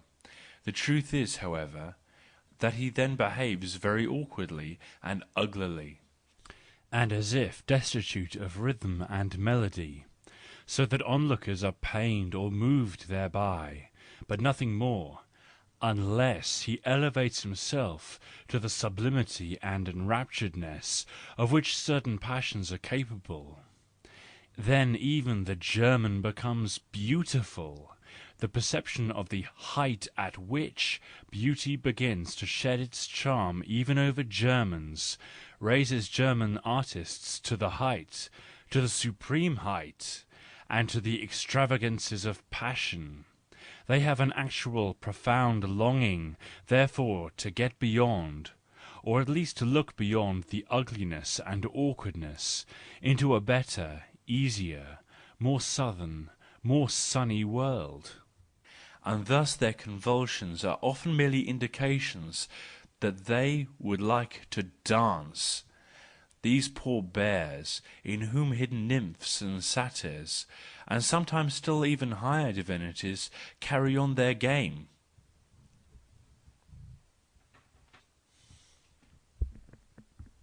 106.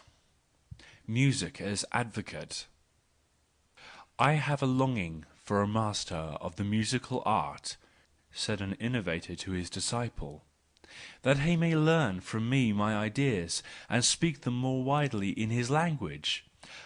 I shall thus be better able to reach men's ears and hearts, for by means of tones one can seduce men to every error and every truth. Who can refute a tone? You would therefore like to be regarded as irrefutable? Said his disciple. The innovator answered, I should like the germ to become a tree. In order that a doctrine may become a tree, it must be believed in for a considerable period. In order that it may be believed in, it must be regarded as irrefutable. Storms and doubts and worms and wickedness are necessary to the tree, that it may manifest its species and the strength of its germ. Let it perish if it is not strong enough. But a germ is always merely annihilated, not refuted. When he had said this, his disciple called out impetuously, But I believe in your cause, and regard it as so strong, that I will say everything against it, everything that I still have in my heart. The innovator laughed to himself, and threatened his disciple with his finger. That kind of discipleship, he said then, is the best, but it is dangerous, and not every kind of doctrine can stand it. 107. Our ultimate gratitude to art.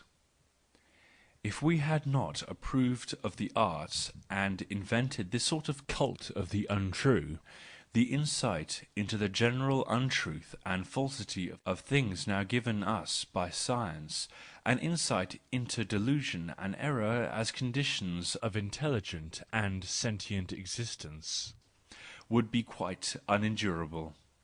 Honesty would have disgust and suicide in its train. Now, however, our honesty has a counterpoise which helps us to escape such consequences, namely art as goodwill to illusion. We do not always restrain our eyes from rounding off and perfecting in imagination, and then it is no longer the eternal imperfection that we carry over the river of becoming, for we think we carry a goddess. We are proud and artless in rendering this service. As an aesthetic phenomenon, existence is still endurable to us. And by art, eye and hand, and above all, the good conscience, are given to us to be able to make such a phenomenon out of ourselves. We must rest from ourselves occasionally by contemplating and looking down upon ourselves, and by laughing and weeping over ourselves from an artistic remoteness. We must discover the hero, and likewise the fool that is hidden in our passion for knowledge. We must now and then be joyful in our folly, that we may continue to be joyful in our wisdom. And just because we are heavy and serious men in our ultimate depth, and are rather weights than men, there is nothing that does us so much good as the fool's cap and bells. We need them in presence of ourselves. We need all arrogant, soaring, dancing, mocking, childish and blessed art, in order not to lose the free dominion over things, which our ideal demands of us. It would be backsliding for us, with our susceptible integrity, to lapse entirely into morality, and actually become virtuous monsters and scarecrows, on account of the over-strict requirements which we here lay down for ourselves. We ought to be able to stand above morality, and not only stand with the painful stiffness of one who every moment fears to slip and fall, but we should also be able to soar and play above it. How could we dispense with art for that purpose? How could we dispense with a fool? And as long as you are still ashamed of yourselves in any way, you still do not belong to us. End of Book 2. 109. Let us be on our guard. Let us be on our guard against thinking that the world is a living being. Where could it extend itself? What could it nourish itself with? How could it grow and increase? We know tolerably well what the organic is, and we are to reinterpret the emphatically derivative, tardy, rare and accidental, which we only perceive on the crust of the earth, into the essential, universal and eternal, as those do who call the universe an organism? That disgusts me. Let us now be on our guard against believing that the universe is a machine. It is assuredly not constructed with a view to one end. We invest it with far too high an honour with the word, quote, machine, unquote. Let us be on our guard against supposing that anything so methodical as the cyclic motions of our neighbouring stars obtains generally and throughout the universe. Indeed, a glance at the Milky Way induces doubt as to whether there are not many cruder and more contradictory motions there, and even stars with continuous, rectilinearly gravitating orbits and the like. The astral arrangement in which we live is an exception. This arrangement, and the relatively long durability which is determined by it, has again made possible the exception of exceptions, the formation of organic life. The general character of the world, on the other hand, is to all eternity chaos, not by the absence of necessity, but in the sense of the absence of order, structure, form, beauty, wisdom, and whatever else our aesthetic humanities are called. Judged by our reason, the unlucky casts are far oftenest the rule. The exceptions are not the secret purpose. The whole musical box repeats eternally its air, which can never be called a melody. And finally, the very expression, quote, unlucky cast, unquote, is already an anthropomorphizing which involves blame. But how could we presume to blame or praise the universe? Let us be on our guard against ascribing to it heartlessness or unreason, or their opposites. It is neither perfect, nor beautiful, nor noble, nor does it seek to be anything of the kind. It does not at all attempt to imitate man. It is altogether unaffected by our aesthetic and moral judgments. Neither has it any self-preservative instinct, nor instinct at all. It also knows no law. Let us be on our guard against saying that there are laws in nature. There are only necessities. There is no one who commands, no one who obeys, no one who transgresses. When you know that there is no design, you know also that there is no chance, for it is only where there is a world of design that the word, quote, chance, unquote, has meaning. Let us be on our guard against saying that death is contrary to life. The living being is only a species of dead being, and a very rare species. Let us be on our guard against thinking that the world eternally creates the new. There is no eternally enduring substances. Matter is just another error as the god of the Eleatics. But when shall we be at the end with our foresight and precaution? When will all these shadows of God cease to obscure us? When shall we have nature entirely undeified? When shall we be permitted to naturalise ourselves by means of the pure, newly discovered, newly redeemed nature.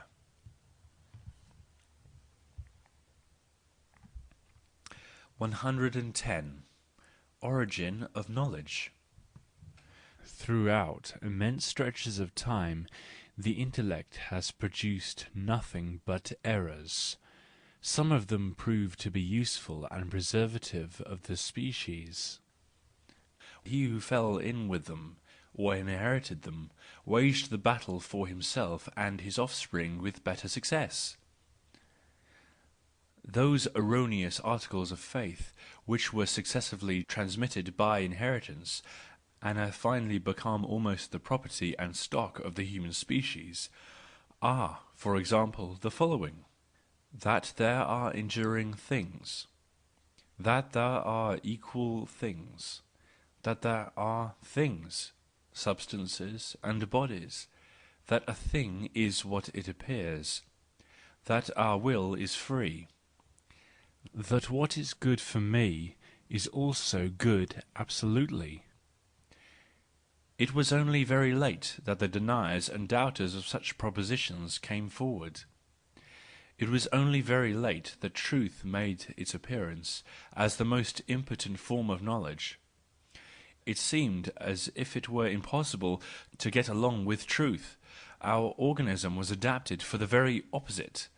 All its higher functions, the perceptions of the senses, and in general every kind of sensation, co-operated with those primevally embodied fundamental errors. Moreover, those propositions became the very standards of knowledge, according to which the "true" and the "false" were determined, throughout the whole domain of pure logic. The strength of conceptions does not, therefore, depend on their degree of truth, but on their antiquity, their embodiment, their character as conditions of life. Where life and knowledge seemed to conflict, there has never been serious contention. Denial and doubt have there been regarded as madness. The exceptional thinkers, like the Eleatics, who in spite of this advanced and maintained the antithesis of the natural errors, believed that it is possible also to live these counterparts. It was they who devised the sage as the man of immutability, impersonality, and universality of intuition, as one and all at the same time, with a special faculty for that reverse kind of knowledge. They were of the belief that their knowledge was at the same time the principle of life. To be able to affirm all of this, however, they had to deceive themselves concerning their own condition. They had to attribute to themselves impersonality and unchanging permanence. They had to mistake the nature of the philosophical individual, deny the force of the impulses in cognition, and conceive of reason generally as entirely free and self-originating activity. They kept their eyes shut to the fact that they also had reached their doctrines in contradiction to valid methods, or throughout their longing for repose, or for exclusive possession, or for domination. The subtler development of sincerity and of scepticism finally made these men impossible. Their life also and their judgments turned out to be dependent on the primeval impulses and fundamental errors of all sentient being. Their subtler sincerity and scepticism arose wherever two antithetical maxims appeared to be applicable to life, because both of them were compatible with the fundamental errors. Where, therefore, there could be contention concerning a higher or lower degree of utility for life, and likewise where new maxims proved to be, not in fact useful, but at the least not injurious, as expressions for an intellectual impulse to play a game that was like all games innocent and happy, the human brain was gradually filled with such judgments and convictions. And in this tangled skein there arose ferment, strife, and lust for power. Not only utility and delight, but every kind of impulse took part in the struggle for "truths." The intellectual struggle became a business, an attraction, a calling, a duty, an honour. Cognizing and striving for the true finally arranged themselves as needs among other needs. From that moment, not only belief and conviction, but also examination, denial, distrust, and contradiction became forces. All "evil" instincts were subordinated to knowledge, were placed in its service, and acquired the prestige of the permitted, the honoured, the useful, and finally the appearance and innocence of the good. Knowledge thus became a portion of life itself, and as life it became a continually growing power, until finally the cognitions and those primeval fundamental errors clashed with each other, both as life, both as power, both in the same man. The thinker is now the being in whom the impulse to truth and those life-preserving errors wage their first conflict. Now that the impulse to truth has also proved itself to be a life-preserving power. In comparison with the importance of this conflict, everything else is indifferent. The final question concerning the conditions of life is here raised, and the first attempt is here made to answer it by experiment. How far is truth susceptible of embodiment? That is the question. That is the experiment.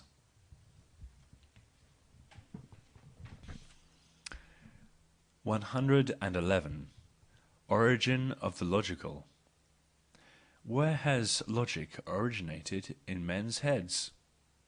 Undoubtedly out of the illogical, the domain of which must originally have been immense. But numberless beings who reasoned otherwise than we do at present perished, albeit that they may have come nearer to the truth than we.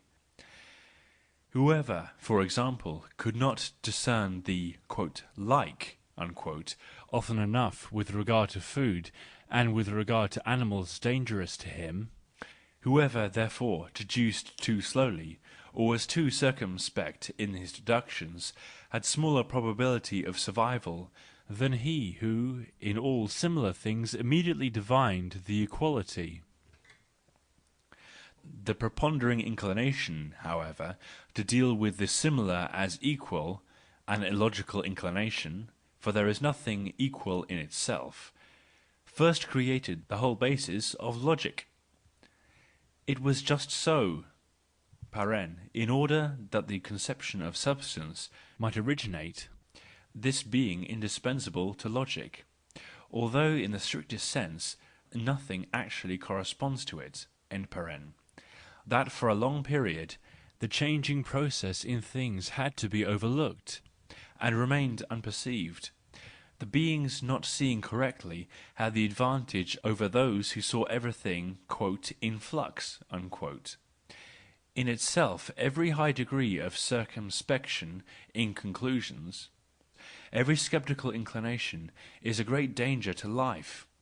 No living being would have been preserved unless the contrary inclination, to affirm rather than suspend judgment, to mistake and fabricate rather than wait, to assent rather than deny, to decide rather than be in the right, had been cultivated with extraordinary assiduity. The course of logical thought and reasoning in our modern brains corresponds to a process and struggles of impulses in which singly and in themselves are all very illogical and unjust. We experience usually only the result of the struggle, so rapidly and secretly does this primitive mechanism now operate in us. 112. Cause and Effect. We say it is "explanation," but it is only in "description" that we are in advance of the older stages of knowledge and science. We describe better, we explain just as little as our predecessors. We have discovered a manifold succession where the naive man and investigator of older cultures saw only two things, "cause" and "effect," as it was said. We have perfected the conception of becoming, but have not got a knowledge about what is above and behind the conception. The series of "causes" stands before us much more complete in every case. We conclude that this and that must first proceed in order that the other may follow, but we have not grasped anything thereby.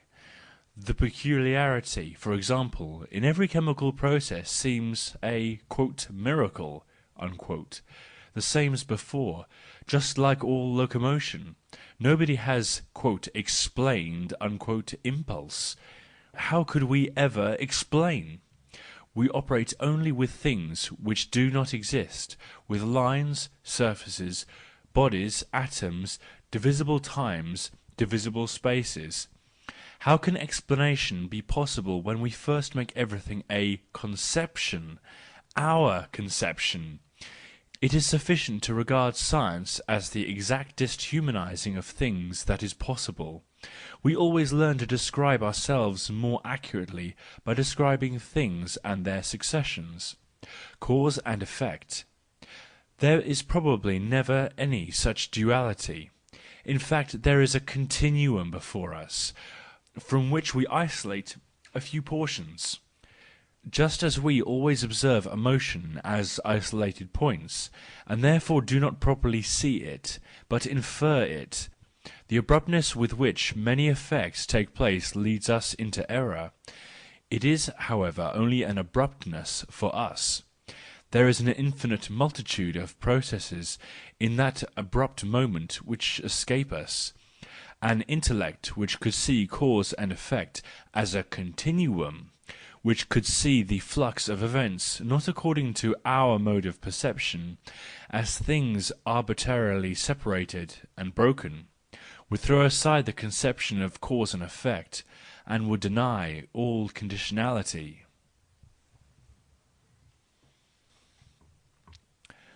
(113) The theory of poisons. So many things have to be united in order that scientific thinking may arise, and all the necessary powers must be devised, exercised, and fostered singly. In their isolation, however, they have very often had quite a different effect than at present.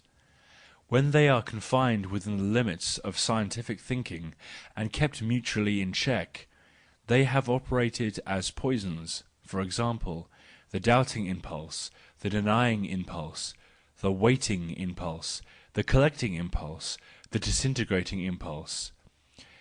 Many hecatombs of men were sacrificed ere these impulses learned to understand their juxtaposition and regard themselves as functions of one organising force in one man. And how far are we still from the point at which the artistic powers and the practical wisdom of life shall cooperate with scientific thinking, so that a higher organic system may be formed, in relation to which the scholar, the physician, the artist, and the lawgiver, as we know them at present, will seem sorry antiquities? 114. The extent of the moral. We construct a new picture, which we see immediately with the aid of all the old experiences which we have had, always according to the degree of our honesty and justice. The only events are moral events, even in the domain of sense perception. 115. The Four Errors. Man has been reared by his errors. Firstly, he saw himself always imperfect. Secondly, he attributed to himself imaginary qualities. Thirdly, he felt himself in a false position in relation to the animals and nature. Fourthly, he always devised new tables of values and accepted them for a time as eternal and unconditional, so that at one time this and another time that human impulse or state stood first, and was ennobled in consequence. When one has deduced the effect of these four errors, one has also deduced humanity, humaneness, and "human dignity." 116. Herd Instinct. Wherever we meet with a morality we find a valuation and order of rank of the human impulses and activities. These valuations and orders of rank are always the expression of the needs of a community or herd, that which is in the first place to its advantage, and in the second place and third place is also the authoritative standard for the worth of every individual. By morality the individual is taught to become a function of the herd, and to ascribe to himself value only as a function. As the conditions for the maintenance of one community have been very different from those of another community, there have been very different moralities, and in respect to the future essential transformations of herds and communities, states and societies, one can prophesy that there will still be very divergent moralities. Morality is the herd instinct of the individual.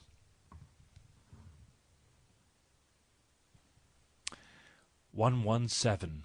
The herd's sting of conscience. In the longest and remotest ages of the human race, there were quite a different sting of conscience from that of the present day. At present one feels only responsible for what one intends and for what one does, and we have our pride in ourselves. All our professors of jurisprudence start with this sentiment of individual independence and pleasure, as if the source of right had taken its rise here from the beginning. But throughout the longest period in the life of mankind there was nothing more terrible to a person than to feel himself independent. To be alone, to feel independent, neither to obey nor to rule, to represent an individual, that was no pleasure to a person then, but a punishment. He was condemned, "to be an individual." Freedom of thought was regarded as discomfort personified. While we feel law and regulation as constraint and loss, people formerly regarded egotism as a painful thing and a veritable evil. For a person to be himself, to value himself according to his own measure and weight, that was then quite distasteful. An inclination to such a thing would have been regarded as madness, for all miseries and terrors were associated with being alone. At that time the "free will" had bad conscience in close proximity to it, and the less independently a person acted, the more the herd instinct, and not his personal character, expressed itself in this conduct. So much the more moral did he esteem himself. All that did injury to the herd, whether the individual had intended it or not, then caused him a sting of conscience, and his neighbour likewise, indeed the whole herd. It is in this respect that we have most changed our mode of thinking. 118. Benevolence. Is it virtuous when a cell transforms itself into the function of a stronger cell? It must do so. And is it wicked when the stronger one assimilates the other? It must do so likewise. It is necessary, for it has to have abundant indemnity and seeks to regenerate itself. One has therefore to distinguish the instinct of appropriation and the instinct of submission in benevolence, accordingly as the stronger or the weaker feels benevolent. Gladness and covetousness are united in the stronger person, who wants to transform something into his function. Gladness and desire to be coveted in the weaker person, who would like to become a function. The former case is essentially pity, a pleasant excitation of the instinct of appropriation at the sight of the weak. It is to be remembered, however, that "strong" and "weak" are relative conceptions. 119. No altruism. I see in many men an excessive impulse and delight in wanting to be a function. They strive after it, and have the keenest sense for all those positions in which precisely they themselves Can be functions. Among such persons are those women who transform themselves into just that function of a man that is but weakly developed in him, and then become his purse, or his politics, or his social intercourse. Such beings maintain themselves best when they insert themselves in an alien organism. If they do not succeed, they become vexed, irritated, and eat themselves up. 120. Health of the soul. The favourite medico-moral formula, whose originator was Ariston of Kynos, virtue is the health of the soul, would, at least in order to be used, have to be altered to this: thy virtue is the health of thy soul. For there is no such thing as health in itself, and all attempts to define a thing in that way have lamentably failed. It is necessary to know thy aim, thy horizons, thy powers, thy impulses, thy errors, and especially the ideals and fantasies of thy soul, in order to determine what health implies even for thy body. There are consequently innumerable kinds of physical health, and the more one again permits the unique and unparalleled to raise its head, the more one unlearns the dogma of the "equality of men," so much the more also must the conception of a normal health, together with a normal diet and a normal course of disease, be abrogated by our physicians. And then only would it be time to turn our thoughts to the health and disease of the soul, and make the special virtue of everyone consist in its health. But, to be sure, what appeared as health in one person might appear as contrary to the health in another. In the end, the great question might still remain open, whether we could do without sickness, even for the development of our virtue, and whether our thirst for knowledge and self-knowledge would not especially need the sickly soul as well as the sound one. In short, whether the mere will to health is not a prejudice, a cowardice, and perhaps an instance of the subtlest barbarism and unprogressiveness?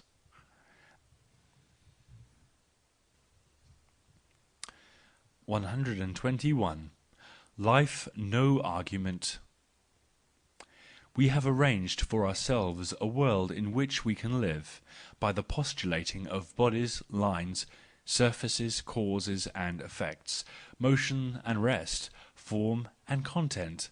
Without these articles of faith, no one could manage to live at present. But for all that they are still unproved, life is no argument. Error might be among the conditions of life.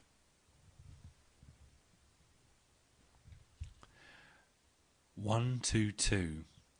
The element of moral scepticism in Christianity. Christianity also has made a great contribution to enlightenment, and has taught moral scepticism in a very impressive and effective manner, accusing and embittered, but with untiring patience and subtlety. It annihilated in every individual the belief in his virtues.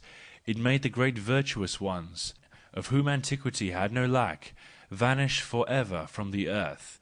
Those popular men, who, in the belief of their perfection, walked about with the dignity of a hero of the bullfight, When, trained in this Christian school of scepticism, we now read the moral books of the ancients, for example those of Seneca and Epictetus, we feel a pleasurable superiority, and are full of secret insight and penetration. It seems to us as if a child talked before an old man, or a pretty gushing girl before La Rochefoucauld. We know better what virtue is. After all, however, we have applied the same scepticism to all religious states and processes, such as sin, repentance, grace, sanctification, etc., and have allowed the worm to burrow so well that we have now the same feeling of subtle superiority and insight even in reading all Christian books. We also know the religious feelings better, and it is time to know them well and describe them well, for the pious ones of the old belief die out also. Let us save their likeness and type, at least for the sake of knowledge.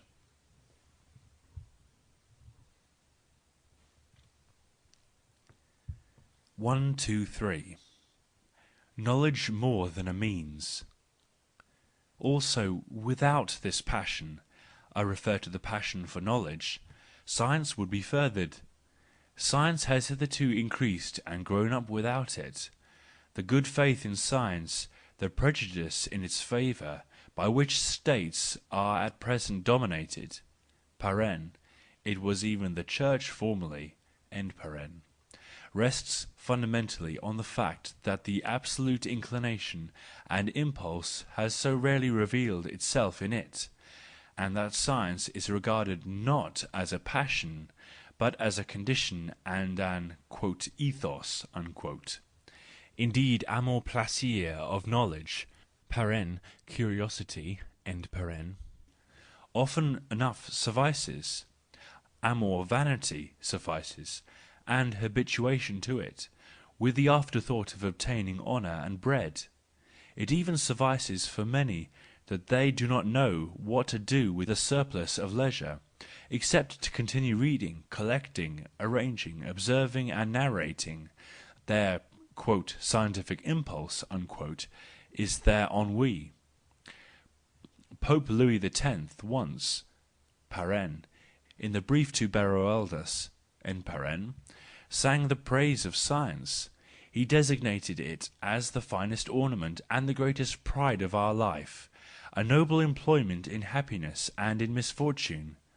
Without it, he says finally, all human undertakings would be without a firm basis. Even with it, they are still sufficiently mutable and insecure. But this rather sceptical pope, like all other ecclesiastical panegyrists of science, suppressed his ultimate judgment concerning it.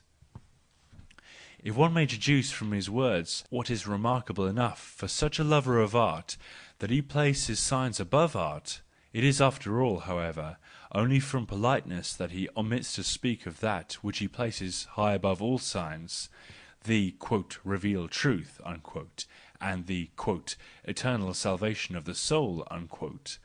What are ornaments, pride, entertainment, and security of life to him in comparison thereto?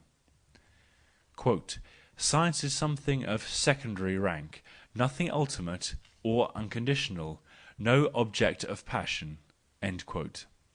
This judgment was kept back in Leo's soul, the truly Christian judgment concerning science. In antiquity its dignity and appreciation were lessened by the fact that, even among its most eager disciples, the striving after virtue stood foremost, and that people thought they had given the highest praise to knowledge when they celebrated it as the best means to virtue. It is something new in history that knowledge claims to be more than a means.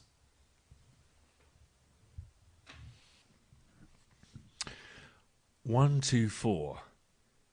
In the horizon of the infinite. We have left the land and have gone aboard ship. We have broken down the bridge behind us, nay more, the land behind us. Well, little ship, look out! Besides thee is the ocean, It is true it does not always roar, and sometimes it spreads out like silk and gold and a gentle reverie. But times will come when thou wilt feel that it is infinite, and that there is nothing more frightful than infinity. Oh, the poor bird that felt itself free, and now strikes against the walls of this cage! Alas, if homesickness for the land should attack thee, as if there had been more freedom there, and there is no "land" any longer. 125. The Madman. Have you ever heard of the madman who on a bright morning lighted a lantern and ran into the market-place calling out unceasingly, "I seek God! I seek God!" As there were many people standing about who did not believe in God, he caused a great deal of amusement. "Why, is he lost?" said one. "Has he strayed away like a child?" said another. "Or does he keep himself hidden? Is he afraid of us? Has he taken a sea voyage? Has he emigrated?" The people cried out laughingly, all in a hubbub. The insane man jumped into their midst and transfixed them with his glances. "Where has God gone?" he called out. "I mean to tell you, we have killed him, you and I. We are all his murderers. But how have we done it? How were we able to drink up the sea? Who gave us the sponge to wipe away the whole horizon? What did we do when we loosened this earth from its sun? Whither does it now move? Whither do we move? Away from all suns? Do we not dash on unceasingly? Backwards, sideways, forwards, in all directions? Is there still an above and below? Do we not stray as through an infinite nothingness? Does not empty space breathe upon us? Has it not become colder? Does not night come on continually, darker and darker? Shall we not have to light lanterns in the morning? Do we not hear the noise of the grave diggers who are burying God? Do we not smell the divine putrefaction? For even gods putrefy. God is dead. God remains dead, and we have killed him. How shall we console ourselves? The most murderous of all murderers, the holiest and the mightiest that the world has hitherto possessed, has bled to death under our knife. Who will wipe the blood from us? With what water shall we cleanse ourselves? What lustrums, what sacred games shall we have to devise? Is not the magnitude of this deed too great for us? Shall we not ourselves have to become gods merely to seem worthy of it? There never was a greater event. On account of it, all who are born after us belong to a higher history than any history hitherto. Here the madman was silent, and looked again at his hearers. They were also silent, and looked at him in surprise. At last he threw down his lantern on the ground, so it broke in pieces and was extinguished. "I come too early," he then said. "I am not yet at the right time. This prodigious event is still on its way, and is travelling. It has not yet reached men's ears. Lightning and thunder need time. The light of the stars needs time. Deeds need time. Even after they are done, to be seen and heard, this deed is as yet further from them than the furthest stars. And yet they have done it."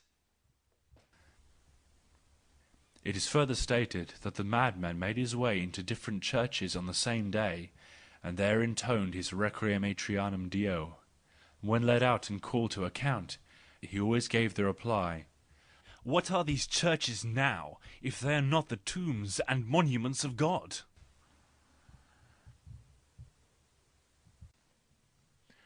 126. Mystical explanations. Mystical explanations are regarded as profound. The truth is, they do not even go to the length of being superficial. 127. After effect of the most ancient religiousness. The thoughtless man thinks that the will is the only thing that operates, that willing is something simple, manifestly given, underived and comprehensible in itself. He is convinced that when he does anything, for example, when he delivers a blow, it is he who strikes, and he has struck because he willed to strike. He does not notice anything of a problem therein, but the feeling of willing suffices to him, not only for the acceptance of cause and effect, but also for the belief that he understands their relationship, of the mechanism of the occurrence, and of the manifold subtle operations that must be performed in order that the blow may result, and likewise of the incapacity of the will in itself to effect even the smallest part of those operations. He knows nothing. The will is to him a magically operating force. The belief in the will as the cause of effects is the belief in magically operating forces. In fact, whenever he saw anything happen, man originally believed in a will as cause, and in personally willing beings operating in the background. The conception of mechanism was very remote from him. Because, however, man for immense periods of time believed only in persons, and not in matter, forces, things, etc., the belief in cause and effect has become a fundamental belief with him, which he applies everywhere when anything happens, and even still uses instinctively as a piece of atavism of remotest origin.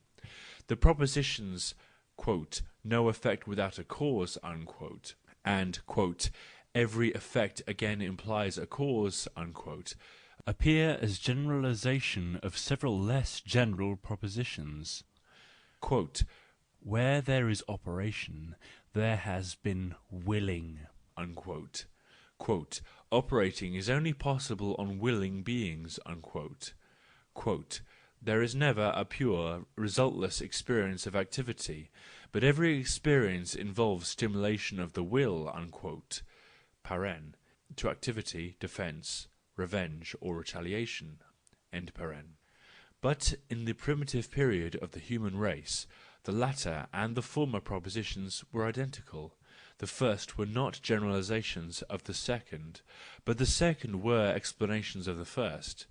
Schopenhauer, with his assumption that all that exists is something volitional, has set a primitive mythology on the throne. He seems never to have attempted an analysis of the will, because he believed, like everybody, in the simplicity, the immediateness of all volition. While volition is in fact such a cleverly practised mechanical process that it almost escapes the observing eye, I set the following propositions against those of Schopenhauer. Firstly, in order that a will may arise, an idea of pleasure and pain is necessary.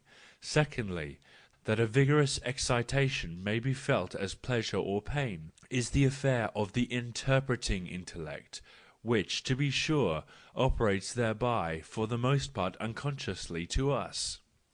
And one and the same excitation may be interpreted as pleasure or pain. Thirdly, it is only in an intellectual being that there is pleasure, displeasure, and will.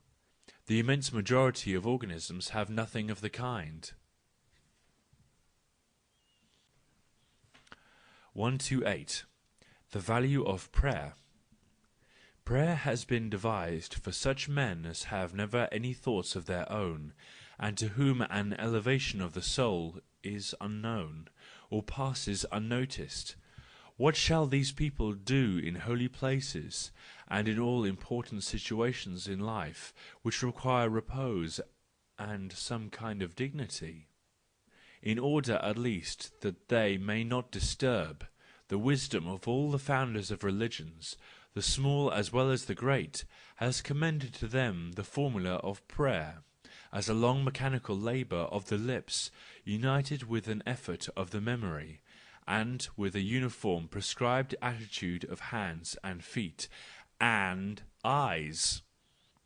They may then, like the Tibetans, chew the cud of their Om mane padme hum innumerable times, or as in Benares, count the name of the god Ram Ram Ram, and so on, with or without grace, on their fingers, or on a Vishnu with his 1,000 names of invocation, Allah with his 99. Or they may make use of the prayer wheels and the rosary. The main thing is that they are settled down for a time at this work, and present a tolerable appearance. Their mode of prayer is devised for the advantage of the pious who have thought and elevation of their own. But even these have their weary hours, when a series of venerable words and sounds and a mechanical pious ritual does them good. But supposing that these rare men, in every religion the religious man is an exception, know how to help themselves, the poor in spirit do not know, and to forbid them the prayer babbling would mean to take their religion from them, a fact which Protestantism brings more and more to light. All that religion wants with such persons is that they should keep still with their eyes, hands, legs, and their organs. They thereby become temporarily beautified and more human-looking. 129. The conditions for God. God himself cannot subsist without wise men, said Luther, and with good reason, but God can still less subsist without unwise men. Good Luther did not say that. 130. The dangerous resolution.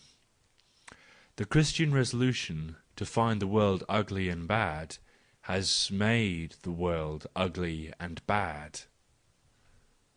131. Christianity and suicide. Christianity made use of the excessive longing for suicide at the time of its origin as a lever for its power.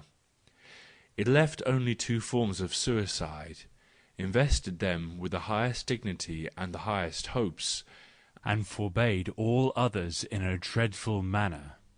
But martyrdom and the slow self-annihilation of the ascetic were permitted. 132. Against Christianity. It is now no longer our reason, but our taste that decides against Christianity. 133. Axioms. An unavoidable hypothesis on which mankind must always fall back again, is in the long run more powerful than the most firmly believed belief in something untrue, like the Christian belief. In the long run, that means 100,000 years from now. 134. Pessimists as victims. When a profound dislike of existence gets the upper hand, the after-effect of a great error in diet of which a people has been long guilty comes to light. The spread of Buddhism not its origin is thus to a considerable extent dependent on the excessive and almost exclusive rice fare of the Indians, and on the universal enervation that results therefrom. Perhaps the modern European discontentedness is to be looked upon as caused by the fact that the world of our forefathers, the whole Middle Ages, was given to drink owing to the influence of German tastes in Europe. The Middle Ages, that means the alcoholic poisoning of Europe. The German dislike of life, including influence of the cellar air and stove poison in German dwellings, is essentially a cold weather complaint. 135. Origin of Sin. Sin, as it is at present felt wherever Christianity prevails, or has prevailed, is a Jewish feeling and a Jewish invention. And in respect to this background, all of Christian morality, Christianity has in fact aimed at, quote, Judaizing, unquote, the whole world. To what an extent this has succeeded in Europe is traced most accurately in the extent of our alienness to Greek antiquity, a world without the feeling of sin. In our sentiments even at present, in spite of all the goodwill to approximation and assimilation, which whole generations and many distinguished individuals have not failed to display, quote, only when thou repentest is God gracious to thee, that would have aroused the laughter or the wrath of a Greek. He would say, quote, slaves may have such sentiments, Here a mighty being, an almighty being, and yet a revengeful being, is presupposed. His power is so great that no injury whatever could be done to him except in the point of honour. Every sin is an infringement of respect, a crimen lese majestatis divinae, and nothing more.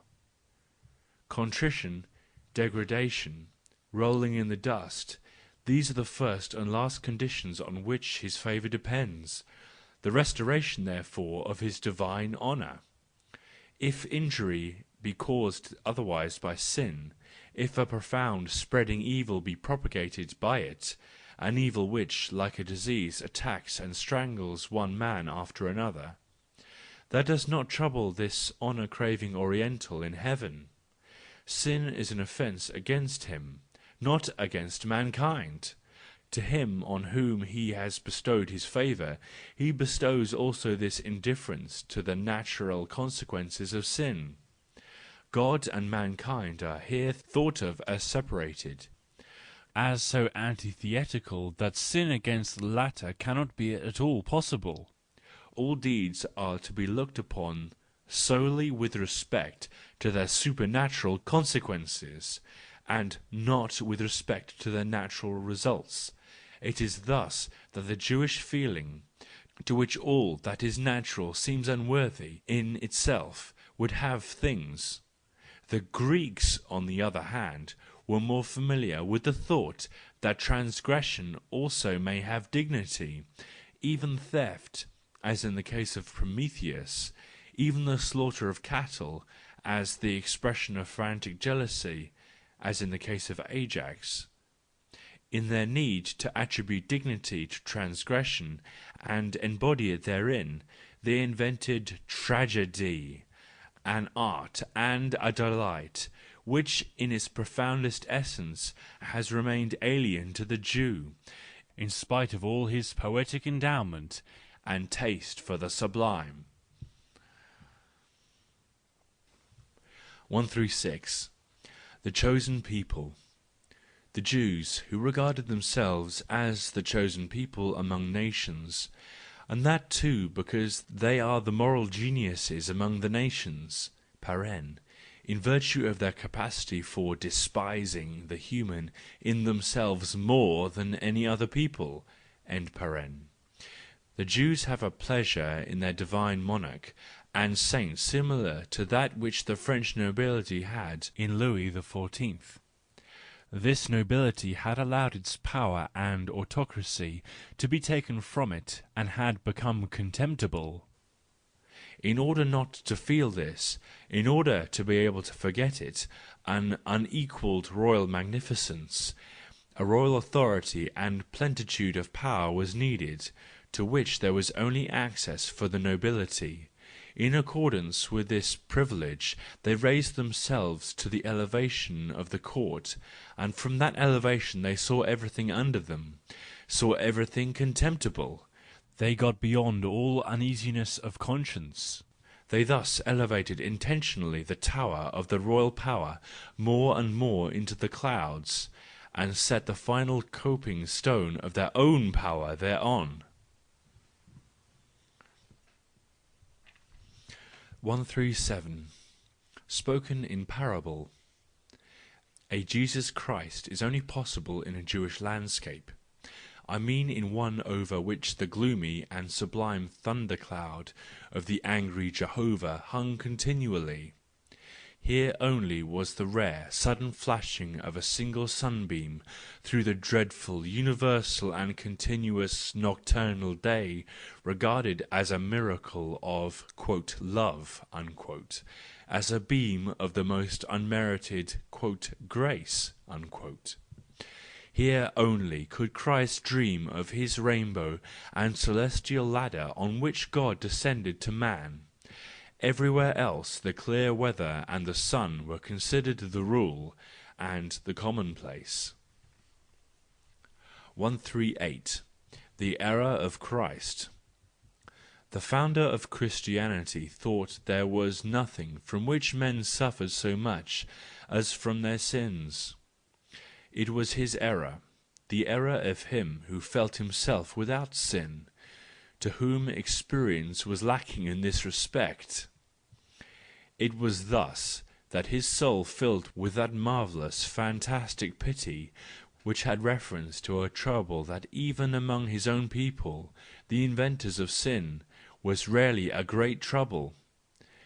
But Christians understood subsequently how to do justice to their master, and how to sanctify his error into "truth." 139. Colour of the passions. Natures such as the Apostle Paul have an evil eye for the passions. They learnt to know only the filthy, the distorting and the heart-breaking in them. Their ideal aim, therefore, is the annihilation of the passions. In the divine they see complete purification from passion. The Greeks, quite otherwise than Paul and the Jews, directed their ideal aim precisely to the passions, and loved, elevated, embellished and deified them. In passion they evidently not only felt themselves happier, but also purer and diviner than otherwise. And now the Christians? Have they wished to become Jews in this respect? Have they perhaps become Jews? 140. Too Jewish. If God wanted to become an object of love, he would first of all have to forego judging and justice. A judge, and even a gracious judge, is no object of love. The founder of Christianity showed too little of the finer feelings in this respect, being a Jew. End of Book 3rd, Part 1. 141. Too Oriental? What? A God who loves men, providing that they believe in him, and who hurls frightful glances and threatenings at him who does not believe in his love. What? A conditioned love, as the feeling of an almighty God, which has not even become master of the sentiment of honour, and of the irritable desire for vengeance. How oriental is all that? Quote, "If I love thee, what does it concern thee?" Unquote. Translator's footnote. This means that true love does not look for reciprocity. End translator's note. Is already sufficient criticism for the whole of Christianity. 142. Frankincense. Buddha says, "Do not flatter thy benefactor." Let one repeat this saying in a Christian church. It immediately purifies the air of all Christianity. 143. The greatest utility of polytheism. For the individual to set up his own ideal, and derive from it his laws, his pleasures, and his rights. that has perhaps been hitherto regarded as the most monstrous of all human aberrations, and as idolatry in itself. In fact, the few who have ventured to do this have always needed to apologise to themselves, usually in this wise: quote, not I, but a God through my instrumentality. Unquote. It was in this marvellous art and capacity for creating gods, in polytheism, that this impulse was permitted to discharge itself. It was here that it became purified, perfected and ennobled, for it was originally a commonplace and unimportant impulse, akin to stubbornness, disobedience and envy. To be hostile to this impulse towards the individual ideal, that was formerly the law of every morality. There was then only one norm, quote, the man, unquote, and every people believed that it had this one and ultimate norm. But above himself, and outside of himself, in a distant overworld, a person could see a multitude of norms. The one God was not the denial or blasphemy of the other gods. It was here that individuals were first permitted. It was here that the rights of individuals was first respected.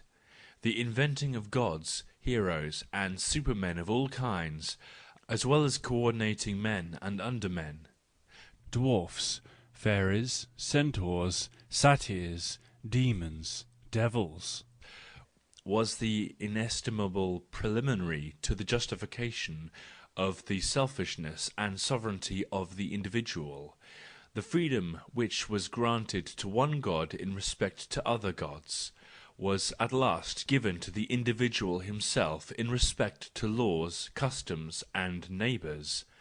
Monotheism, on the contrary, the rigid consequence of the doctrine of the one normal human being, consequently the belief in a normal God, beside whom there are only false, spurious gods, has perhaps been the greatest danger of mankind in the past.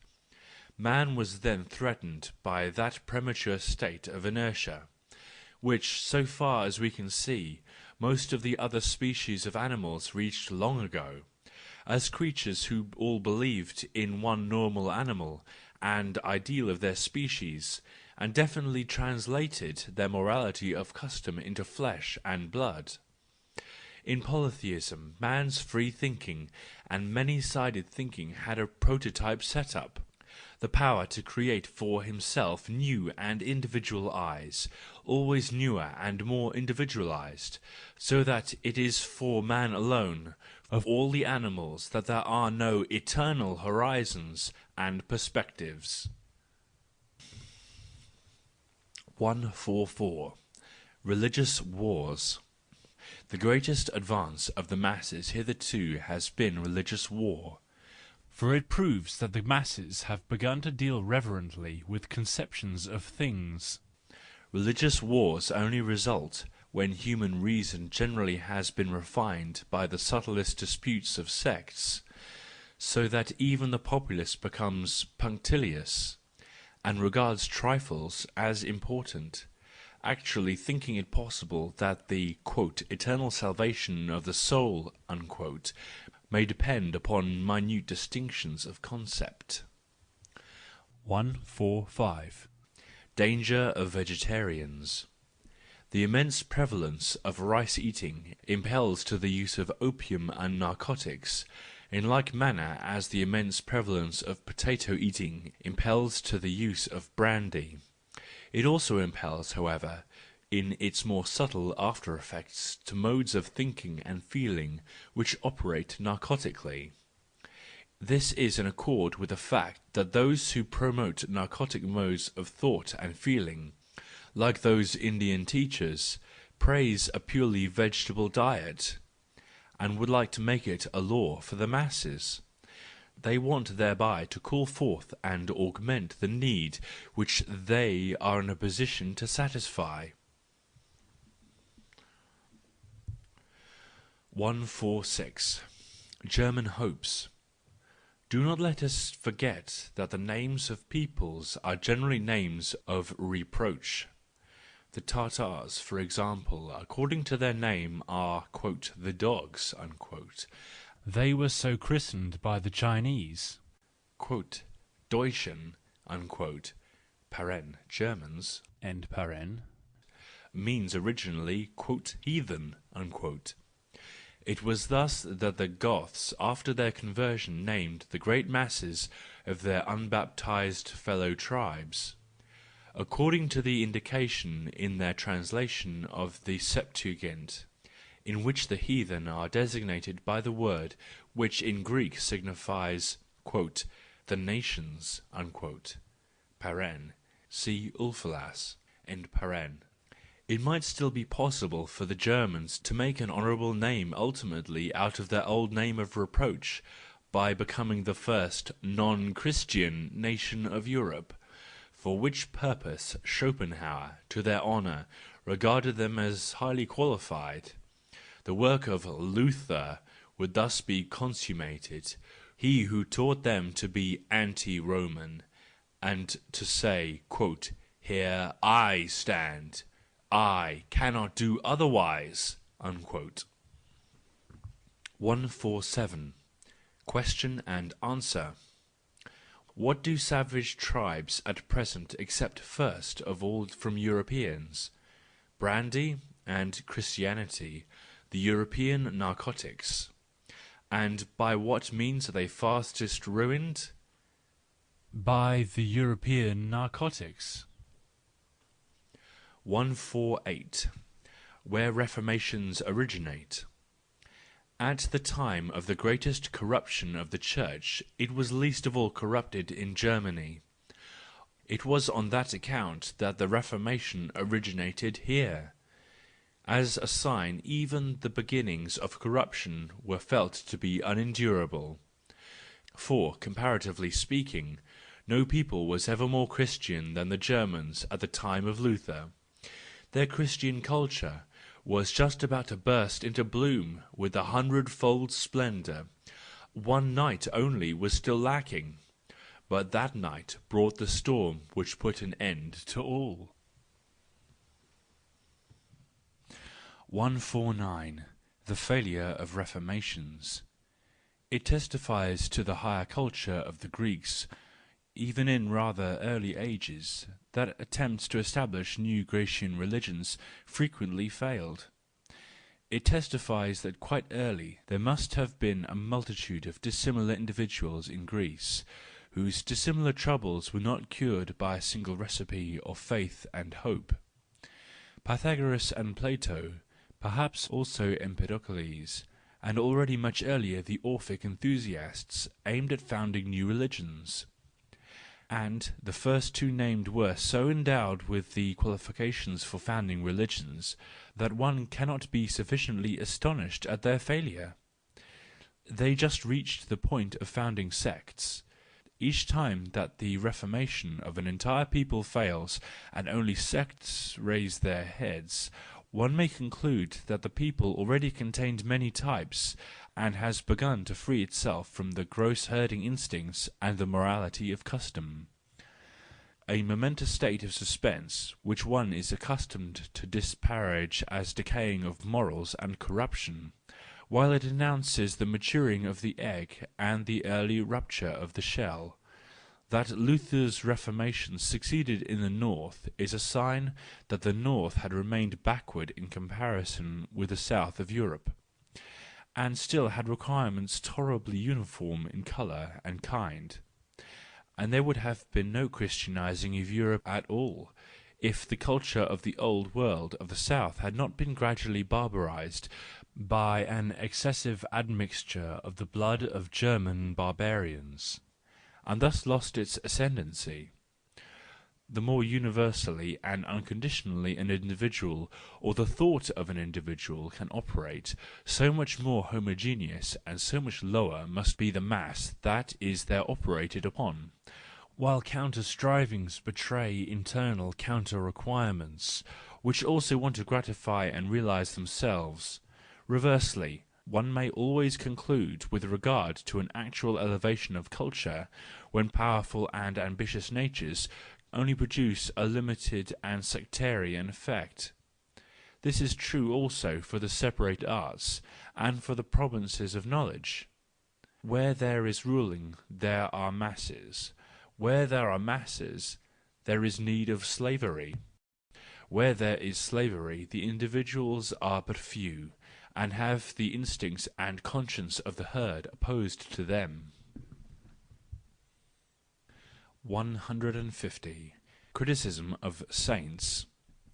Must one then, in order to have a virtue, be desirous of having it precisely in its most brutal form, as the Christian saints desired and needed? Those who only endured life with the thought that the sight of their virtue self-contempt might seize every man, a virtue with such an effect I call brutal. 151. The origin of religion. The metaphysical requirement is not the origin of religions, as Schopenhauer claims, but only a later sprout from them. Under the dominance of religious thoughts we have accustomed ourselves to the idea of "another" back, under or upper world, and feel an uncomfortable void and privation through the annihilation of the religious illusion, and then "another world" grows out of this feeling once more, but now it is only a metaphysical world, and no longer a religious one. That, however, which in general leads to the assumption of "another world" in primitive times, was not an impulse or requirement, but an error in the interpretation of certain natural phenomena, a difficulty of the intellect. 152. The greatest change. The lustre and the hues of all things have changed. We no longer quite understand how earlier men conceived of the most familiar and frequent things, for example, of the day, and the awakening in the morning. Owing to their belief in dreams, the waking state seemed to them differently illuminated, and similarly of the whole of life, with its reflection of death and its significance. Our "death" is an entirely different death. All events were of a different lustre, for a God shone forth in them, and similarly of all resolutions and peeps into the distant future, for people had oracles and secret hints, and believed in prognostication. "Truth" was conceived in quite a different manner, for the insane could formerly be regarded as its mouthpiece, a thing which made us shudder or laugh. Injustice made a different impression on the feelings, for people were afraid of divine retribution, and not only of legal punishment and disgrace. What joy was there in an age when men believed in the devil and tempter! What passion was there when people saw demons lurking close at hand! What philosophy was there when doubt was regarded as sinfulness of the most dangerous kind, and in fact as the outrage on eternal love, as distrust of everything good, high, pure, and compassionate! We have coloured things anew, we paint them over continually. But what have we been able to do hitherto, in comparison with that splendid colouring of that old master? I mean ancient humanity. 153. Homo Poeta.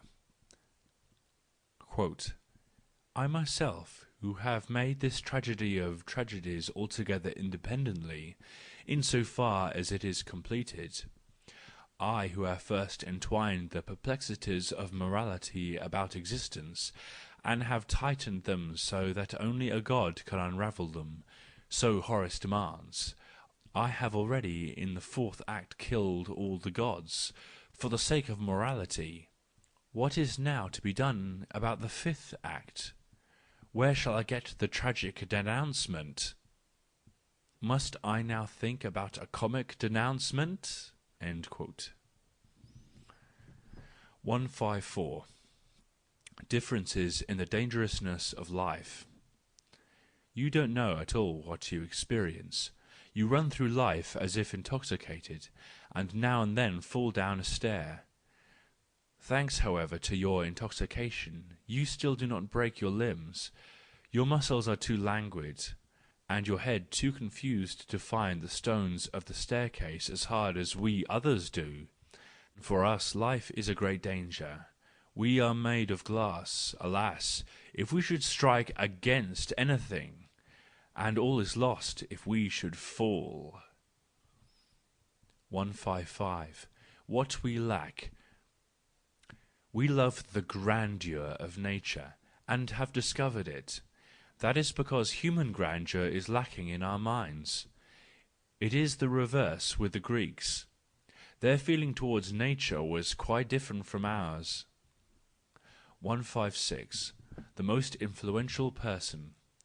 The fact that a person resists the whole spirit of his age, stops it at the door and calls it to account, must exert an influence.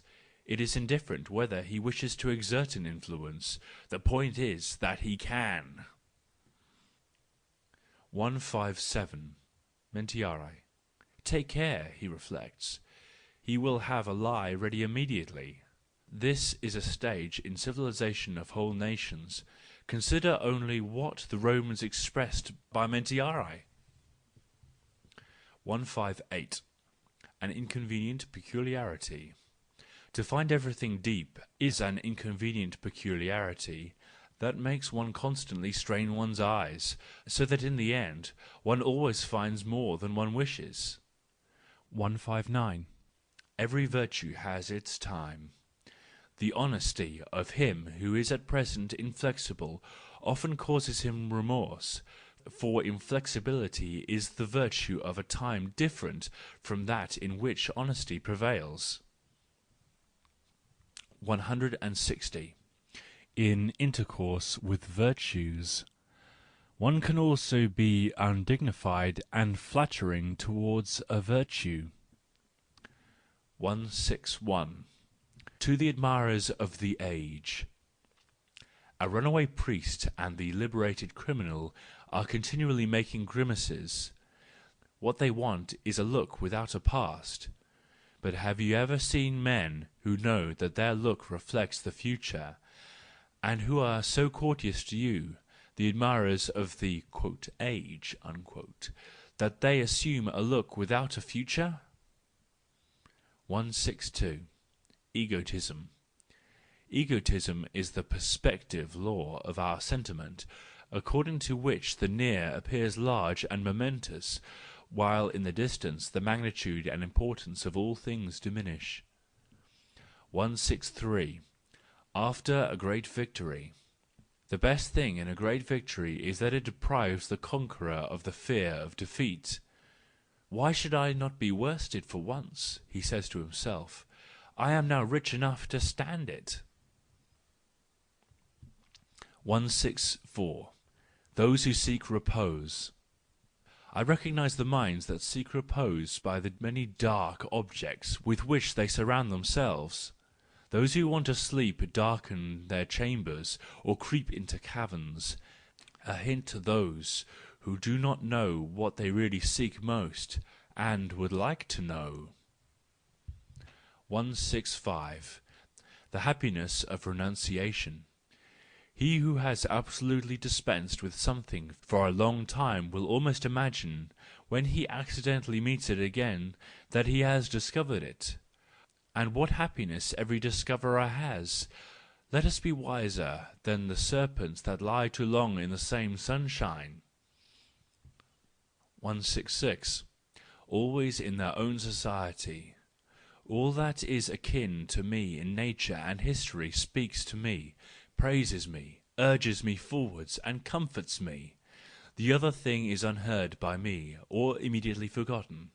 We are only in our own society always. 167. Misanthropy and philanthropy. We only speak about being sick of men, when we can also no longer digest them, and yet have the stomach full of them. misanthropy is the result of a far too eager philanthropy and "cannibalism." But whoever bade you swallow men like oysters, my Prince Hamlet? 168. Concerning an invalid. Things go badly with him. What is wrong? He suffers from the longing to be praised and finds no sustenance for it. Inconceivable! All the world does honour to him, and he is reverenced not only in deed but in word. Certainly, but he is dull of hearing for the praise. When a friend praises him, it sounds to him as if the friend praised himself. When an enemy praised him, it sounded to him as if the enemy wanted to be praised for it. When, finally, someone else praises him, there are by no means so many of those. He is so famous. He is offended because they neither want him for a friend nor for an enemy. He is accustomed to say, "What do I care for those who can still pose as the all-righteous towards me?" 169. Avowed enemies. Bravery in the presence of an enemy is a thing by itself. A person may possess it and still be a coward and an irresolute numbskull. That was Napoleon's opinion concerning the "bravest men" he knew, Murat. Whence it follows that avowed enemies are indispensable to some men, if they are to attain to their virtue, to their manliness, to their cheerfulness. 170. With the multitude. He has hitherto gone with the multitude and is a panegyrist, but one day he will be its opponent. For he follows it in the belief that his laziness will find its advantage thereby. He has not yet learned that the multitude is not lazy enough for him, that it always presses forwards, that it does not allow anyone to stand still, and he likes so well to stand still. 171. Fame. When the gratitude of many to one casts aside all shame, then fame originates. 172. The perverter of taste. A. You are the perverter of taste, they say so everywhere. B. Certainly, I pervert everyone's taste for his party. No party forgives me for that. 173. To be profound and to appear profound. He who knows that he is profound strives for clearness. He who would like to appear profound to the multitude strives for obscurity. The multitude thinks everything profound of which it cannot see the bottom. It is so timid and goes so unwillingly into the water. 174. Apart. Parliamentarism, that is to say, the public permission to choose between 5 main political opinions, insinuates itself into the favour of the numerous classes who would fain appear independent and individual, and like to fight for their opinions. After all, however, it is a matter of indifference whether one opinion is imposed upon the herd, or 5 opinions are permitted to it. He who diverges from the 5 public opinions and goes apart, has always the whole herd against him. 175. Concerning eloquence. What has hitherto had the most convincing eloquence? The rolling of the drum. And as long as kings have this at their command, they will always be the best orators and popular leaders. 176. Compassion. The poor ruling princes, all their rights now change unexpectedly into claims, and all these claims immediately sound like pretensions. And if they but say, "we," or "my people," wicked old Europe begins laughing. Verily, a chief master of ceremonies of the modern world would make little ceremony with them. Perhaps he would decree that les souverains rangent en parvenu. 177. On educational matters. In Germany, an important educational means is lacking for higher men, namely, the laughter of higher men. These men do not laugh in Germany. 178. For moral enlightenment. The Germans must be talked out of their Mephistopheles, and out of their Faust also. These are two moral prejudices against the value of knowledge. 179. Thoughts. Thoughts are the shadows of our sentiments, always, however, obscurer, emptier, and simpler. 180. The good time for free spirits. Free spirits take liberties even with regard to science, and meanwhile they are allowed to do so, while the Church still remains, in so far they have now their good time. 181. Following and leading. A.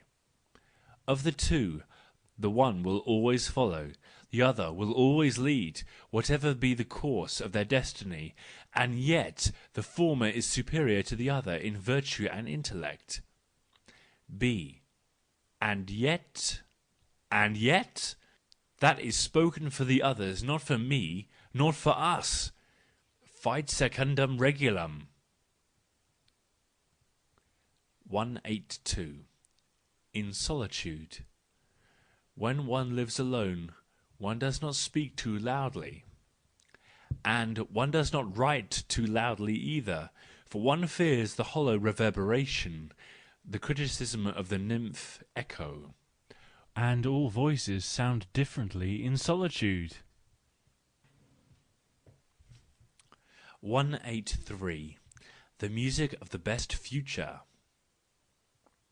The first musicians for me would be he who knew only the sorrow of the profoundest happiness, and no other sorrow.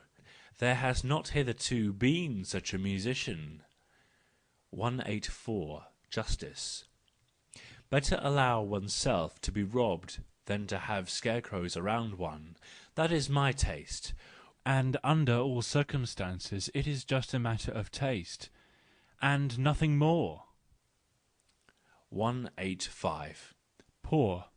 He is now poor, but not because everything has been taken from him, but because he has thrown everything away. What does he care? He is accustomed to finding new things. It is the poor who misunderstand his voluntary poverty. 186. Bad conscience.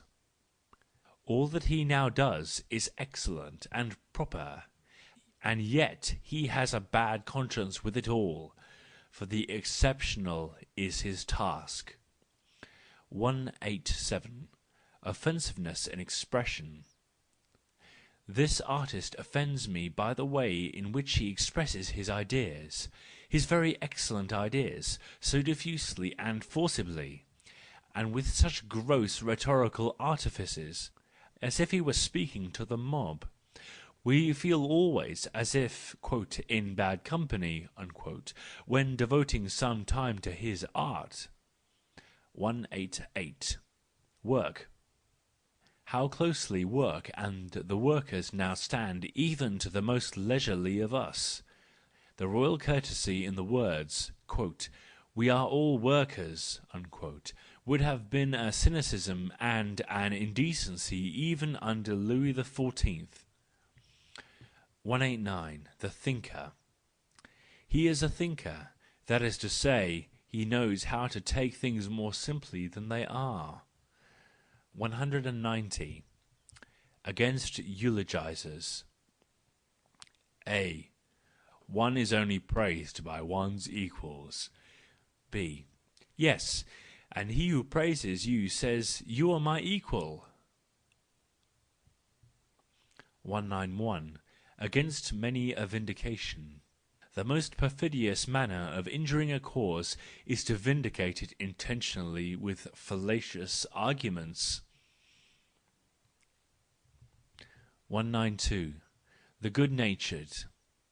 What is it that distinguishes the good-natured, whose countenances beam kindness from other people? They feel quite at ease in presence of a new person, and are quickly enamoured of him. They therefore wish him well. Their first opinion is, "He pleases me." With him there follow in succession the wish to appropriate (they make little scruple about the person's worth), rapid appropriation, joy in the possession, and actions in favour of the person possessed. 193. Kant's joke. Kant tried to prove, in a way that dismayed "everybody" that "everybody" was in the right. That was his secret joke.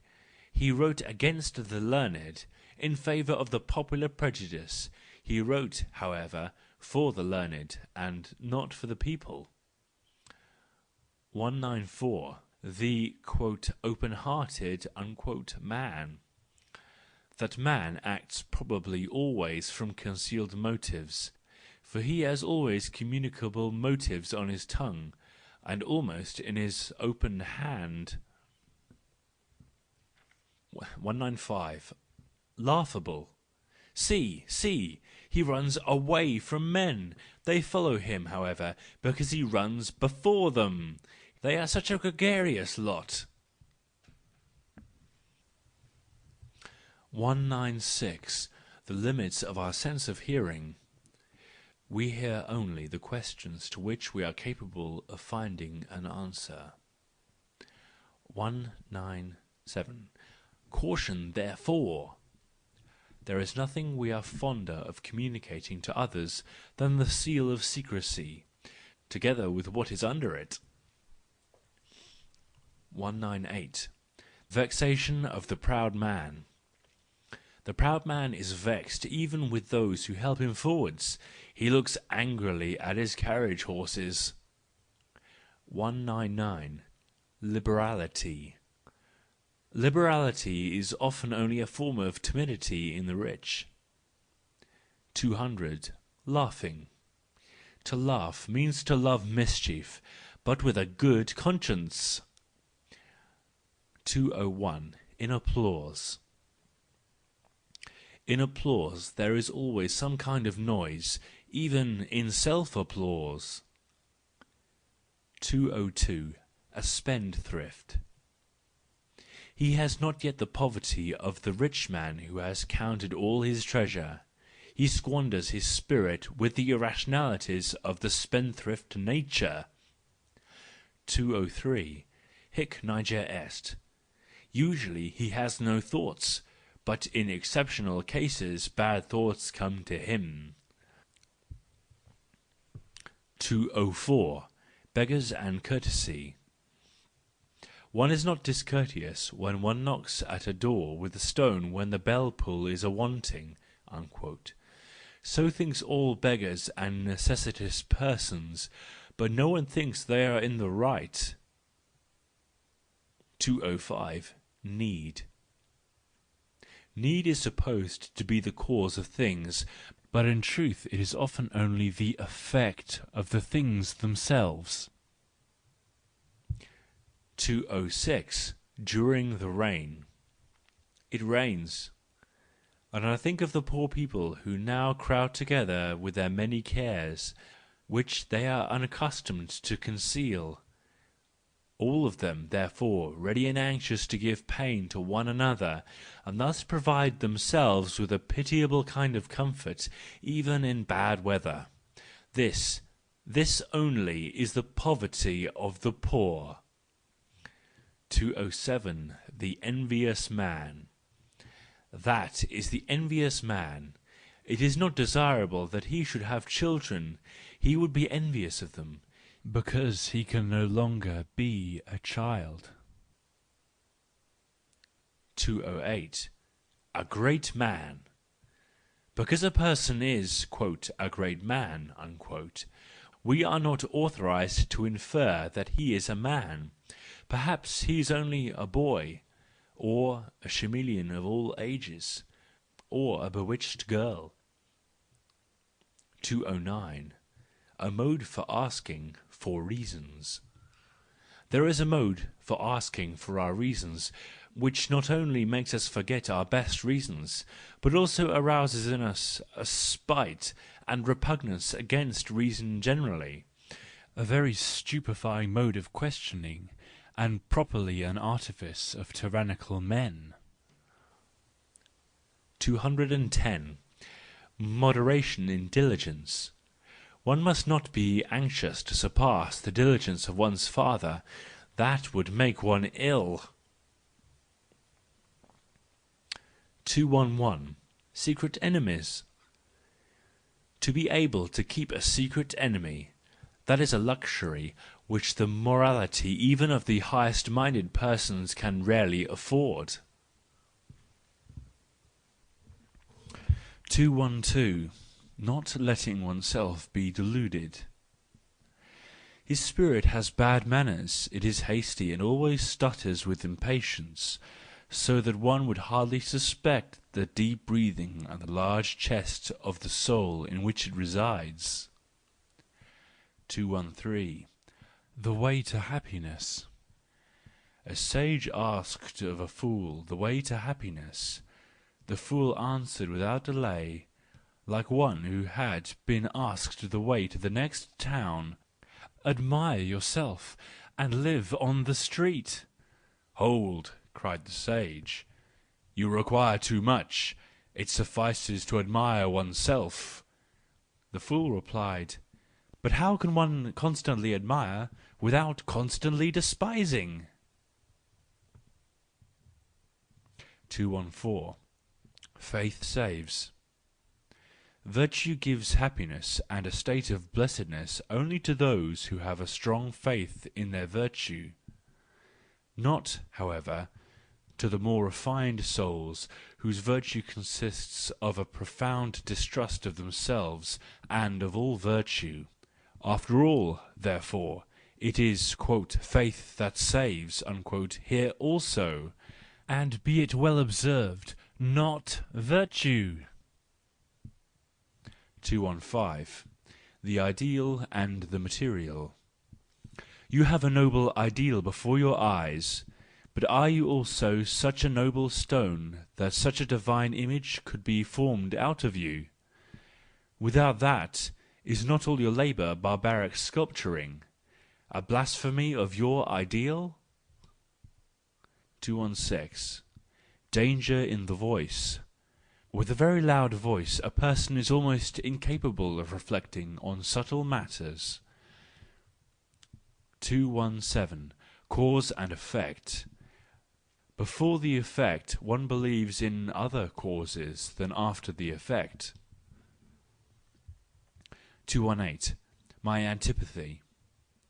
I do not like those people who, in order to produce an effect, have to burst like bombs, and in whose neighbourhood one is always in danger of suddenly losing one's hearing, or even something more.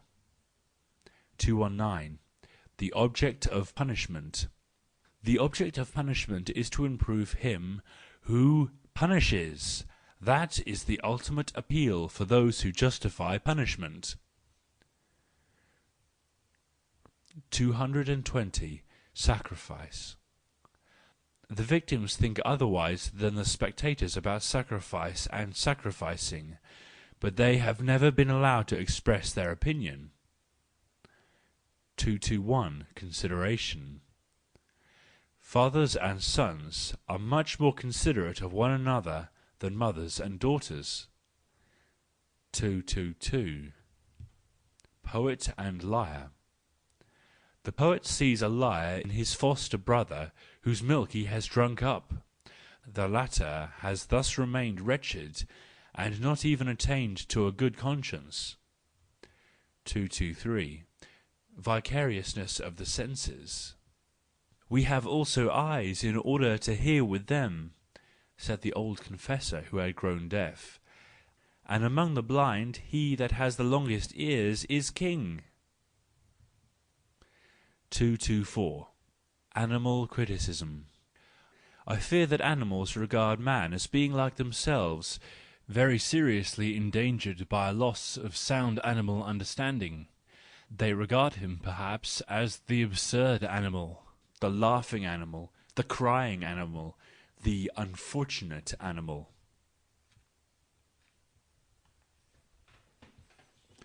225. The natural.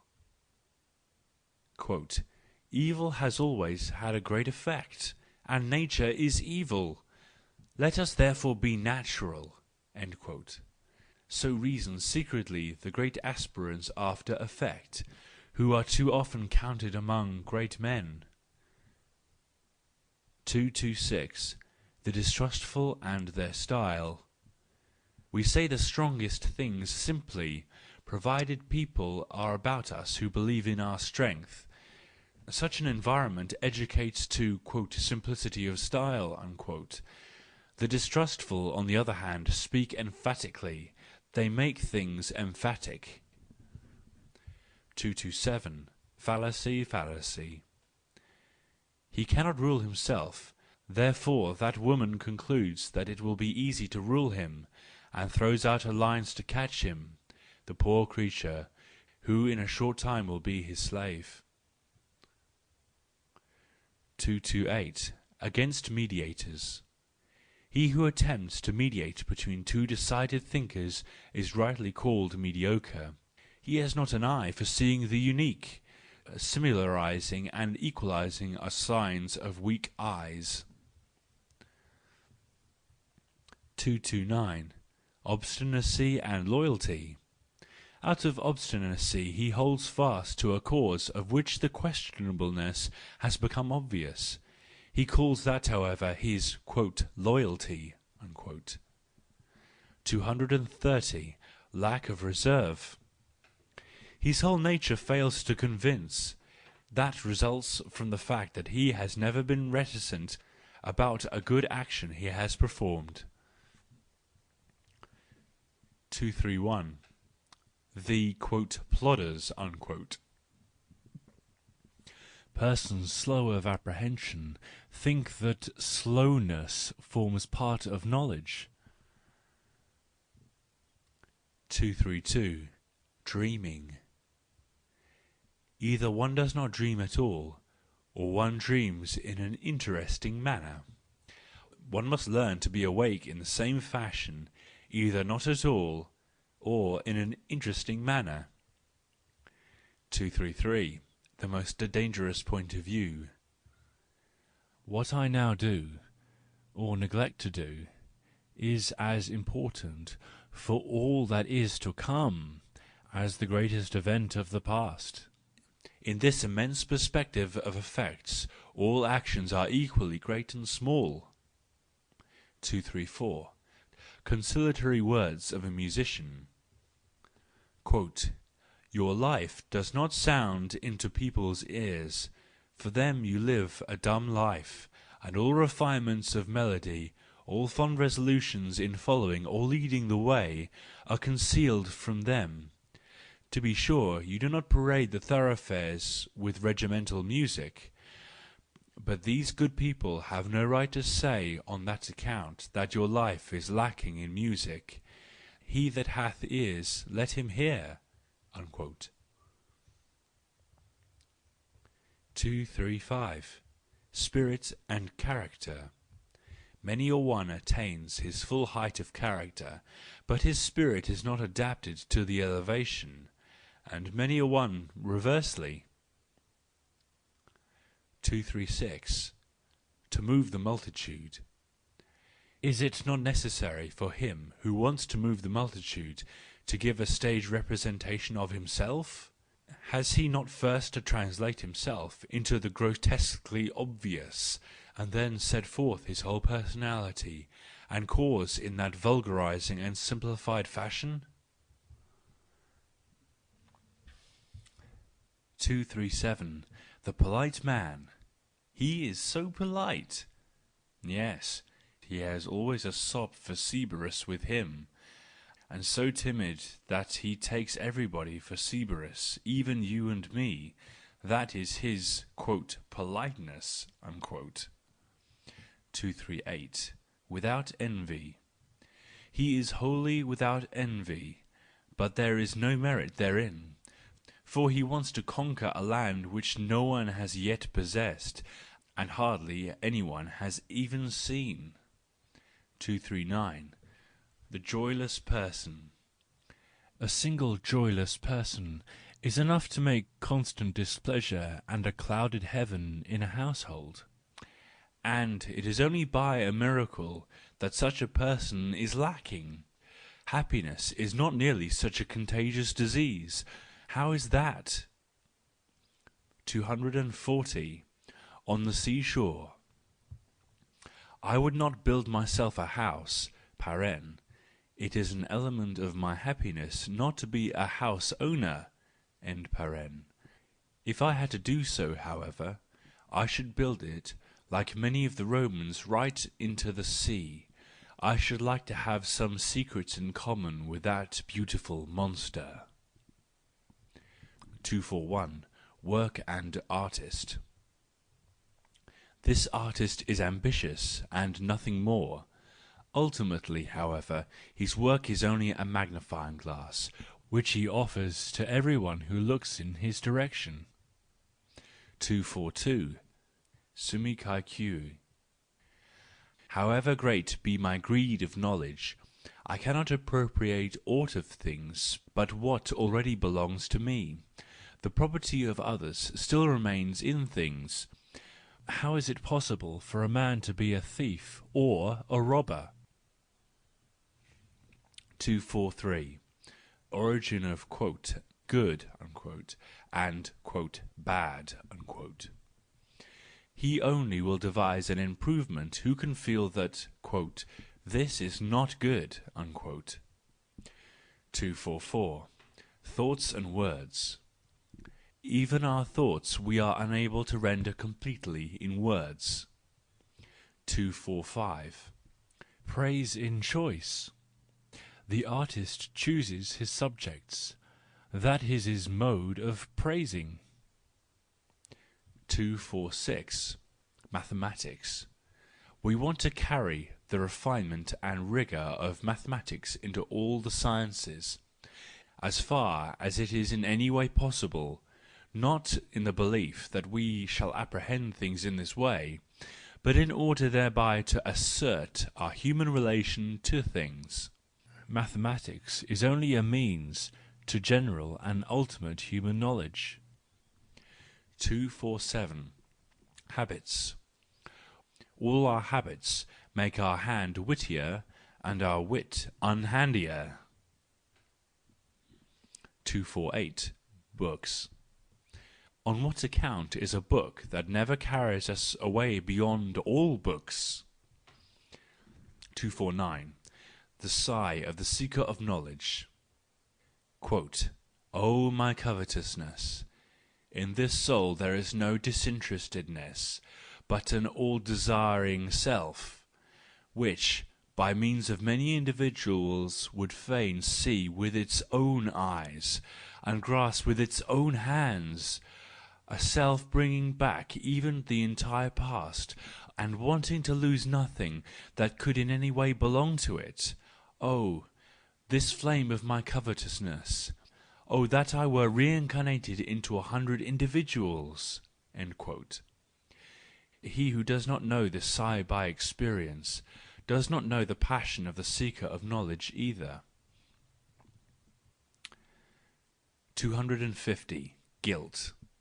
Although the most intelligent judges of the witches, and even the witches themselves, were convinced of the guilt of witchcraft, the guilt, nevertheless, was not there. So it is with all guilt. 251. Misunderstood sufferers. Great natures suffer otherwise than their worshippers imagine. They suffer most severely from the ignoble, petty emotions of certain evil moments. in short, from their doubt of their own greatness. Not, however, from the sacrifices and martyrdoms which their task requires of them. As long as Prometheus sympathizes with men, and sacrifices himself for them, he is happy and proud in himself. But on becoming envious of Zeus and of the homage which mortals pay to him, then Prometheus suffers. 252. Better to be in debt. Quote, better to remain in debt than to pay with money that does not bear our stamp. End quote. That is what our sovereignty prefers. 253. Always at home. One day we attain our goal, and then refer with pride to the long journeys we have made to reach it. In truth, we did not notice that we travelled. We got into the habit of thinking that we were at home in every place. 254. Against embarrassment. He who is always thoroughly occupied is rid of all embarrassment. 255. Imitators. A. What? You don't want to have imitators? B. I don't want people to do anything after me. I just want everyone to do something before me, paren, as a pattern to himself, end paren, just as I do. A. Consequently? 256. Skinniness. All profound men have their happiness in imitating the fly-fish for once, and playing on the crest of the waves. They think that what they do best of all things is their surface, their skinniness. Sit venia verbo.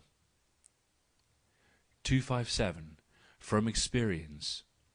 A person often does not know how rich he is, until he learns from experience what rich men even play the thief on him. 258. The deniers of chance. No conquerors believe in chance. 259. From Paradise. Good and evil are God's prejudices, said the serpent. 260. 1 times 1. One only is always in the wrong, but with two truth begins.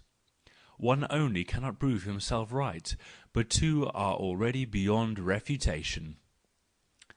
261. Originality.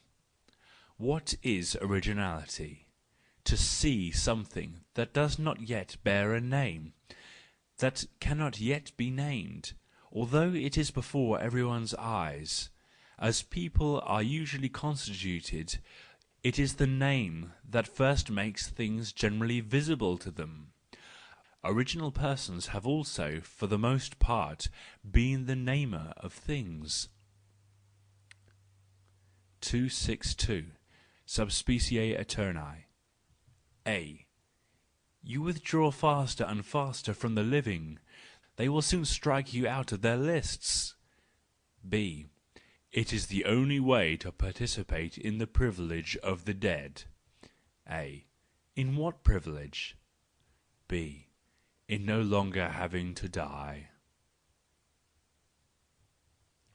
263. Without vanity. When we love, we want our defects to remain concealed, not out of vanity, but lest the person loved should suffer therefrom. Indeed, the lover would like to appear as a god, and not out of vanity either. 264. What we do. What we do is never understood, but only praised and blamed. 265. Ultimate skepticism. But what after all are man's truths? They are his irrefutable errors.